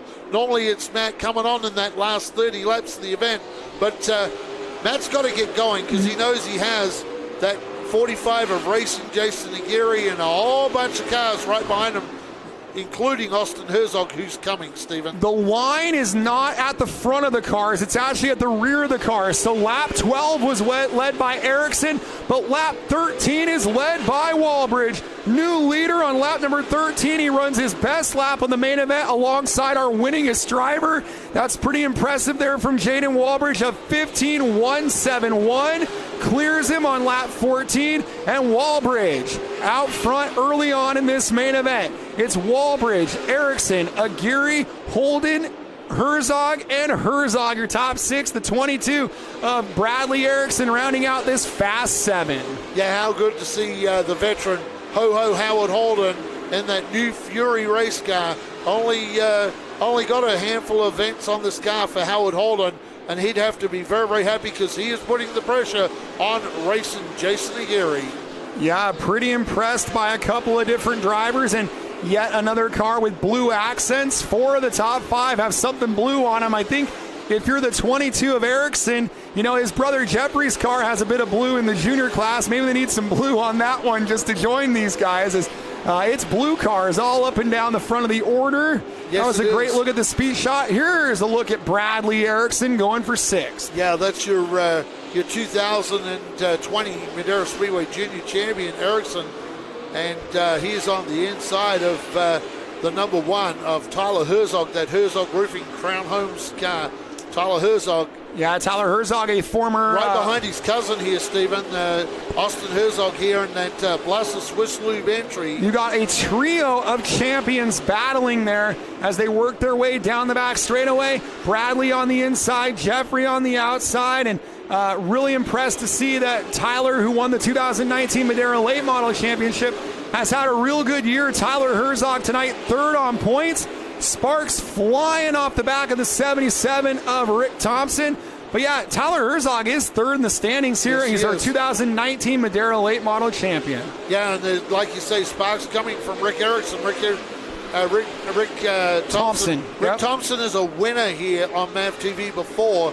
So tough break for that Thompson trailer sales. I think he's limping around with that right front tire, just hoping for a caution right now, and it hasn't flown. He's, it's fireworks. We're a week before Memorial Day. Meanwhile, good stuff here. Bradley Erickson, one of the most mature drivers in the pits, I have to say. He's been real patient. The start of his year, he's not in the top 10 in the standings. I don't think that's what the 5-time winner last year on the junior class expected. And he's working his way up the inside of Tyler Herzog, and they're still side by side. I don't think they've ever made contact. No, they haven't made contact, Stephen. It's been a great battle between these 3 drivers.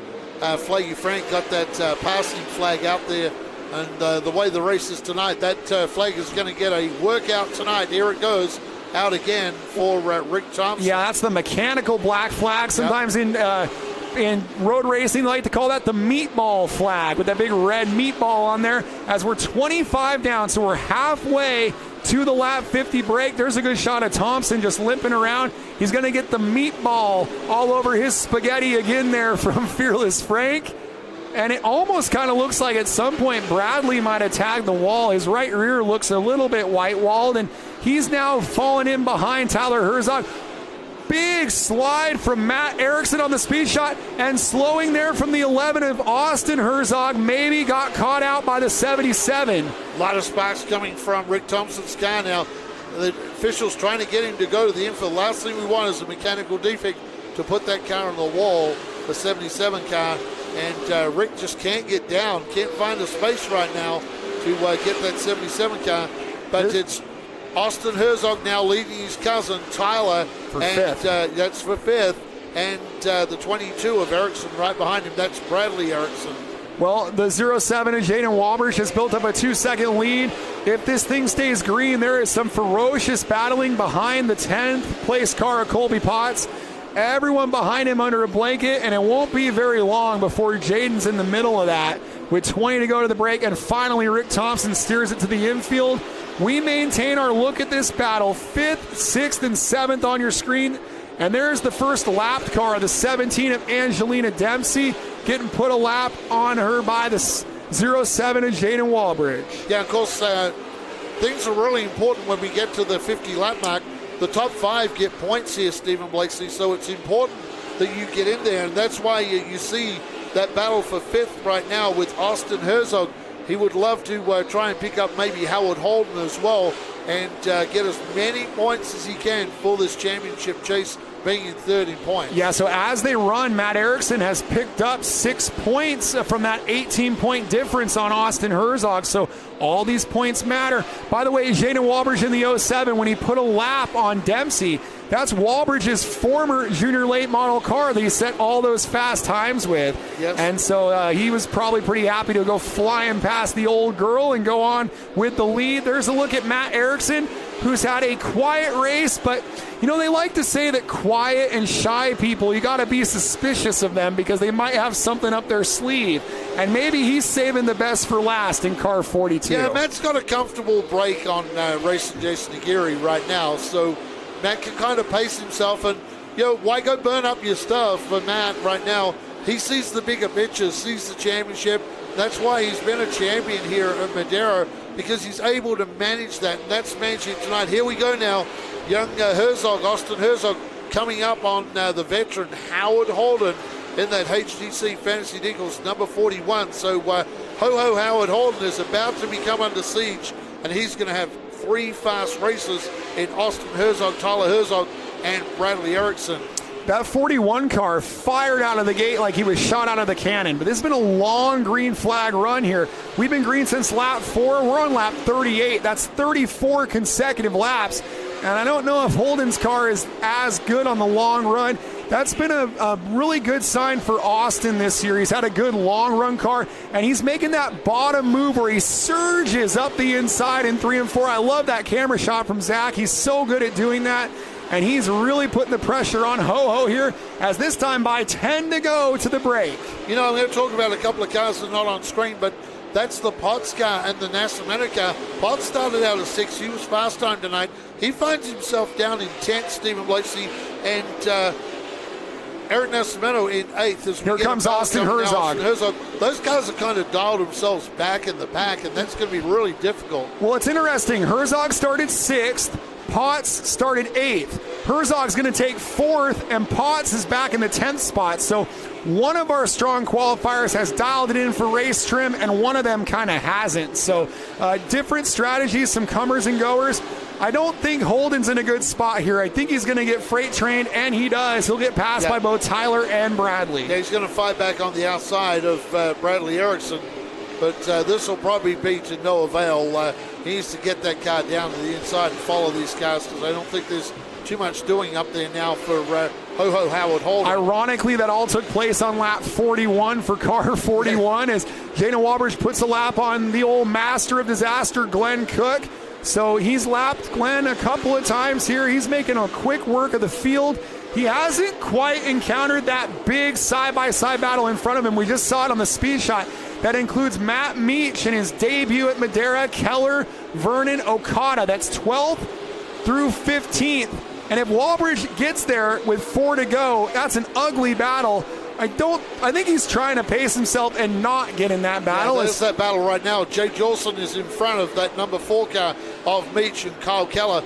Kyle Keller would be desperate to pick up some spots here along with Racing Vernon.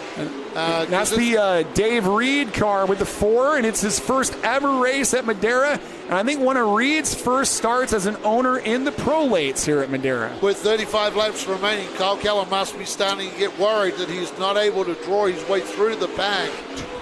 2 to go to the break. 2 to go to the break for Jaden Walbridge. The lead is over 2 seconds on Erickson, Aguirre, Austin, and Tyler Herzog. That's your top 5. It looks rather settled for the moment.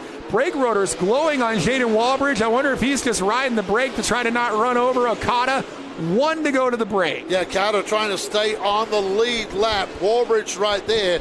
Walbridge, pit crew might be telling him, hey, back it down, back it down. You got a bit of a break between yourself and Matt Erickson now.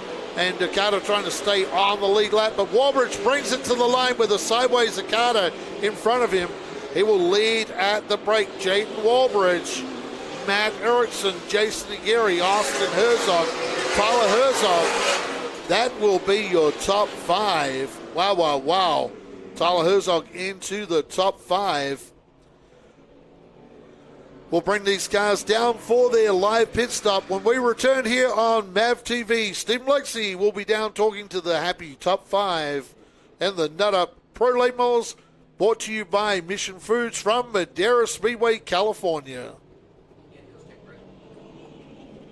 And for the YouTube, we'll take a short break, pay some bills. Back with Stephen Blakeslee with the top 5. Is that your stomach growling, or the sound of thousands of horsepower circling the track? Fuel up for race day with Mission Foods. Supercharge your taste buds with fast and easy to create recipes that are winner circle delicious. Try some of our mouth-watering tacos to piled high nachos, fresh chips with guac, and more. Start those engines, because Mission has you covered from the green flag to the checkered flag.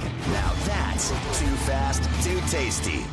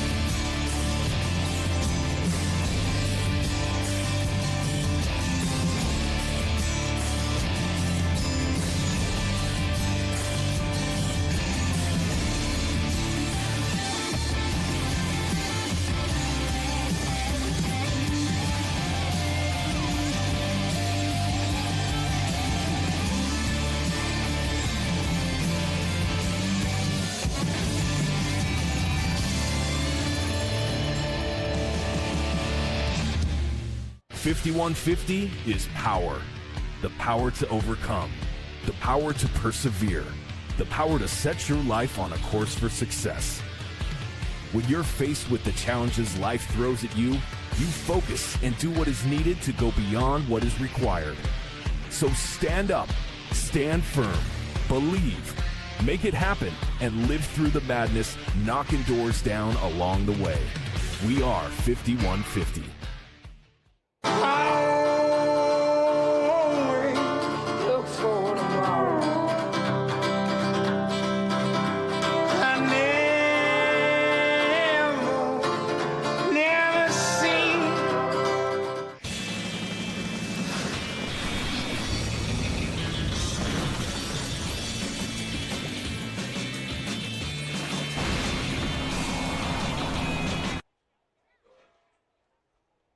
Welcome back to Madera Racing on MAVTV for the Mission Foods halftime show. This is the Nut Up Pro Late Models. Jaden Warbridge leads this event. 50 laps down and 10 laps remaining. Once we do this live pit stop, you'll see the crews down there putting blowers in the car. They cannot change tires. They can move the tires around on the car. They cannot remove tires from the car, but they can swap them from positions on the race car. If you do that, you're going to end up going to the back. You have to get approved to move those tires. You see Matt Erickson having a good look down there. They're getting some data off that car. So Matt and his father Rick down there. Rick just to let that jack down. So they're having a good look at the 42 car. It's been a pretty good race so far for the most winningest driver in the history of late models at Madera. Looks like they may be doing some adjustments to the 42 car. Matt was in a comfortable second, and I'm sure when this thing goes green, he would like to take it up to that 07 of Warbridge. It's been a great race so far, just that early caution. So pretty caution-free tonight for our pro late models. So we get ready to go down to Stephen Blakesley.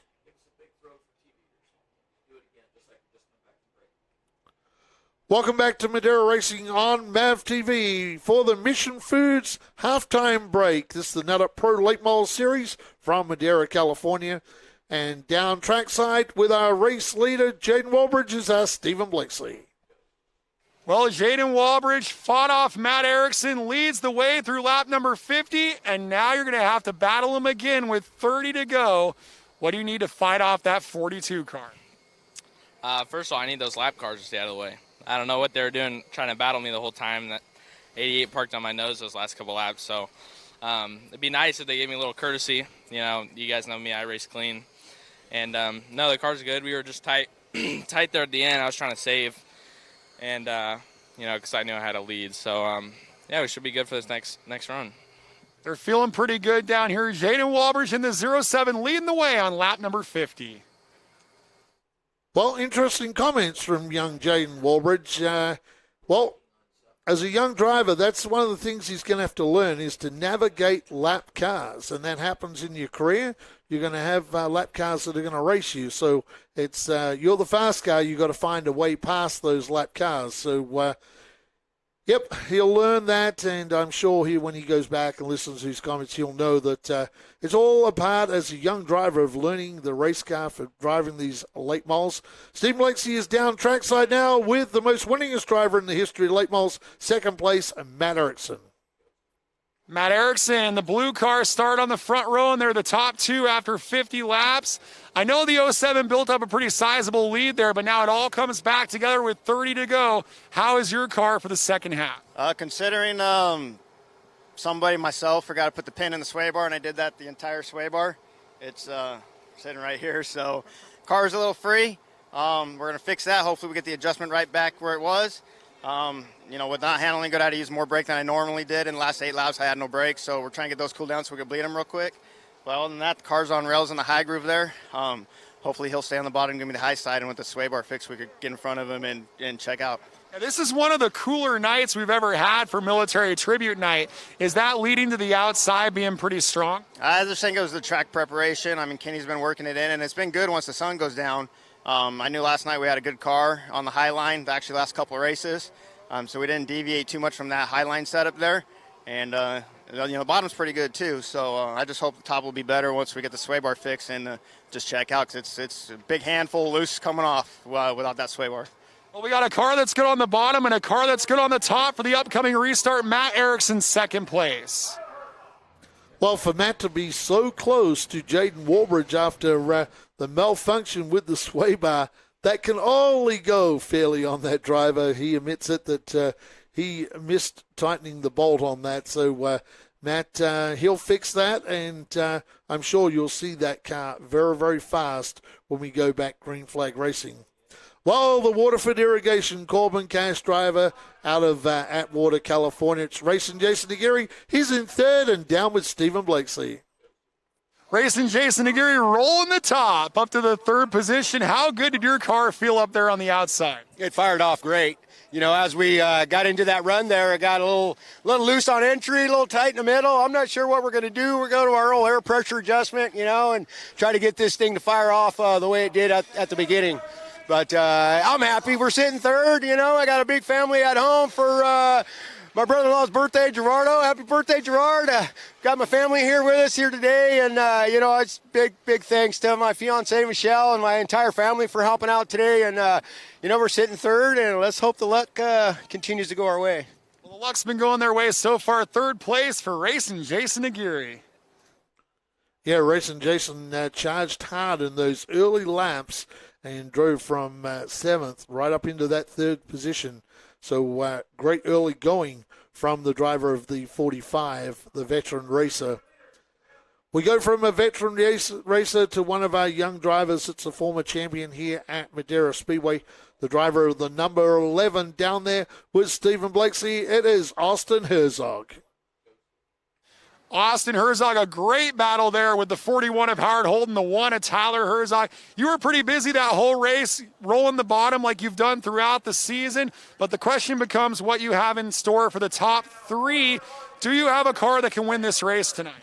I hope I do this last 30 laps. We're throwing a lot of stuff at it, and I know I got the crew to fix this thing up. So, I can't thank them enough. I can't thank all my sponsors, Blazer Swiss Lube, Richard Herzog Construction, WDF Concrete. This whole crew is just badass, and I can't thank them enough for what they do. The consistency must mean a lot to you after the way last season went. We're seeing you up here in the top 5 week in, week out. That must say a lot about how strong this team is.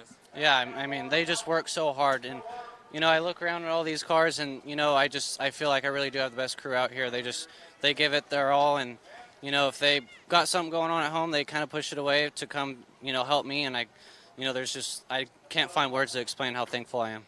Well, we got a family-run team that's been very consistent this year, hoping to move forward a little bit more from P4 for Austin Herzog.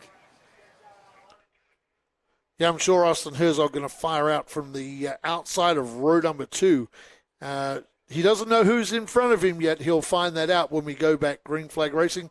We go from one Herzog to the other Herzog, the cousin of Austin Herzog, the driver of the Herzog Roofing. Crown Homes, the number 1 down there. That is Tyler Herzog with Stephen Blakesley. Well, Tyler Herzog was a part of that entertaining battling going on there with your cousin Austin and a few others.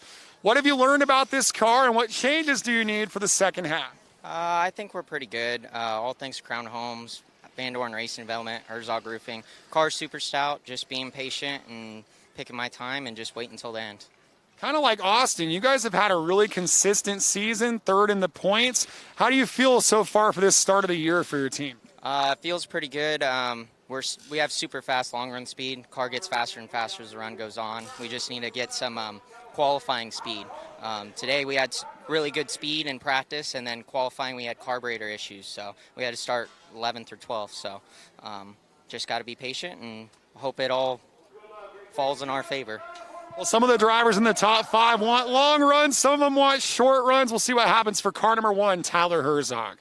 Well, with the carburetor problem today, unfortunately for Tyler Herzog, he was 11th quick in qualifying. Just missed the redraw that of the top 10 that could have put him maybe on the front row, but it's been a workman night of racing for him from 11th all the way to 5th. When we return from Madera Speedway in Central California for the Nut Up Pro Late Models, brought to you by Mission Foods, we'll see who has made the changes, who has not made the changes. 30 fast and furious laps of the fastest 1/3 mile in the West.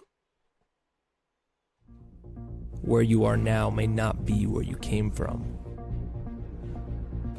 Sometimes you're preparing for success, and sometimes you're preparing for failure. The choices you make today may spiral out of control or spin you in the right direction. Your past doesn't define you, but the choices you make today can change your life forever. The drive can motivate you or destroy you.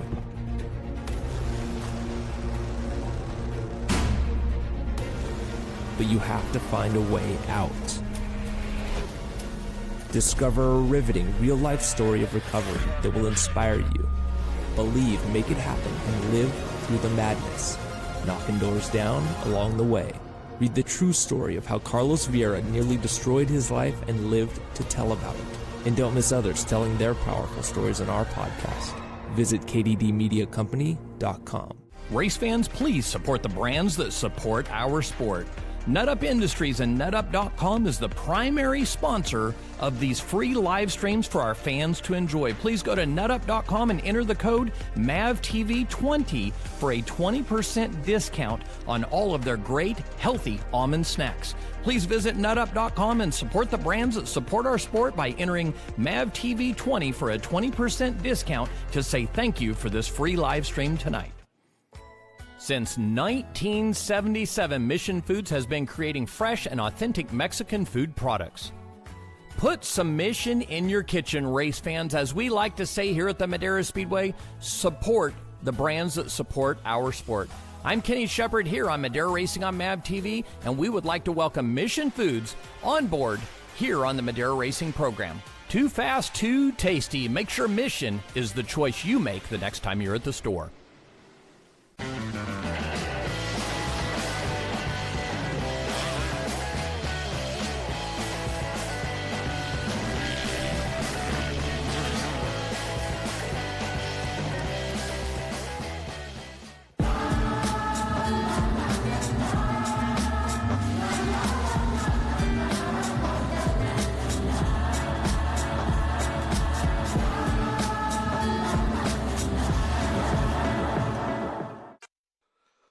Well, let your mind wander. My mind has wandered off the racing and it's wandered on to the beer afterwards with Kenny Shepard, our promoter.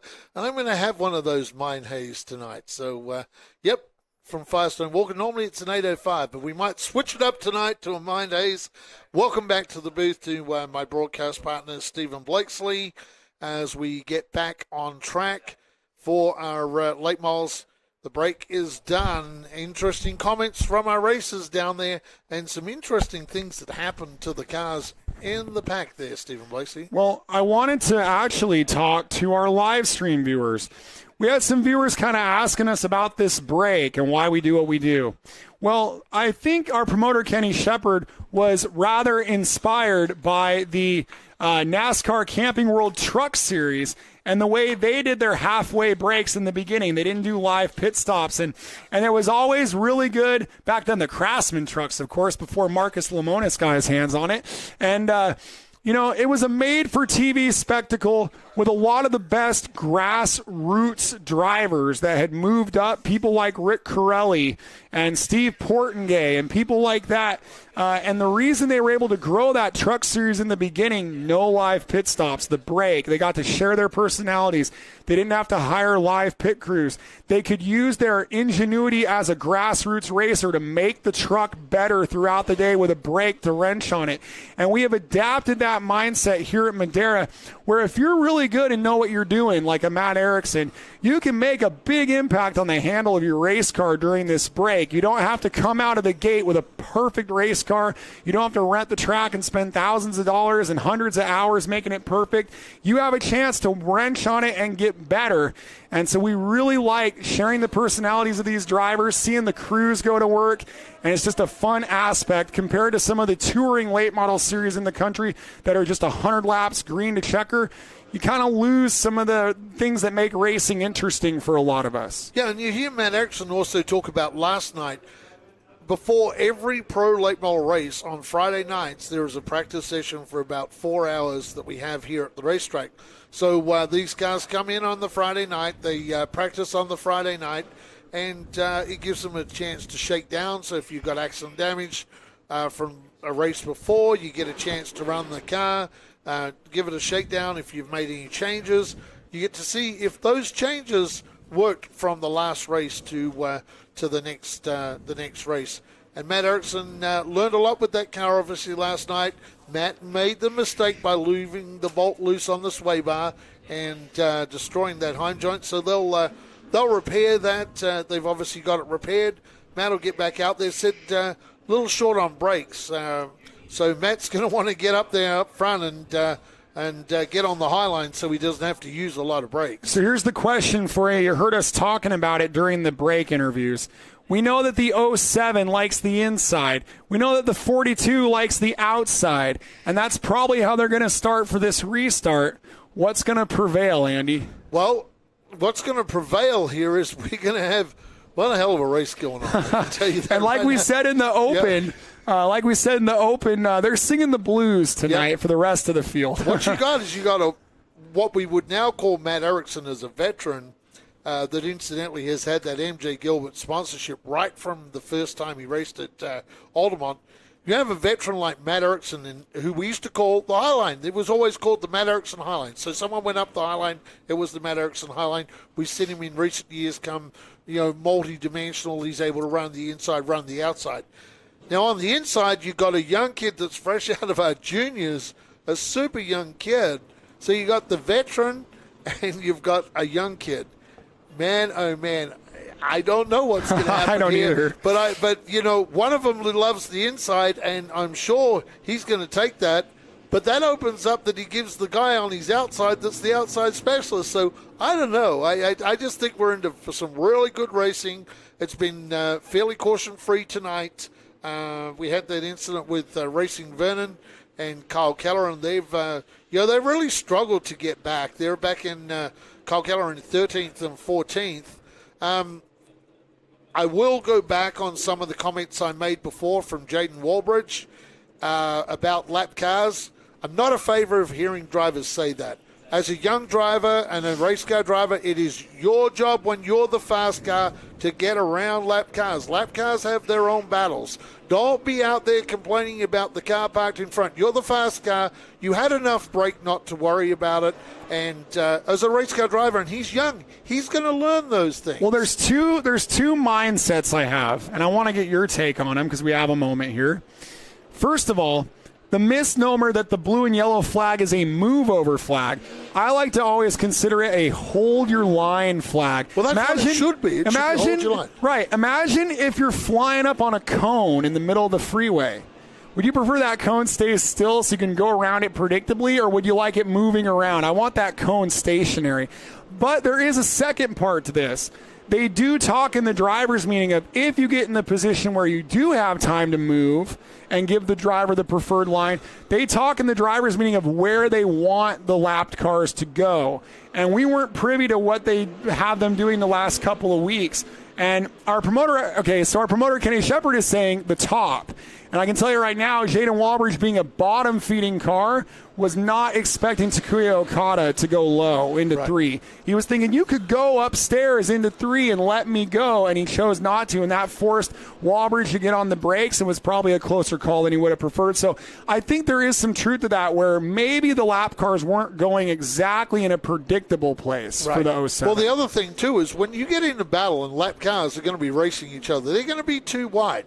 So as a fast car, and Jaden's going to learn about this, and I'm sure he'll go back over those comments and he'll realize that as a race car driver and a very talented race car driver like Jaden is, He's going to learn over his career. He's going to come up against this many, many times. As the fast car, I still state this. You're the fast car. It's your responsibility to find the way past the slow car. Well, we'll see what happens here because he has a chance to win. They don't have to worry about it for some time. So we got 30 laps. He may not have to even worry about it. This might be the last we talk about as they're crossing them up. And predictably, Jaden Walbridge will be on the inside. Matt Erickson will be on the outside. And I got to say, this is just the next in the long list of junior late model success stories. If Jaden Walbridge can win, we've seen Nascimento get a win. We've seen Austin Herzog get a win.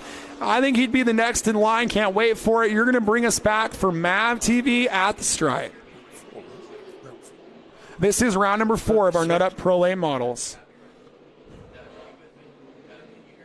Welcome back to Madera Racing on MAVTV. This is round number 4 to the Nut Up Pro Late Models, brought to you by Mission Foods. And it's like it was at the start of the race. 2 blue cars up the front, as Steve Lacey likes to say, singing the blues. And they're singing the blues. One driver on the inside that loves the inside. One driver who's the specialist on the outside. Here we go, race stands. 30 laps, 10 mile of fast and furious late model racing. Well, in a really exciting, hard-charging second row of Aguirre and Austin Herzog. Well, we saw this on the initial start, that Erickson can get that slingshot on the top, but how resilient will Jaden Walbridge be? He's cooled the tires, he's cooled the brakes. Erickson leads lap 51, but Walbridge is fighting back. Well, what you got to remember is Matt was able to get in front of Walbridge while the sway bar was intact. Once the bolt came out, that's when we seen Matt go backwards. The bolt has been installed back in the sway bar. Matt's got the car up where he likes it on the high line. Look at this big run off the hill. Bang, there you go, down the back straight. We often talk about that, Steve Lacey, and that's the way it happens here at Madera. Well, Jaden had a little wiggle on exit, so he'll reload the barrels. Erickson will lead lap 53. Meanwhile, Austin Herzog has edge ahead of racing Jason Aguirre for third on the outside there, so the outside's rolling. Bradley Erickson doing the same on Tyler Herzog. So all 3 of these critical battles have gone to the favor of the outside car, but none of those battles are over with. And also Eric Nascimento has advanced up to 7th. Jaden Walbridge does not know the word lay down. He likes to fight all the way. He's putting on a really entertaining race in that Rowdy Manufacturing Chevrolet. Erickson leads lap 55. Yeah, he's a young racer who has the most winningest driver in the history of late balls at Madera to fight with. This is just talent unlimited from the 07 of Walbridge. When you're fighting with a driver like Matt Erickson, who has done the laps around here, the experience, won championships, won races, this kid's putting up a good show tonight. I kind of like the move that Jaden did there. He got up behind Erickson, then swooped down underneath him into 1, built up some momentum. He's trying something different now. He did it again in 3 and 4. Walbridge has a totally unique way. He's entering the corner very high, swooping down to the bottom.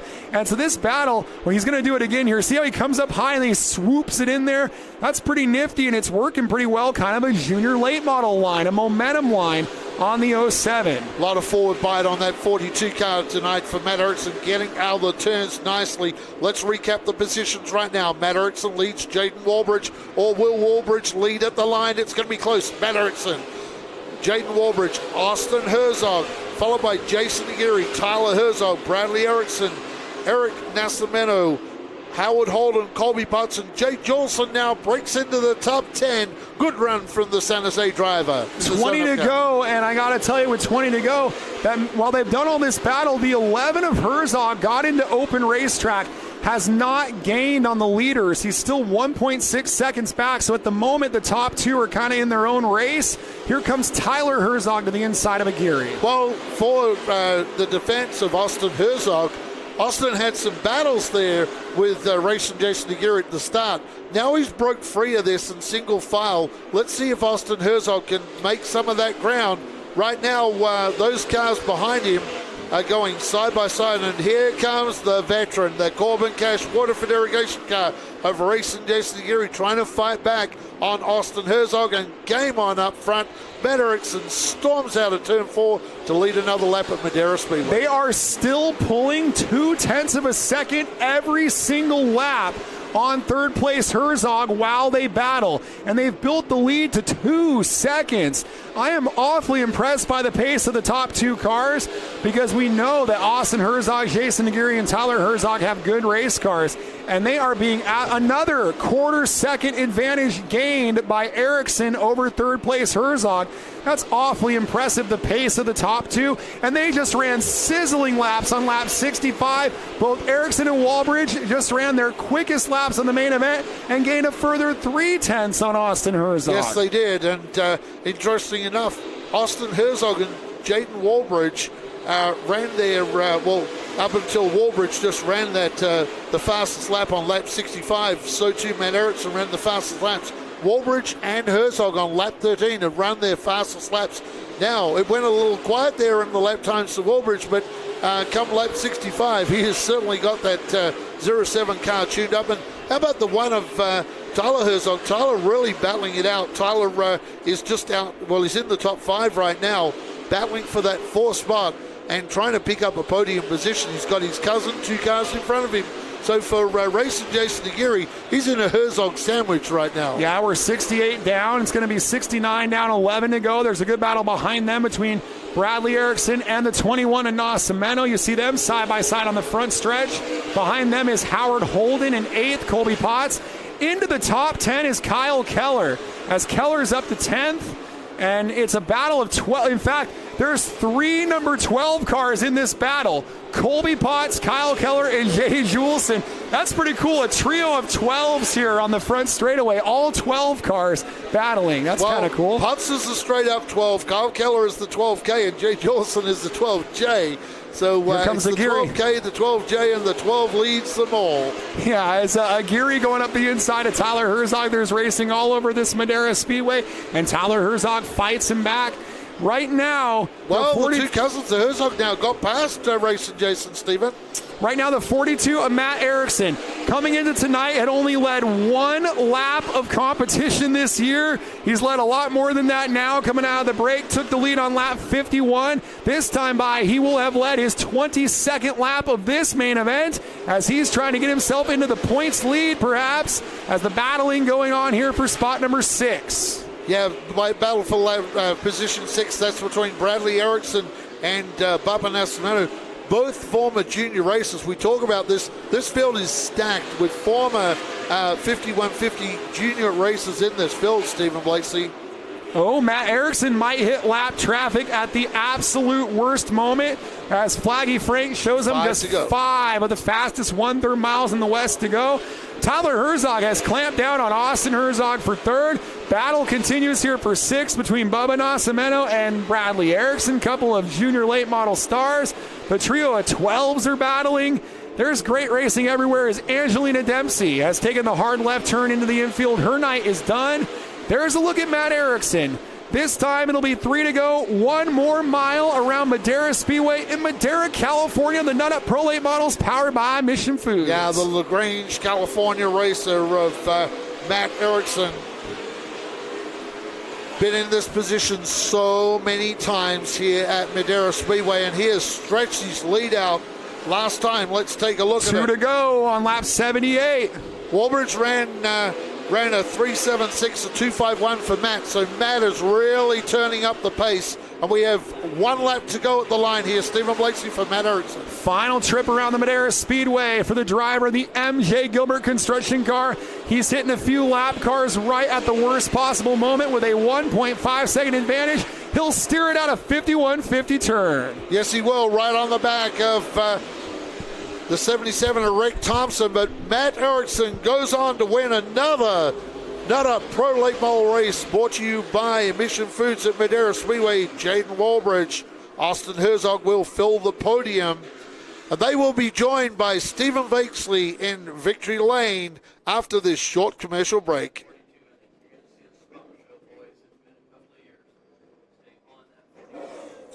Well, we could see a smoke show here, race fans. Matt Erickson, it's been a difficult year last year for Matt Erickson. And tonight, the champ is back, and he has stamped his authority on this Nut Up Pro Late Model division. You see him pulling up there, Matt, the master of burnouts. And I'm not sure if they have the American flag. A lot of times they'll bring out, yes, they are. They're bringing out that American flag to Matt Erickson So they're going to run across. They got the blessing of the officials to run across. And I know Matt loves to win on Military Tribute Night as they put that American flag in the car. And we are about to see the smoke show of all time, I believe, here with Matt Erickson. Here we go. Well, he's going to go around and do the Cole Wiki lap here because that's our promoter said, Kenny Shepard, it's been a while since Matt has found Victory Lane a difficult 2020 for Matt. Sat out for a lot of the season and has come back this year with a great driver in the junior divisions. And he is doing a great job and possibly leaves here tonight with the points lead in the pro late models. You see all those winner decals on that 42 car of Matt Erickson. MJ Gilbert, his longtime sponsor, right from when he started racing at Altamont Raceway, also sponsored by Stop Tech Brakes. And here we go. Here comes Matt now. Now we'll see the smoke show.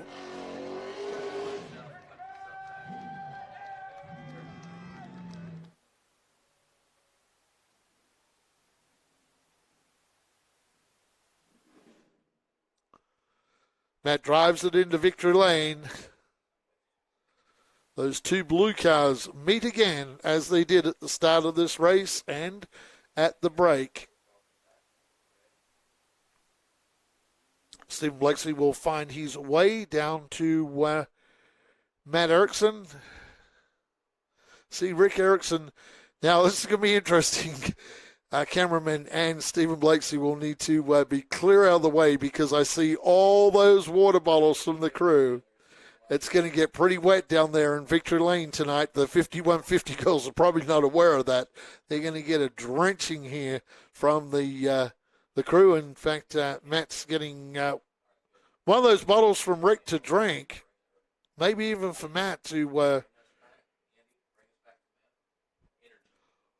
Welcome back to Madera Racing on MAVTV. Round number 4 of the Nut Up Pro Late Models brought to you by Mission Foods. Matt Erickson wins tonight, and here's down in Victory Lane with Stephen Blakeslee. Well, in tribute to the late Dave Eshelman, Matt Erickson wins again in the Nut Up Pro Late Models. Here on Military Tribute Night. And he got a bath to go with it. We'll bring in the 5150 girls and the trophy. In tribute to the late Dave Eshelman, burns it down with the American flag on Military Tribute Night, does Matt Erickson. Getting a hug from Rick Erickson down here in Victory Lane. You'd only led one lap this year before tonight, and then you made it work on the outside, fixed the sway bar, and got it done. What does this one mean to you? It means a lot, especially with the passing of Dave Eshelman. He helped us out quite a bit, so this one's for him. I don't know if his boys are still here, but if they are, they need to come down and get a picture.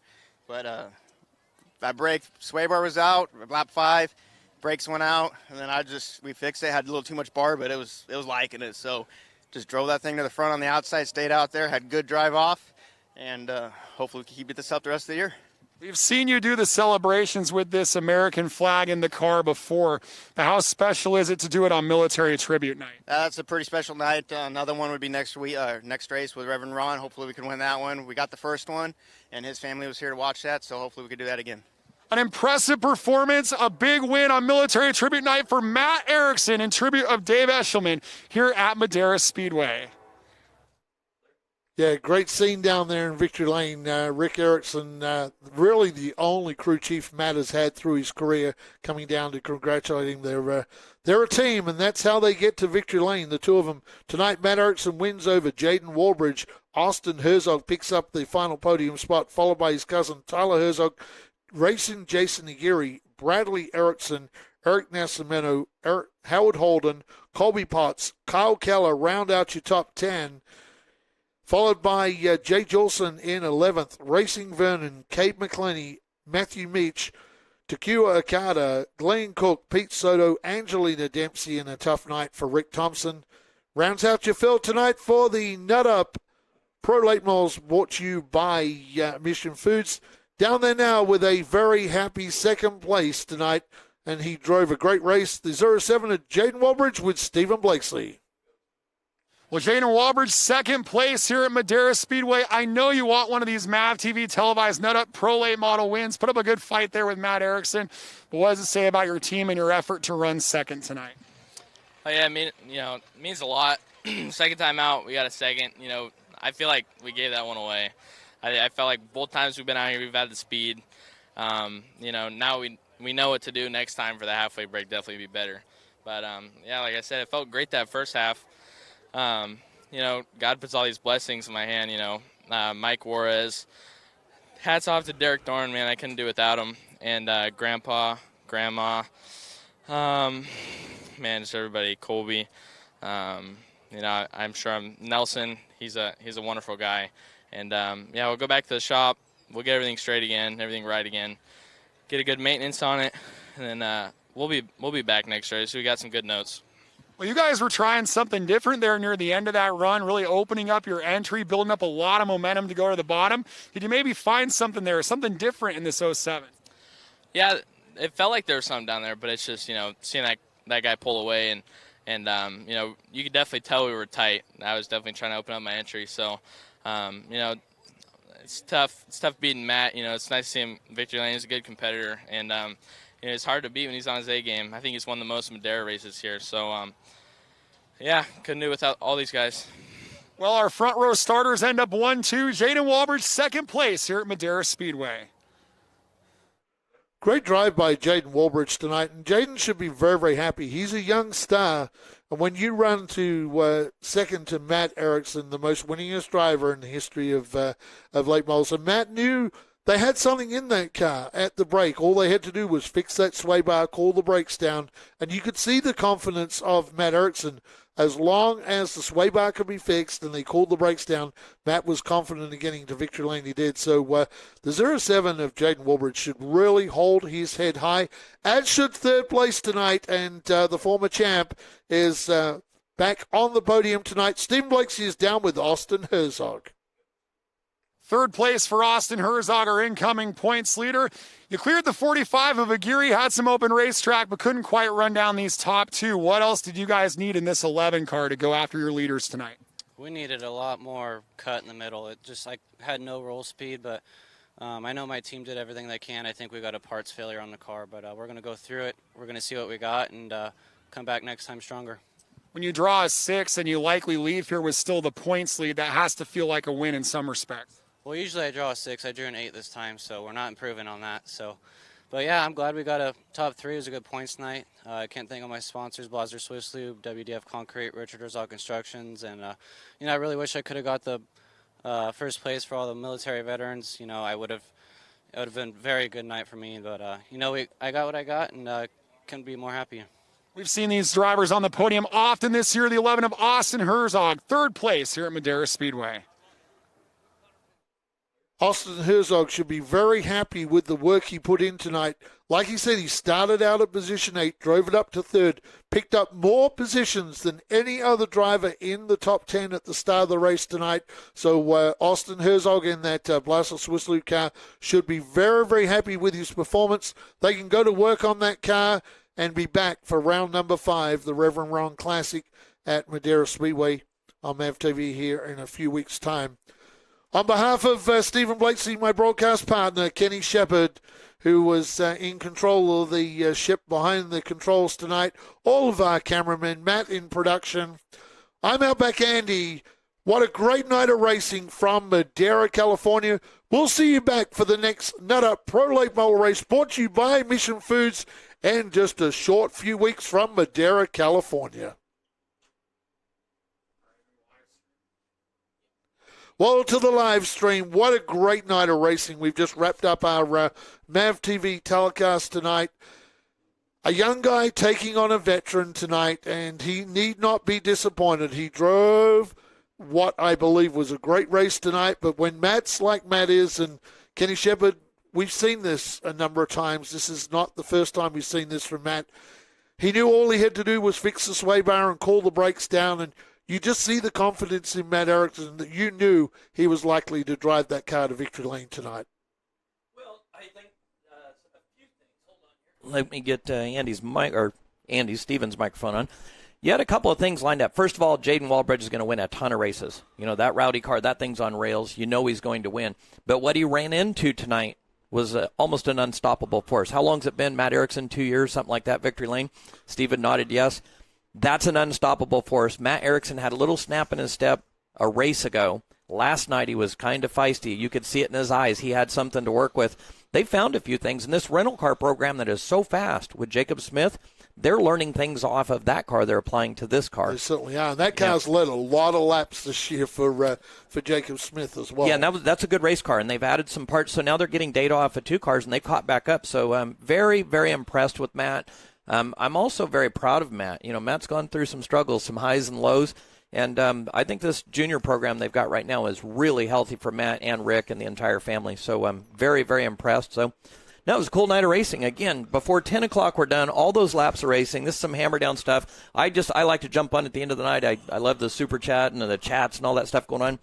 I saw Steven talking about some people. We didn't have a ticker, all these different things. We do this thing for free, and as I think you guys talked about, all of the money we're earning, we're applying towards the live stream. So you'll see this thing grow and get a lot bigger and flashier and all that stuff. So it'd be kind of cool. Well, I go back to a lot of times to back in 2014 where you convinced me to come down and call a couple of races, and then we did the short track shootout, and we filmed and we learned a lot. And then the next year you and I started out with 30-minute shows, 8 of them the first year, and to see this thing now, how it's grown to 9 races a year for each series. We brought the juniors in year number 2.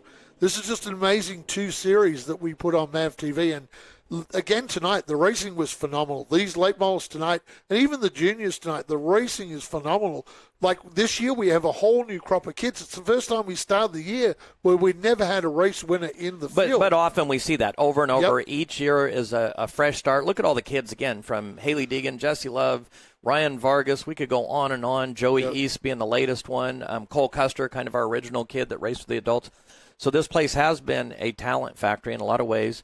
We've resurfaced this track. We repaved it. We've resealed it multiple times. We treat this track like a dirt track. We really want it racy. It's a cool little place. So I just wanted to jump on and say thank you. Yep. Thanks to everyone watching. We've got a lot of work here to do. It takes a ton of work, and we're a tiny little crew. So I've got to get back to work, and we've got to start tearing this down. Stephen Blakesley's got to write a cool story that'll be up on Facebook and all over. So thank you, Andy. Thank you, Stephen, all the cameramen, all the hard work out there. Appreciate it. Thank you, all the fans watching. Please spread the word. We're trying to make this bigger. Obviously, it is free. Free. We want a huge community watching it. That's why it's free. One thing, too, to mention, we've got the military tribute night tonight. We come back with the next round that is the Reverend Ron Spencer, Red, White, and Blue. We go back-to-back with these tribute shows. Yep. And I know they're 2 races that Matt treats extra special in this series. Of all of the races, I know the 10,000 there means a lot. But I know the military tribute night with the flag and the Reverend Ron Spencer event, they're 2 signature events. So tune in when we go back racing in 4 weeks' time with the next round number 5, because we're going to have some heavy hitters coming in, and Matt Erickson is going to try and go out after another trophy. Jaden Walbridge has learned a lot. They're going to come back, and we're going to have wheel-to-wheel action. There might be those 2 blue cars up front again. Did you and Steven talk about the different winners we've had this year? How many different winners have we had in 4 rounds in the pros? Well, we've had a lot of different winners. Huh? We've 4 had 4 is the answer, right? Yep. I was trying to 4 races, 4 winners. 4 races, 4 different winners. Even Could we go this whole 8? Competition? Could we go 8 of 9 possibly? I think we might. It'd be difficult. No, I think Jaden Walbridge. Jaden could be your next winner. You've got that one car of Tyler Herzog, the long runs. That car is a long-run machine, or he's a long-run driver or something. And they missed qualifying by 1 position tonight, which they could have theoretically started on the front row if they got a good redraw. Yeah, so I mean, you've got, and then here's what's going to happen also when we go to the July race. We've got a lot of outsiders coming in for the big July 5,000 win race. That could be another new winner. We've had it before. I'd like to see 6 or 7 out of 8 races, something like that. So, all right, I better jump off here. Steven's got work to do. We've all got work to do. I think while we're packing down, you're going to do a mind haze thing or something. I'm going to be drinking one of those mind haze tonight. So as we wrap up the show tonight, I really want to thank everybody. I want to thank Stephen Blakesley, my broadcast partner, my boss, and the guy that controls the show here, Kenny Shepard, Matt in production back at the studios, our track crew, all the cameramen. for a great night of racing, and especially the fans back in the stands. It's great tonight. We had a ton of fans here tonight, got back in the stands. It's great to see that. All of our hard-working crew, all the racers and crew that put on a great race tonight. I'm Outback Andy. We'll see you next time. And, hey, thanks for the Super Chats. Thanks for being a part of the Madera Racing community on YouTube. Look forward to seeing you in 3 weeks for our next production. Yeah, I'm actually heading to Indy next week, then Sonoma, 2 weeks off. Where do we go? Racing and playing. We're going to be with all the Mission Foods people, all the McLaren people back at Indy, and then we'll be at Sonoma for the West Coast Stock Car Hall of Fame. Stephen will be the personality calling all that. Actually, a little announcement we'll make here, if you guys like it. In 2 weeks, the West Coast Stock Car Hall of Fame, Saturday night, June 5th, will also live stream here on Short Track TV while we're filming for MAVTV for the West Coast Stock Car Hall of Fame. So. Yeah, that's right. 2 years, which is, and I tend to focus, there's a lot, Rick Mears, and there's so many big personalities, but the two I'm really excited about is Jim Pettit and Dave Bird. And Dave's asked me to actually be the one to induct him, so what an honor, for such a person. So that's probably as hard as I'll work on any speech, and for that. So really cool. So thank you, everybody. Thank you, Outback Andy Foster, Stephen Blakesley. We'll catch you guys back here on Short Track TV in 2 weeks from the West Coast Stock Car Hall of Fame. And 3 weeks for our next race. See you then, race fans.